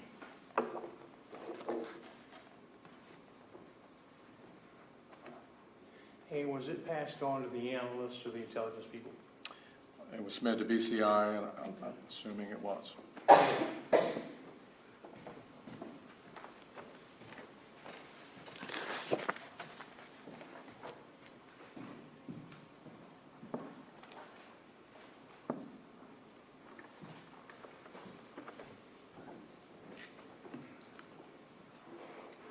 And Mr. Wilson, would you pull up State's Exhibit DD 591?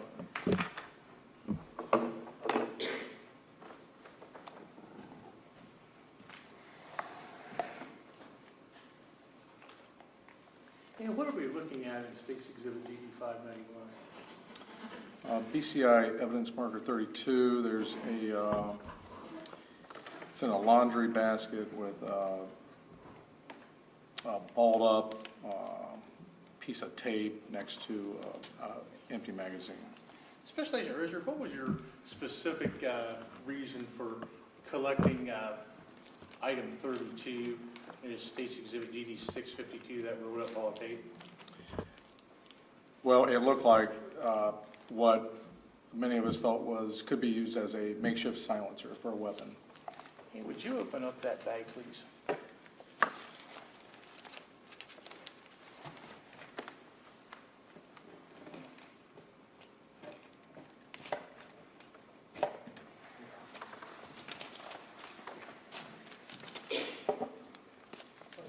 Yeah, you don't have to open it up since we got the picture on there. Yeah, that's a pain trying to get through there, so just have you by that. So is that the bullet up roll of tape that's depicted in that picture? Yes. Mr. Wilson, if you would you show us State's Exhibit DD 594?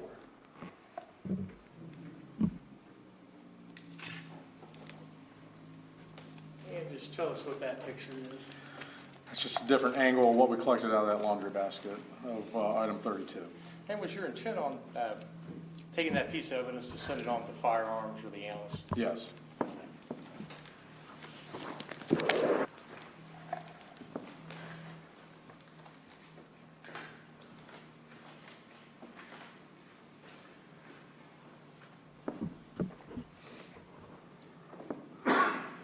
Special Agent Razier, just for the record, the pictures you've testified to today, did you take all of those? Yes. Do they truly and accurately depict the scene at the Flying W as you saw it on May 13th of 2017?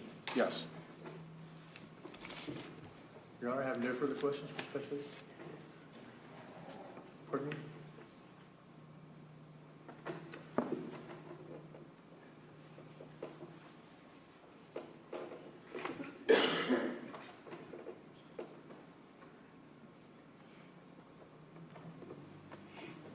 Back up just a second.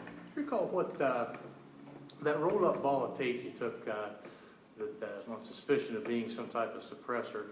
What room in the residence was that found in? D, room D, Do you recall what room D was? not without looking at further photos. No further questions. The defense may cross-examine.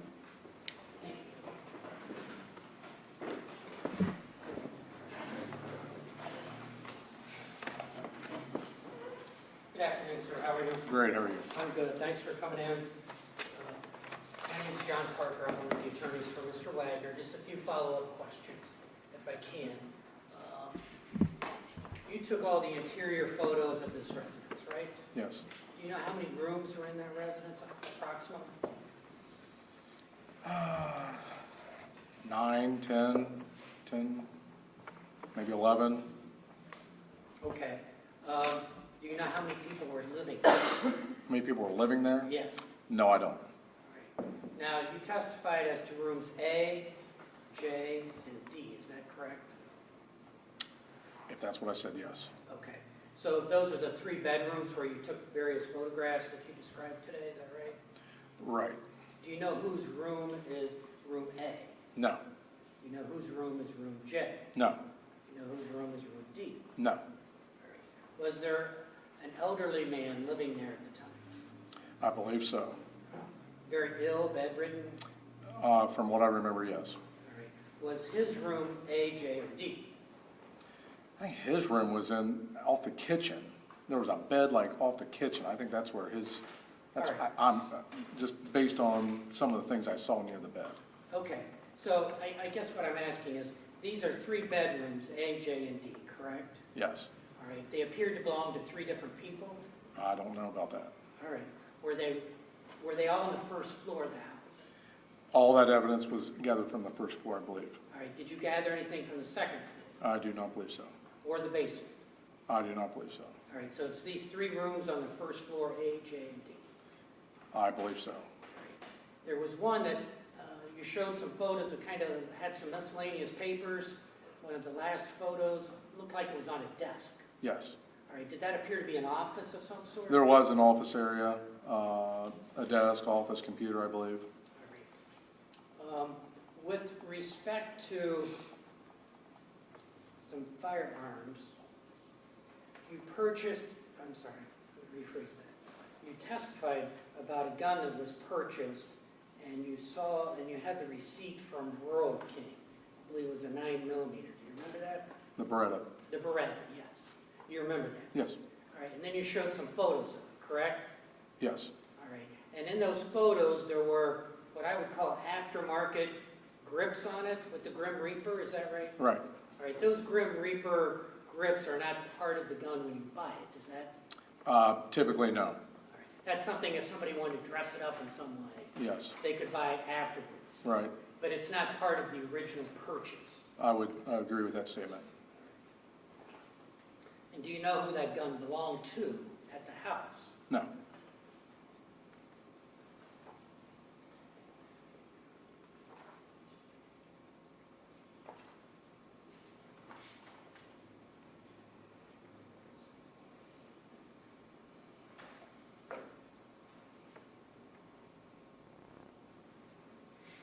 You're not suggesting, are you, that any of these guns you've testified about, you're not suggesting that any of these were used in the murders back in April of 2016, are you?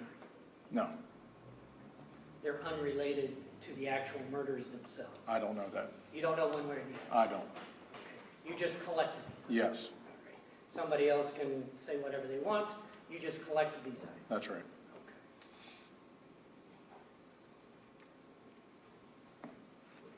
If I could have just a moment, Judge.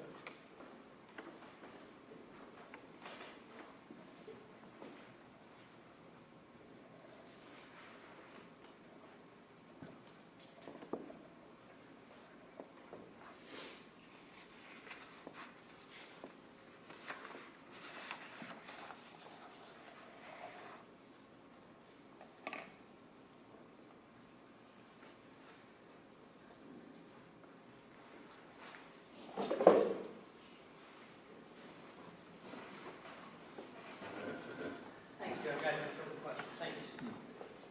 You're welcome. Does the state wish to redirect? Yes, Your Honor, if I could have just one moment.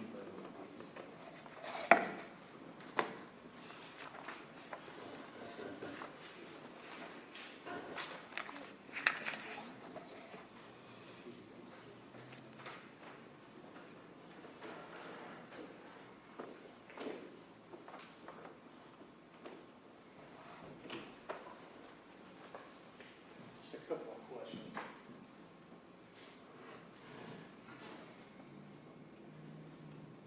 As a crime scene agent, is it your function to, how they determine who's where and those type of things? Or are you just there to collect evidence and turn it over to the other investigators? I mean, every case is different. This case was more of search, find, collect. So your role would be more to assist the SIU agents assigned to this case, such as Agent Scheider. Sure. You were asked about the optic planet paperwork from State's Exhibit DD 642. Have you look through that again? I've got each page is marked DD 642 A1 and A2, DD 642 D1, B2 and B3, and then State's Exhibit DD 642C. Take a look at the DD 642 A1 first. Does that cover any particular items or anything like that on there? Did you check that? The description on this purchase is Grim Reaper bust and body for $53. And what's the date on that piece of paperwork that it shows? Order date is December 22nd, 2016.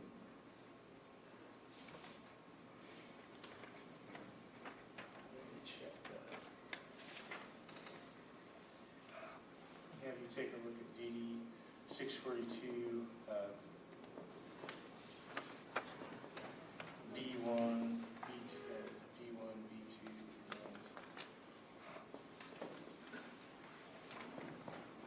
D3. Does that reference any type of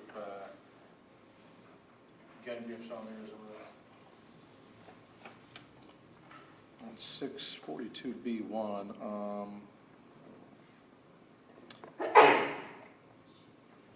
it references a polymer Grim Reaper grip as well on this statement. And what's the date on that statement if it shows? November 29th, 2016. Mr. Jones, so far we've done DD 642 A1, A2, B1, B2, B3, correct? Yes. Especially the ones that I have, and these are the questions for you. And for the cross.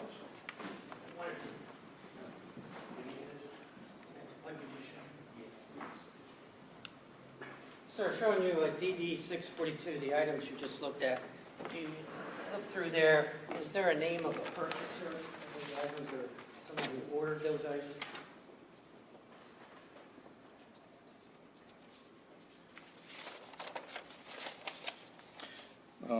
Ship to name, Okay, and it was Frederica Wagner at 6851 Camp Creek Road, Lucasville, Ohio. thank you, sir. I have no other questions. You could just put those items, put those pages back in. Thank you. All right. No other Any- questions. all right. Any further questions for the state? Your Honor, we have no further questions for Special Agent Rhoden. You excused. Thank you. You may step down.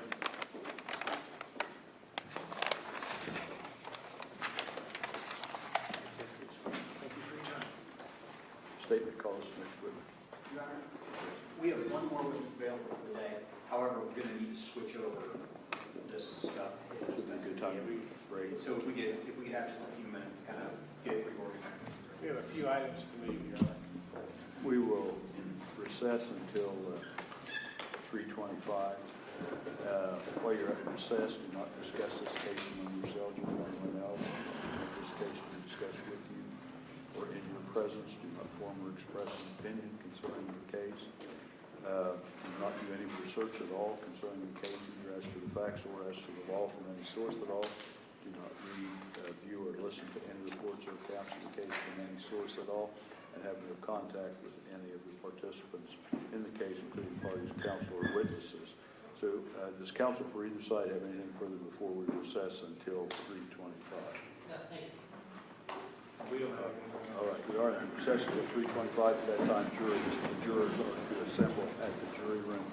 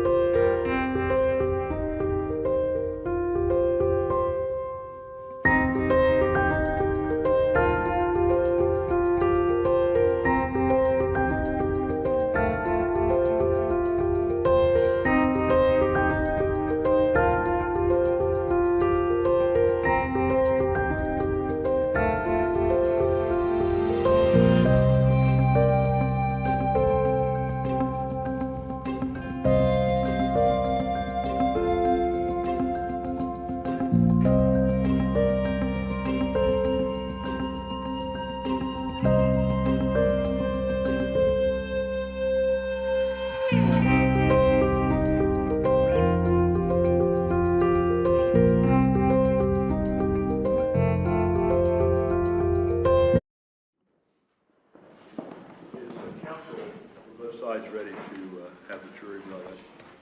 Judge, we just put on the record a motion for mistrial based on previous witnesses' identification of these guns and ammunition. All right.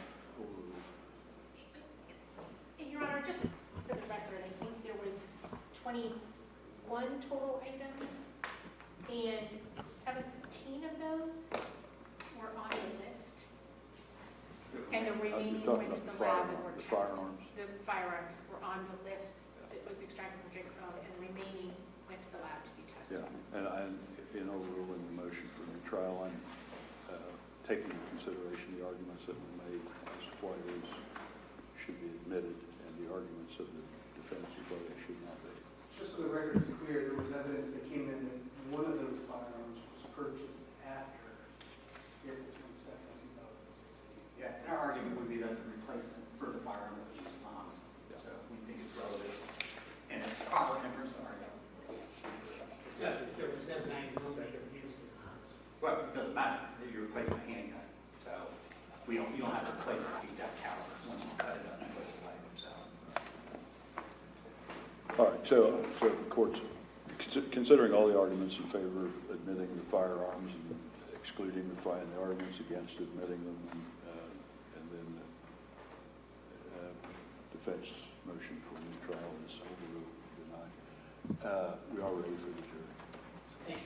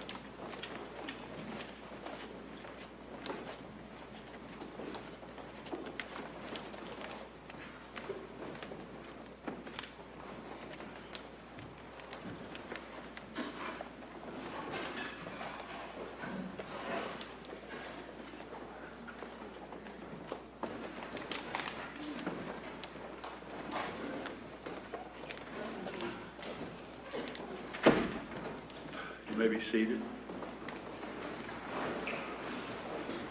The state may call its next witness. Thank you, Your Honor. The state will recall Matt White.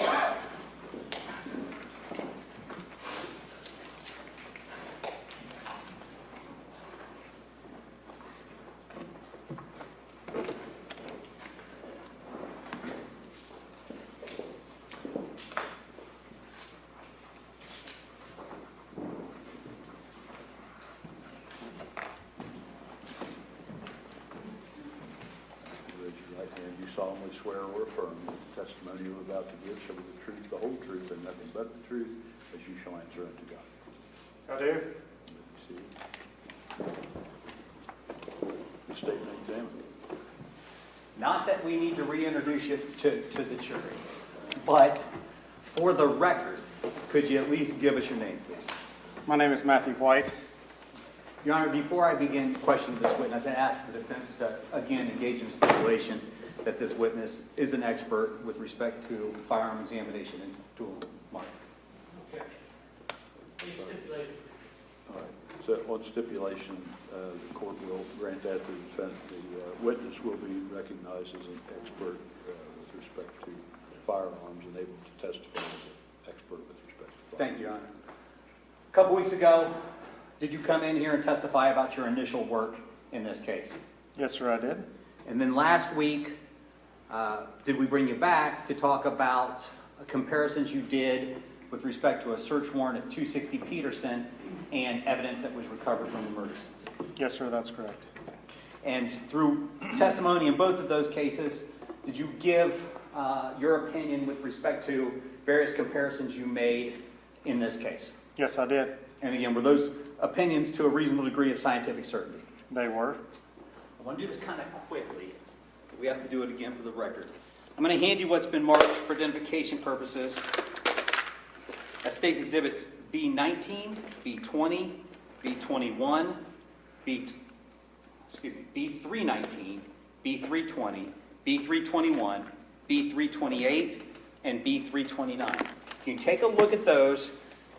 Tell us what those are and where they're from.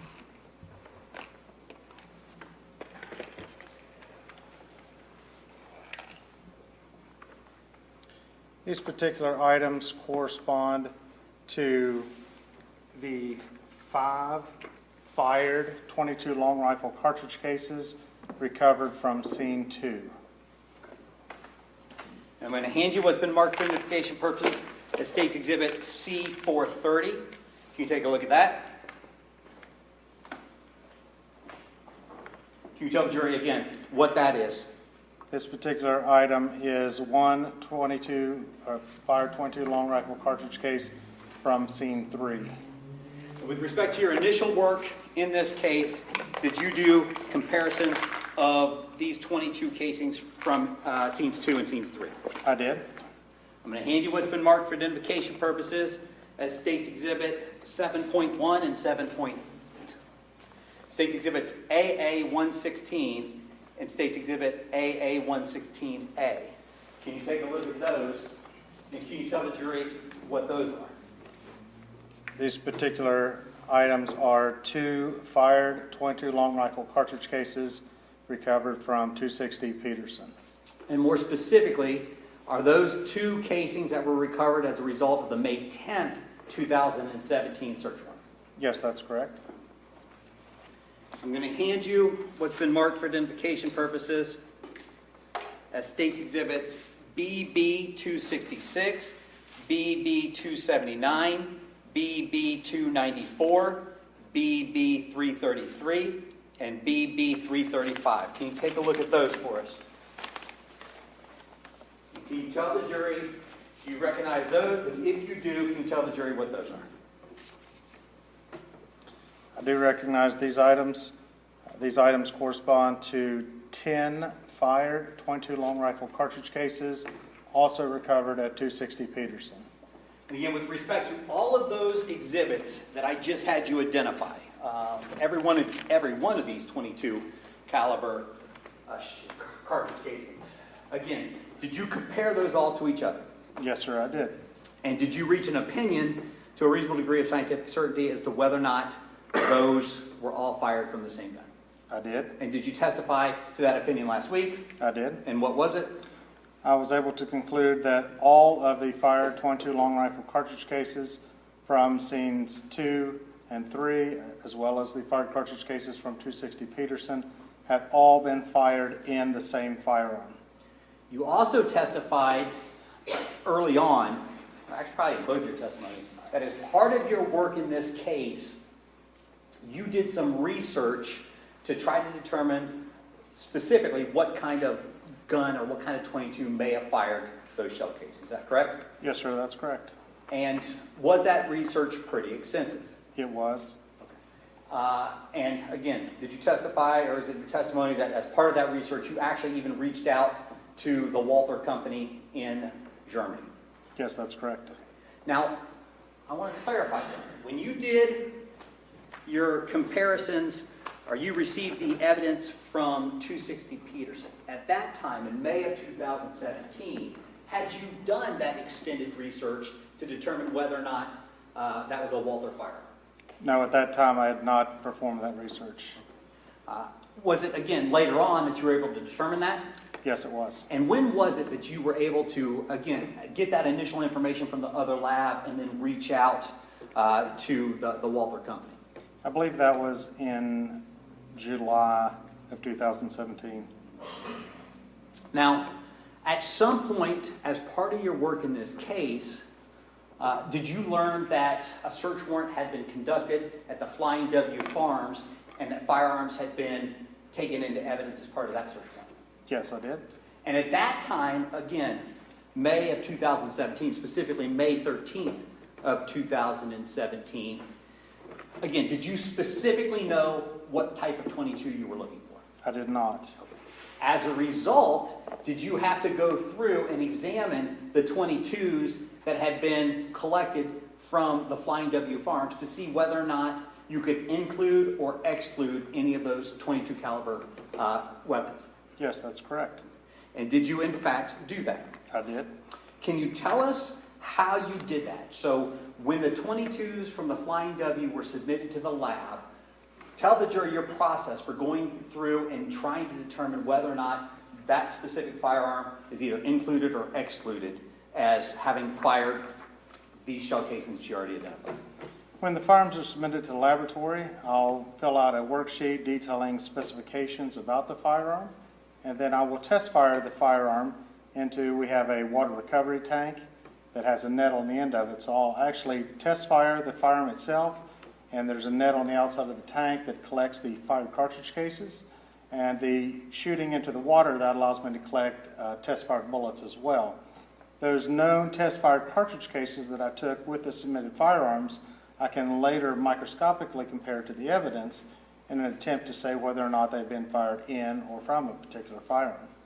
And did you do that with the weapons that were submitted from the Flying W, specifically the 22s that were submitted from the Flying W search warrants? Yes, I did. I'm going to hand you what's been marked for identification purposes as State's Exhibit DD 598. Can you take a look at State's Exhibit DD 598 for us? Can you tell the jury, do you recognize the markings on that packaging from State's Exhibit DD 598? I do. I can identify the blue laboratory label indicating the laboratory number as well as the item number. And as part of your work in this case, did you compare test fires from that exhibit to shell casings that were recovered from the scene and from the prior search warrants of 260 Peterson? Yes, that's correct. I'm going to hand you what's been marked for identification purposes as State's Exhibit KK1. And Mr. Junk, if you could put State's Exhibit KK1 up on the screen for me. Mr. White, do you recognize what State's Exhibit KK1 is? I do. And could you tell the jury, first of all, is this a product or a work product of the comparison that you did with respect to that exhibit and collected shell casings in this case? Yes, this is a picture detailing the microscopic comparison that was taken from the fired cartridge case of the Kel-Tec PMR 30 pistol compared to a fired cartridge case from scene 2. And can you tell, with respect to KK1, can you point out to the jury what they're looking at and whether or not that truly and accurately depicts the comparison you did in this case? Again, you'll notice the dividing line between the items. The known test fire taken with the Kel-Tec PMR 30 pistol is on the left side. The fired .22 long rifle cartridge case from scene 2 is on the right side. We're looking at the firing pin impression that is present. This is the firing pin impression that was present on the evidence fired cartridge cases from scenes 2 and 3. Again, you'll notice the unique shape as well as not going off the edge of the rim. This is the firing pin impression of the Kel-Tec PMR 30. You can see that the firing pin impression is substantially different than the firing pin impression on the fired cartridge case from scenes 2 and 3, as well as 260 Peterson. So therefore, I'm able to eliminate that particular firearm as having fired those cartridge cases. And that elimination opinion, or your opinion as to whether or not that Kel-Tec was a contributor to those shell casings, was that to a reasonable degree of scientific certainty? Yes, sir, it is. So as you sit there today, based on the work that you did in this case, can you tell this jury to a reasonable degree of scientific certainty that this pistol right here, State's Exhibit DD 598, was not used in the homicides in this case? That is correct.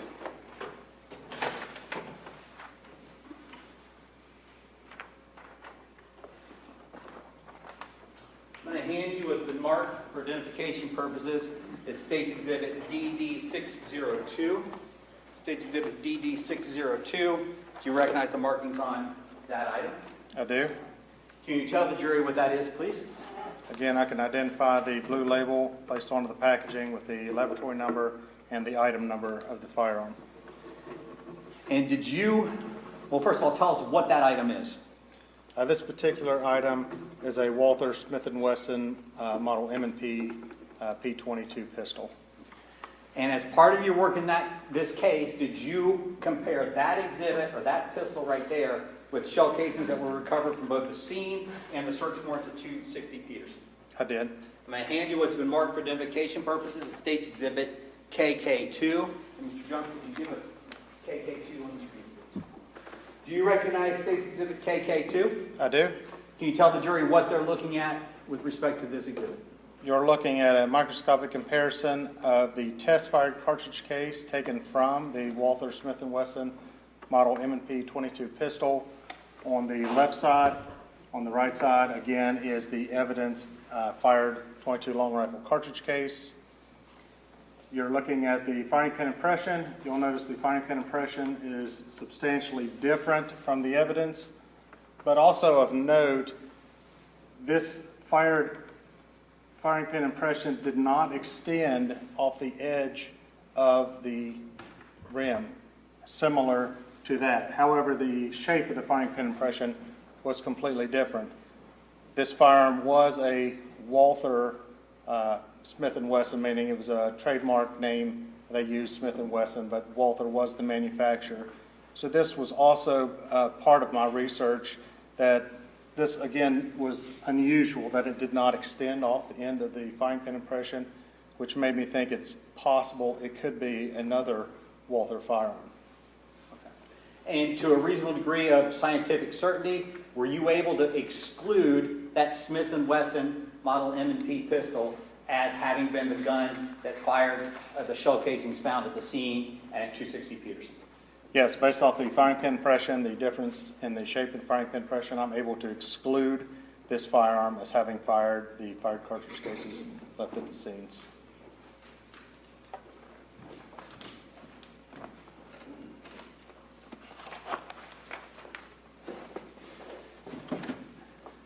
My handy what's been marked for identification purposes.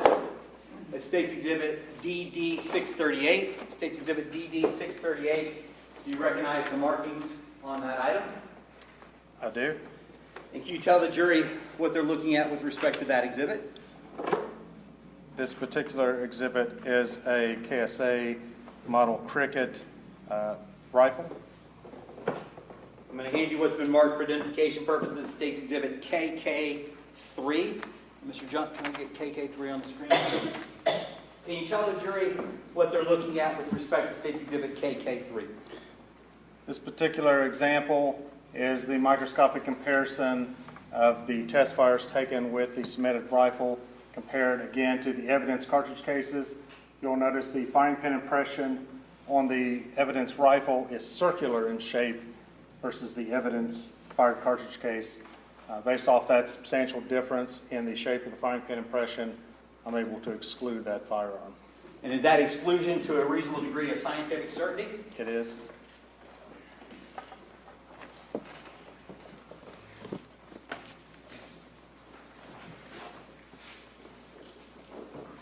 I'm going to hand you what's been marked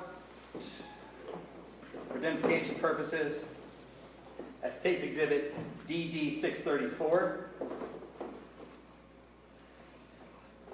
State's Exhibit DD634. Do you recognize the markings on that item?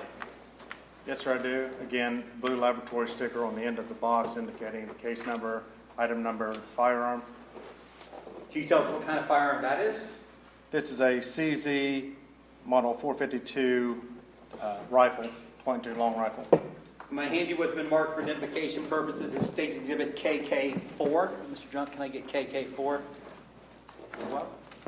State's Exhibit KK4. Well, first of all, the rifle, the exhibit that you have in your hand, State's Exhibit 634. Did you compare that to the shell casings collected from the scenes and from the search of 260 Peterson? Yes, I did. And with respect to State's Exhibit KK4, can you tell the jury what they're looking at in that exhibit? On the left side of the photograph are the test-fired cartridge cases taken with the CZ Model 452 rifle. And again, on the right side is one of the evidence-fired .22 long rifle cartridge cases. You'll notice the firing pin impression on the rifle versus the firing pin impression of the evidence cartridge cases is substantially different. That allowed me to exclude the rifle as having fired the cartridge cases. And again, was that opinion to a reasonable degree of scientific certainty? Yes, sir, it is.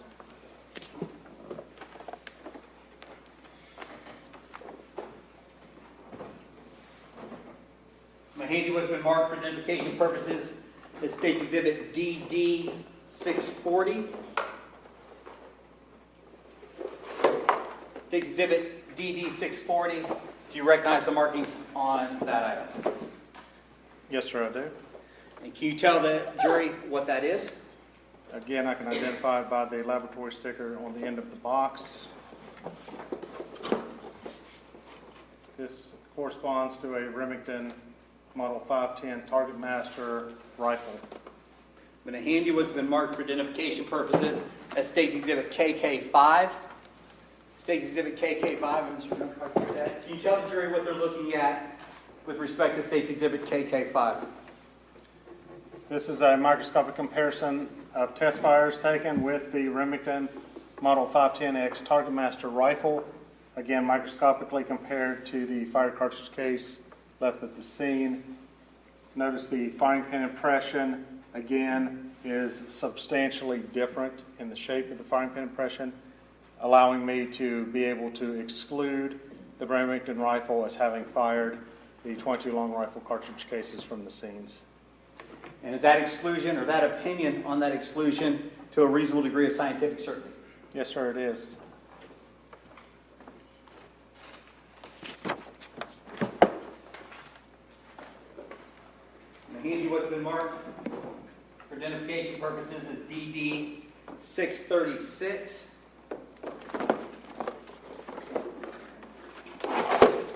Do you recognize the markings on that item? Yes, sir, I do. Can you tell the jury what that is? This particular item is another KSA model Cricket rifle.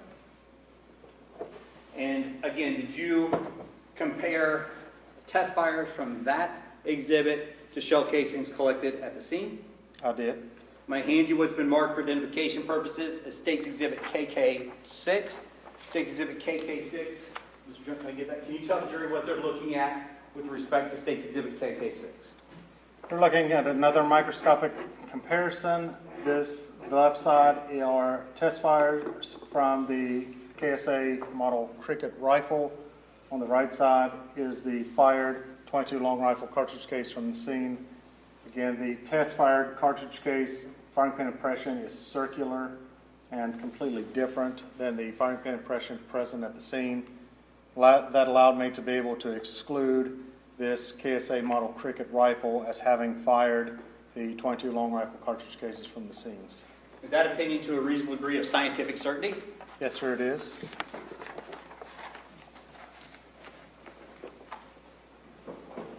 I'm going to hand you what's been marked for identification purposes as State's Exhibit DD608. State's Exhibit DD608. Do you recognize the markings on that exhibit? Yes, again, I can identify the laboratory label placed on the end of the box. This corresponds to a Winchester Model 255 rifle. With respect to that exhibit, were you asked to compare that rifle to shell casings collected from the scenes and from the search warrant of 260 Peterson to see whether or not that rifle had fired those shots?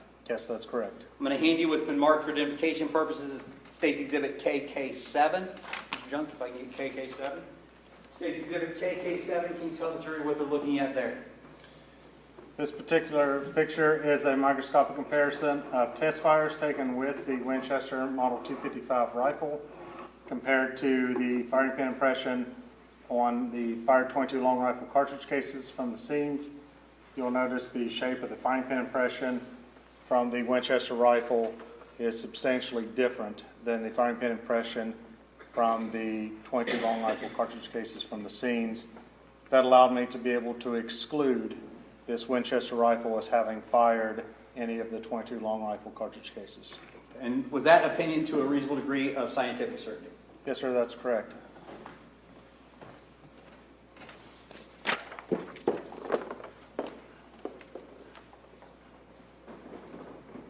I'm going to hand you what's been marked for identification purposes as State's Exhibit DD610.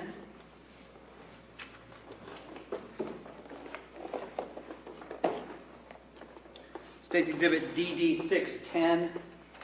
Do you recognize the markings on that item? Yes, sir, I do. Can you tell the jury what that is? This particular item is a Savage Model 93 22 rifle. And were you asked to compare that exhibit right there to shell cases collected from the scene from the search warrant of 260 Peterson? Yes, sir, I was. Did you do that? I did. I'm going to hand you what's been marked for identification purposes, State's Exhibit KK8. State's Exhibit KK8. Do you recognize that? Yes. And can you tell the jury what they're looking at with respect to State's Exhibit KK8? This image depicts a test-fired cartridge case that was taken with the Savage Model 93 rifle on the left side. The right side is the fired 22 long rifle cartridge cases from the scene. You'll notice the shape of the fine pin impression of the Savage rifle was completely different than the shape of the fine pin impression present on the evidence 22 long rifle cartridge cases. That allowed me to be able to exclude, meaning they were not fired from this Savage rifle. And was that opinion to a reasonable degree of scientific certainty? Yes, sir, it is.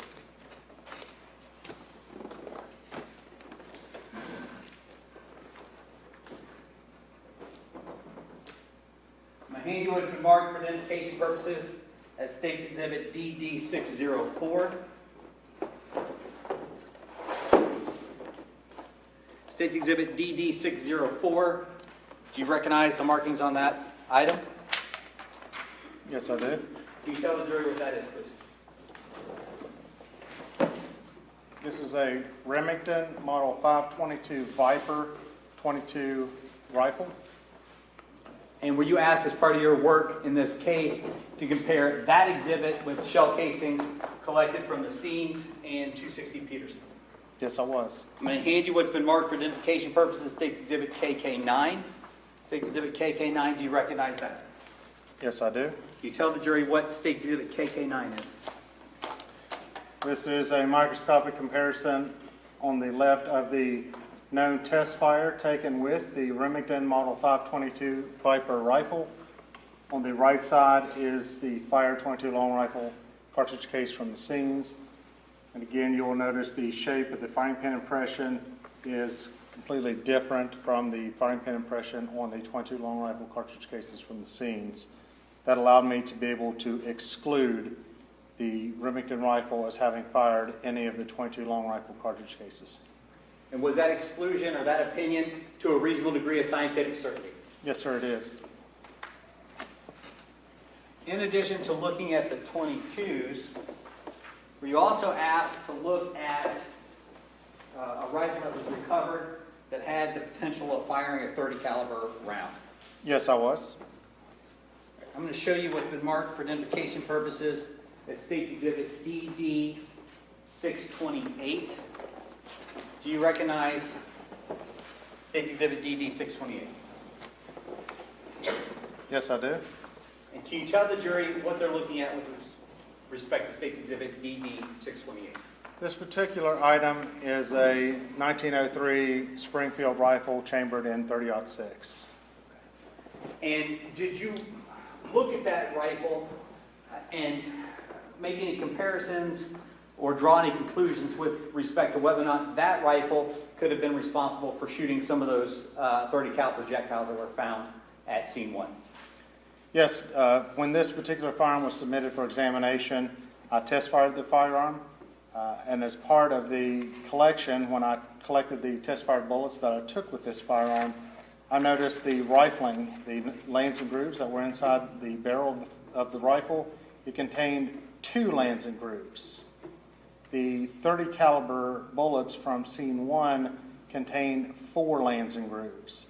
So due to the fact they had a substantially different number of lands and grooves in this rifle versus the lands and grooves that were present on the .30 caliber bullets from scene 1, I was able to exclude this rifle on those class characteristics. It could not have fired the .30 caliber bullets due to the fact there's a different number of lands and grooves in that rifling. Again, based on your knowledge, your training, your experience, you said the projectiles recovered from the scene had 4 lands and grooves. Based on your knowledge, your training, your experience, are 4 lands and grooves consistent with having been fired from an SKS 7.62 by 39? Yes, that's correct. I'm going to hand you what's been marked as State's Exhibit HH-2.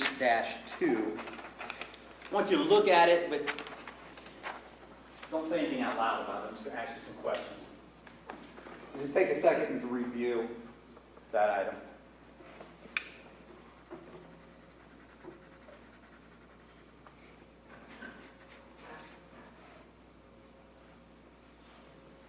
Okay. Do you recognize firearms that you tested from the search warrant at the Flying W Farms with respect to make, model, and caliber? Do you recognize some of those make, models, and calibers as being present on that list? Objection. Overruled. Yes, I do. And you can continue to hold that list and look at it. You also recognize under the name George in that list, is there a 7.62 by 39 listed? Objection. Argue it. Objection. He has no personal knowledge of this list. It's not part of this list. How about, I'll rephrase the question. Is there an SKS 7.62 by 39 listed on that document? Objection. Overruled. Outside his expertise. Okay. Your Honor, this list was outside his expertise. You can look at the list and tell me whether or not it's listed. It's hearsay. He's testifying about what somebody else wrote. I'm sorry, say it again. It's hearsay. He's testifying about a list that somebody else prepared. It's beyond his expertise. I'm going to ask a follow-up question. I'm laying a foundation for this question. I'm going to overrule the objection, let him answer that question, whether or not it's on the list, whatever that would mean. Yes, there is an SKS 762 by 39 on the list. Under the name of George, is that correct? Objection. Yes, that's correct. As part of your work in this case, with respect to items collected from the Flying W Farms, were you given or asked to look at a 7.62 by 39 SKS? No, I was not. Is there also a 1911-22 listed on there? Yes, there is. Okay. And is that under the, whose name is that? That is, Objection to all this, Your Objection, on what basis? Honor. Judge, he's testifying to items on a list that he did not prepare. And he has no personal knowledge of in the collect.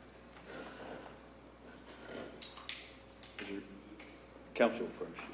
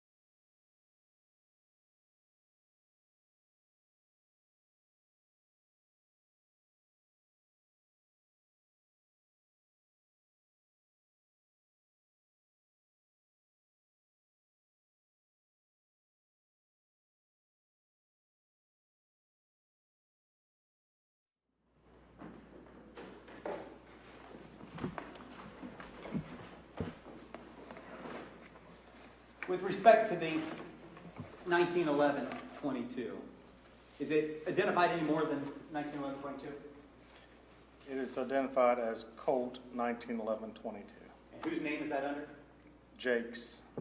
And with respect to the items that were collected at the Flying W and given to you, did you, as part of your work, you just testified that you examined the 22s, were you given a Colt 1911-22 to examine?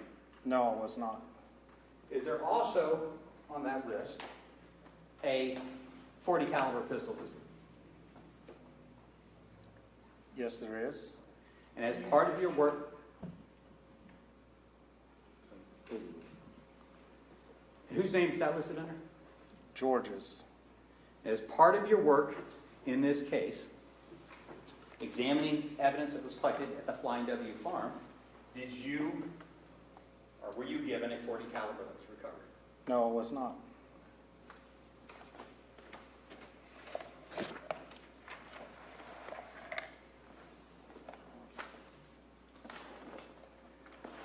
I'm going to hand you two exhibits.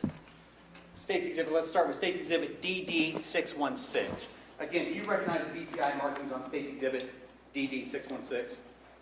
Yes, the crime scene number is number 10. Can you do me a favor? Can you open that item and pull it out? Can you tell us what that is? Firearm is safe and unloaded. This particular item is a Beretta Model 92 FS 9mm Luger pistol.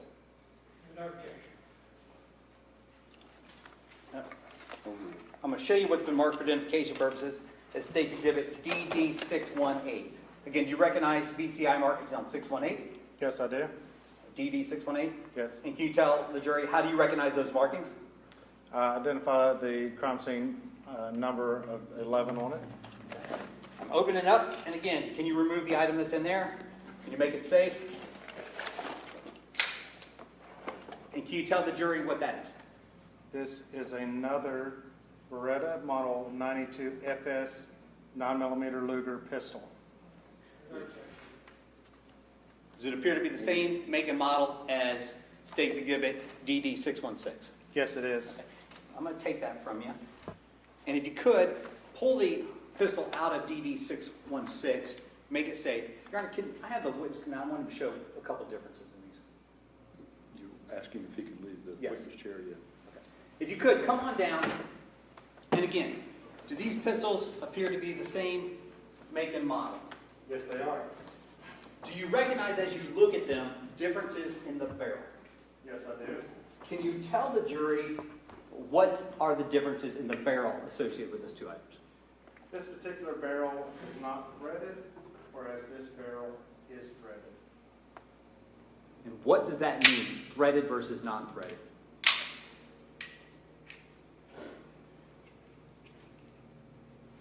you look at the ends of the barrel, you'll notice the one has a circular ring device on it. This will unscrew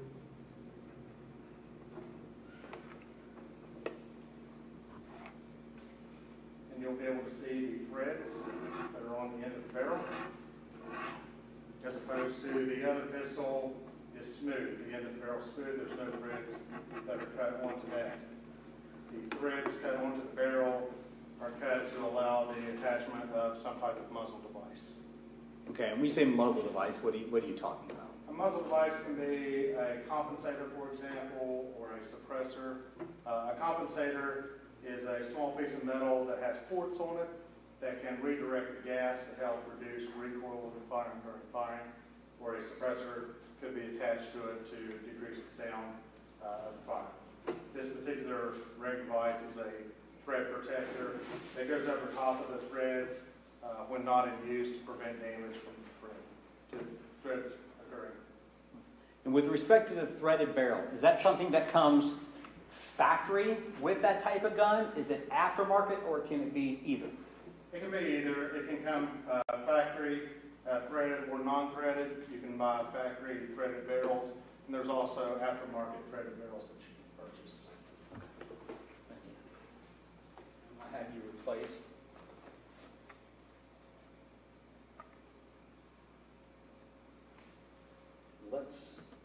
Which one which?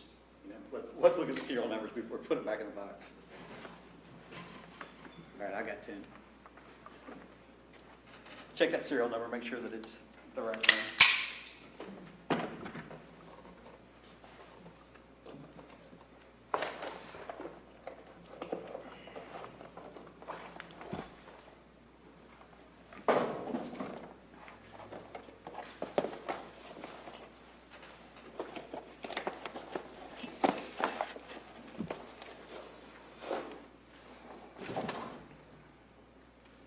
I'm going to hand you what's been marked for identification purposes, State's Exhibit DD 622. Do you recognize, first of all, just show, do you recognize the BCI markings on State's Exhibit DD 622? I do. If you could, have you remove the item that's in that exhibit.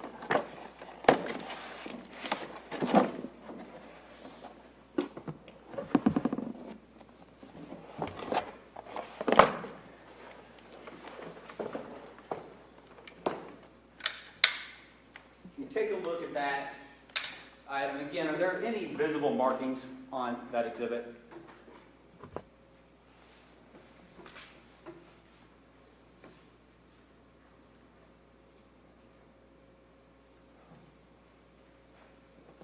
No, I don't see any. And even though there's no visible items, do you recognize that type or style of rifle? Yes, this particular style appears to be a 303 Enfield bolt-action rifle. It's chambered to fire a 303 British cartridge. And with respect to that rifle right there, again, what would you call the finish on the stock, I guess? It would just be a wood finish.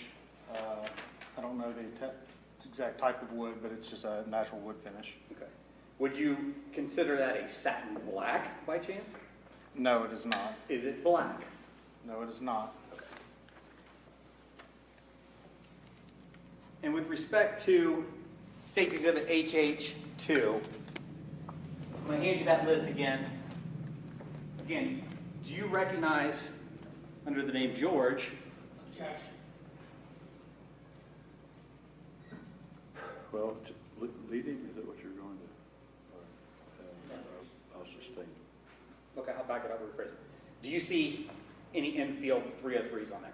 Yes, I do. Okay. And could you tell us whose name the Enfield 303s are under?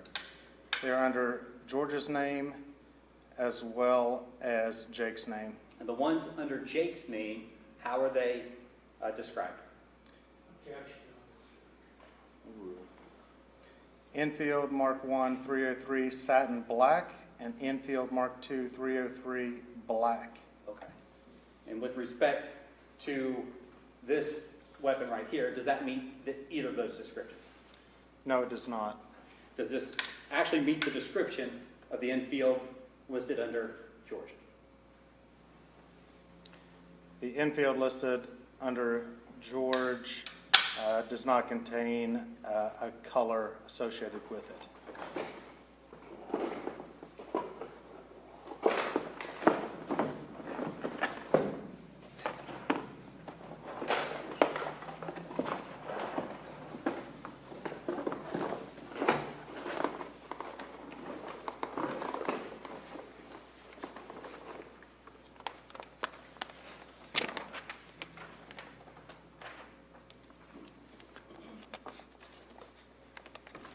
Your Honor, I do have one more thing.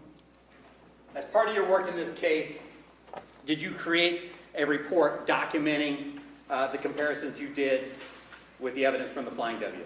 Yes, sir, I did. I'm going to hand you what's been marked for identification purposes, State's Exhibit KK.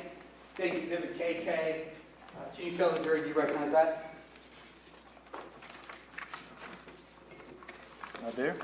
And can you tell the jury what that is?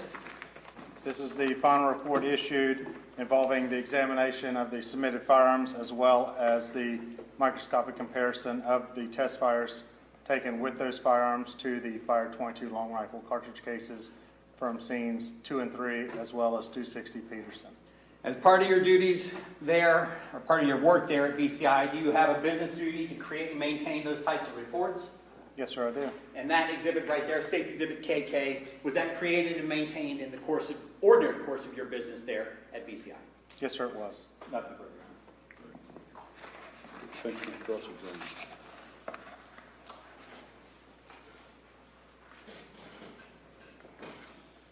Thank you. Just a few questions. Good afternoon, sir. Good afternoon, sir. Good to see you again. You as well. State's Exhibit HH2, do you have that in front of you? It should be in the break room. Thank you. State's Exhibit HH2, this, you've testified about this just a few moments ago, correct? Yes, this is the list that I was provided. All right. Do you know who made up that list? I do not. Do you know when it was made? I do not. Are you saying that the items on that list are here in the courtroom? I am not. Did you, talking about the crime scenes now, just for a moment, did you see any evidence in what you reviewed from the 4 homicide crime scenes of a 12-gauge shotgun being used? I did not. What about a 50 caliber weapon? I did not. What about a 9mm weapon? I did not. All right. And the 22 caliber weapons you've identified here in the courtroom are not related to the homicides in any way, shape, or form. Is that what you're telling the jury? They are all excluded as having fired the 22 long rifle cartridge cases from the scenes. I could have just a moment here.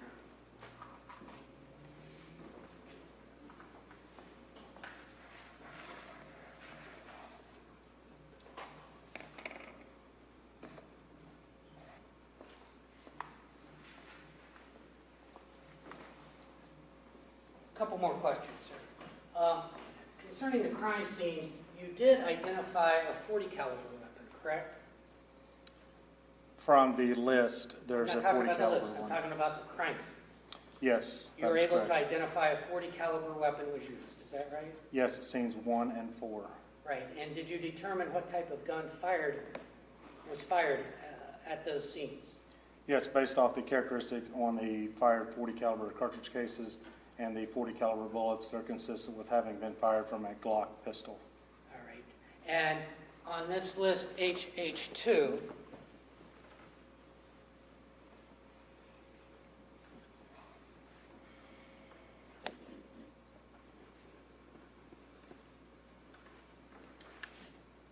there is a Beretta listed for a 40 caliber, is that right? Yes, the list indicates a Beretta 96 40 caliber. Thank you, sir, I have no other questions. Any redirect? Mr. White? Were you provided all of the guns that were collected in the Flying W to examine? No, it was not. And do you know whether or not a 12 gauge was collected at the Flying W? I do not. But there's a 12 gauge on that list, right? Yes, there is. And do you know whether or not there was I think Mr. Parker asked you about a 50 caliber Thompson, a 50 caliber. Yes, nothing was submitted to the laboratory. No. But you don't know whether or not that was collected as part of that. No, I do not.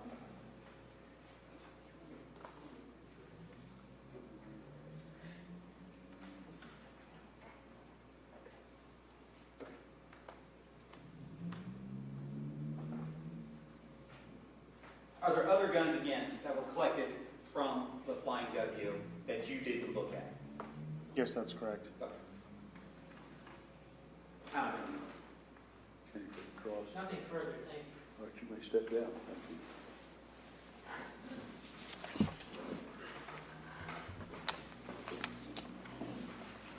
Ladies and gentlemen, we'll be recessing for the day. I got one special instruction for tomorrow morning. So the court sometimes has things that we get involved with that do not involve the jury. And so I'm going to have you come in 1/2 hour later tomorrow morning, 9:30, to the jury room.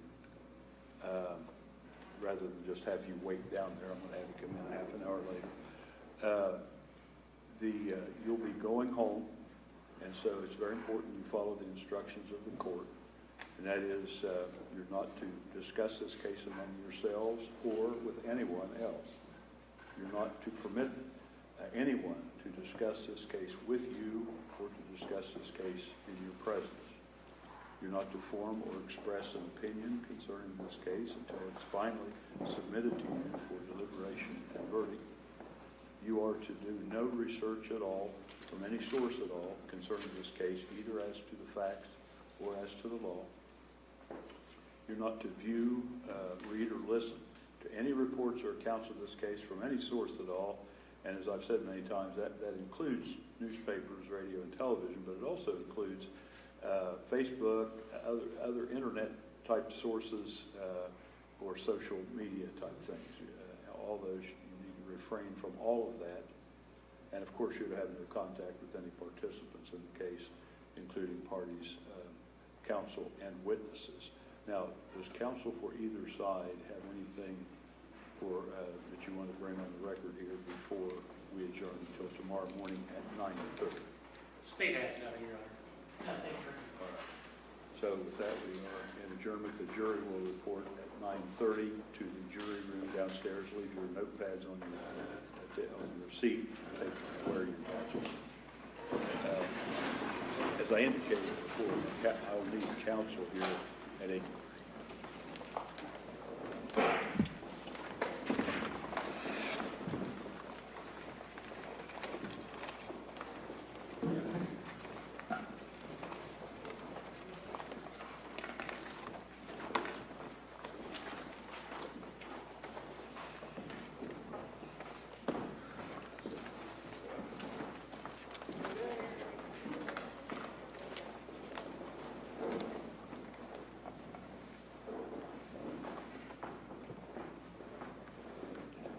Judge, there is one thing I'd like to put on the record. Judge, we renew our motion for mistrial. Now we have scientific proof that none of the weapons and receipts from the flying building connected with various homicides. So we renew our motion. We have undisputed proof that the overwhelming majority of the weapons collected from the Flying W were on that list that was from Jake's phone that listed this defendant as an owner of a SKS that we know at SKS was used. Certainly, it goes straight to his involvement in the conspiracy. All right, I'm going to deny the defense motion before I am trial. All right, and we'll see counsel here tomorrow morning at 8:30. Thank you.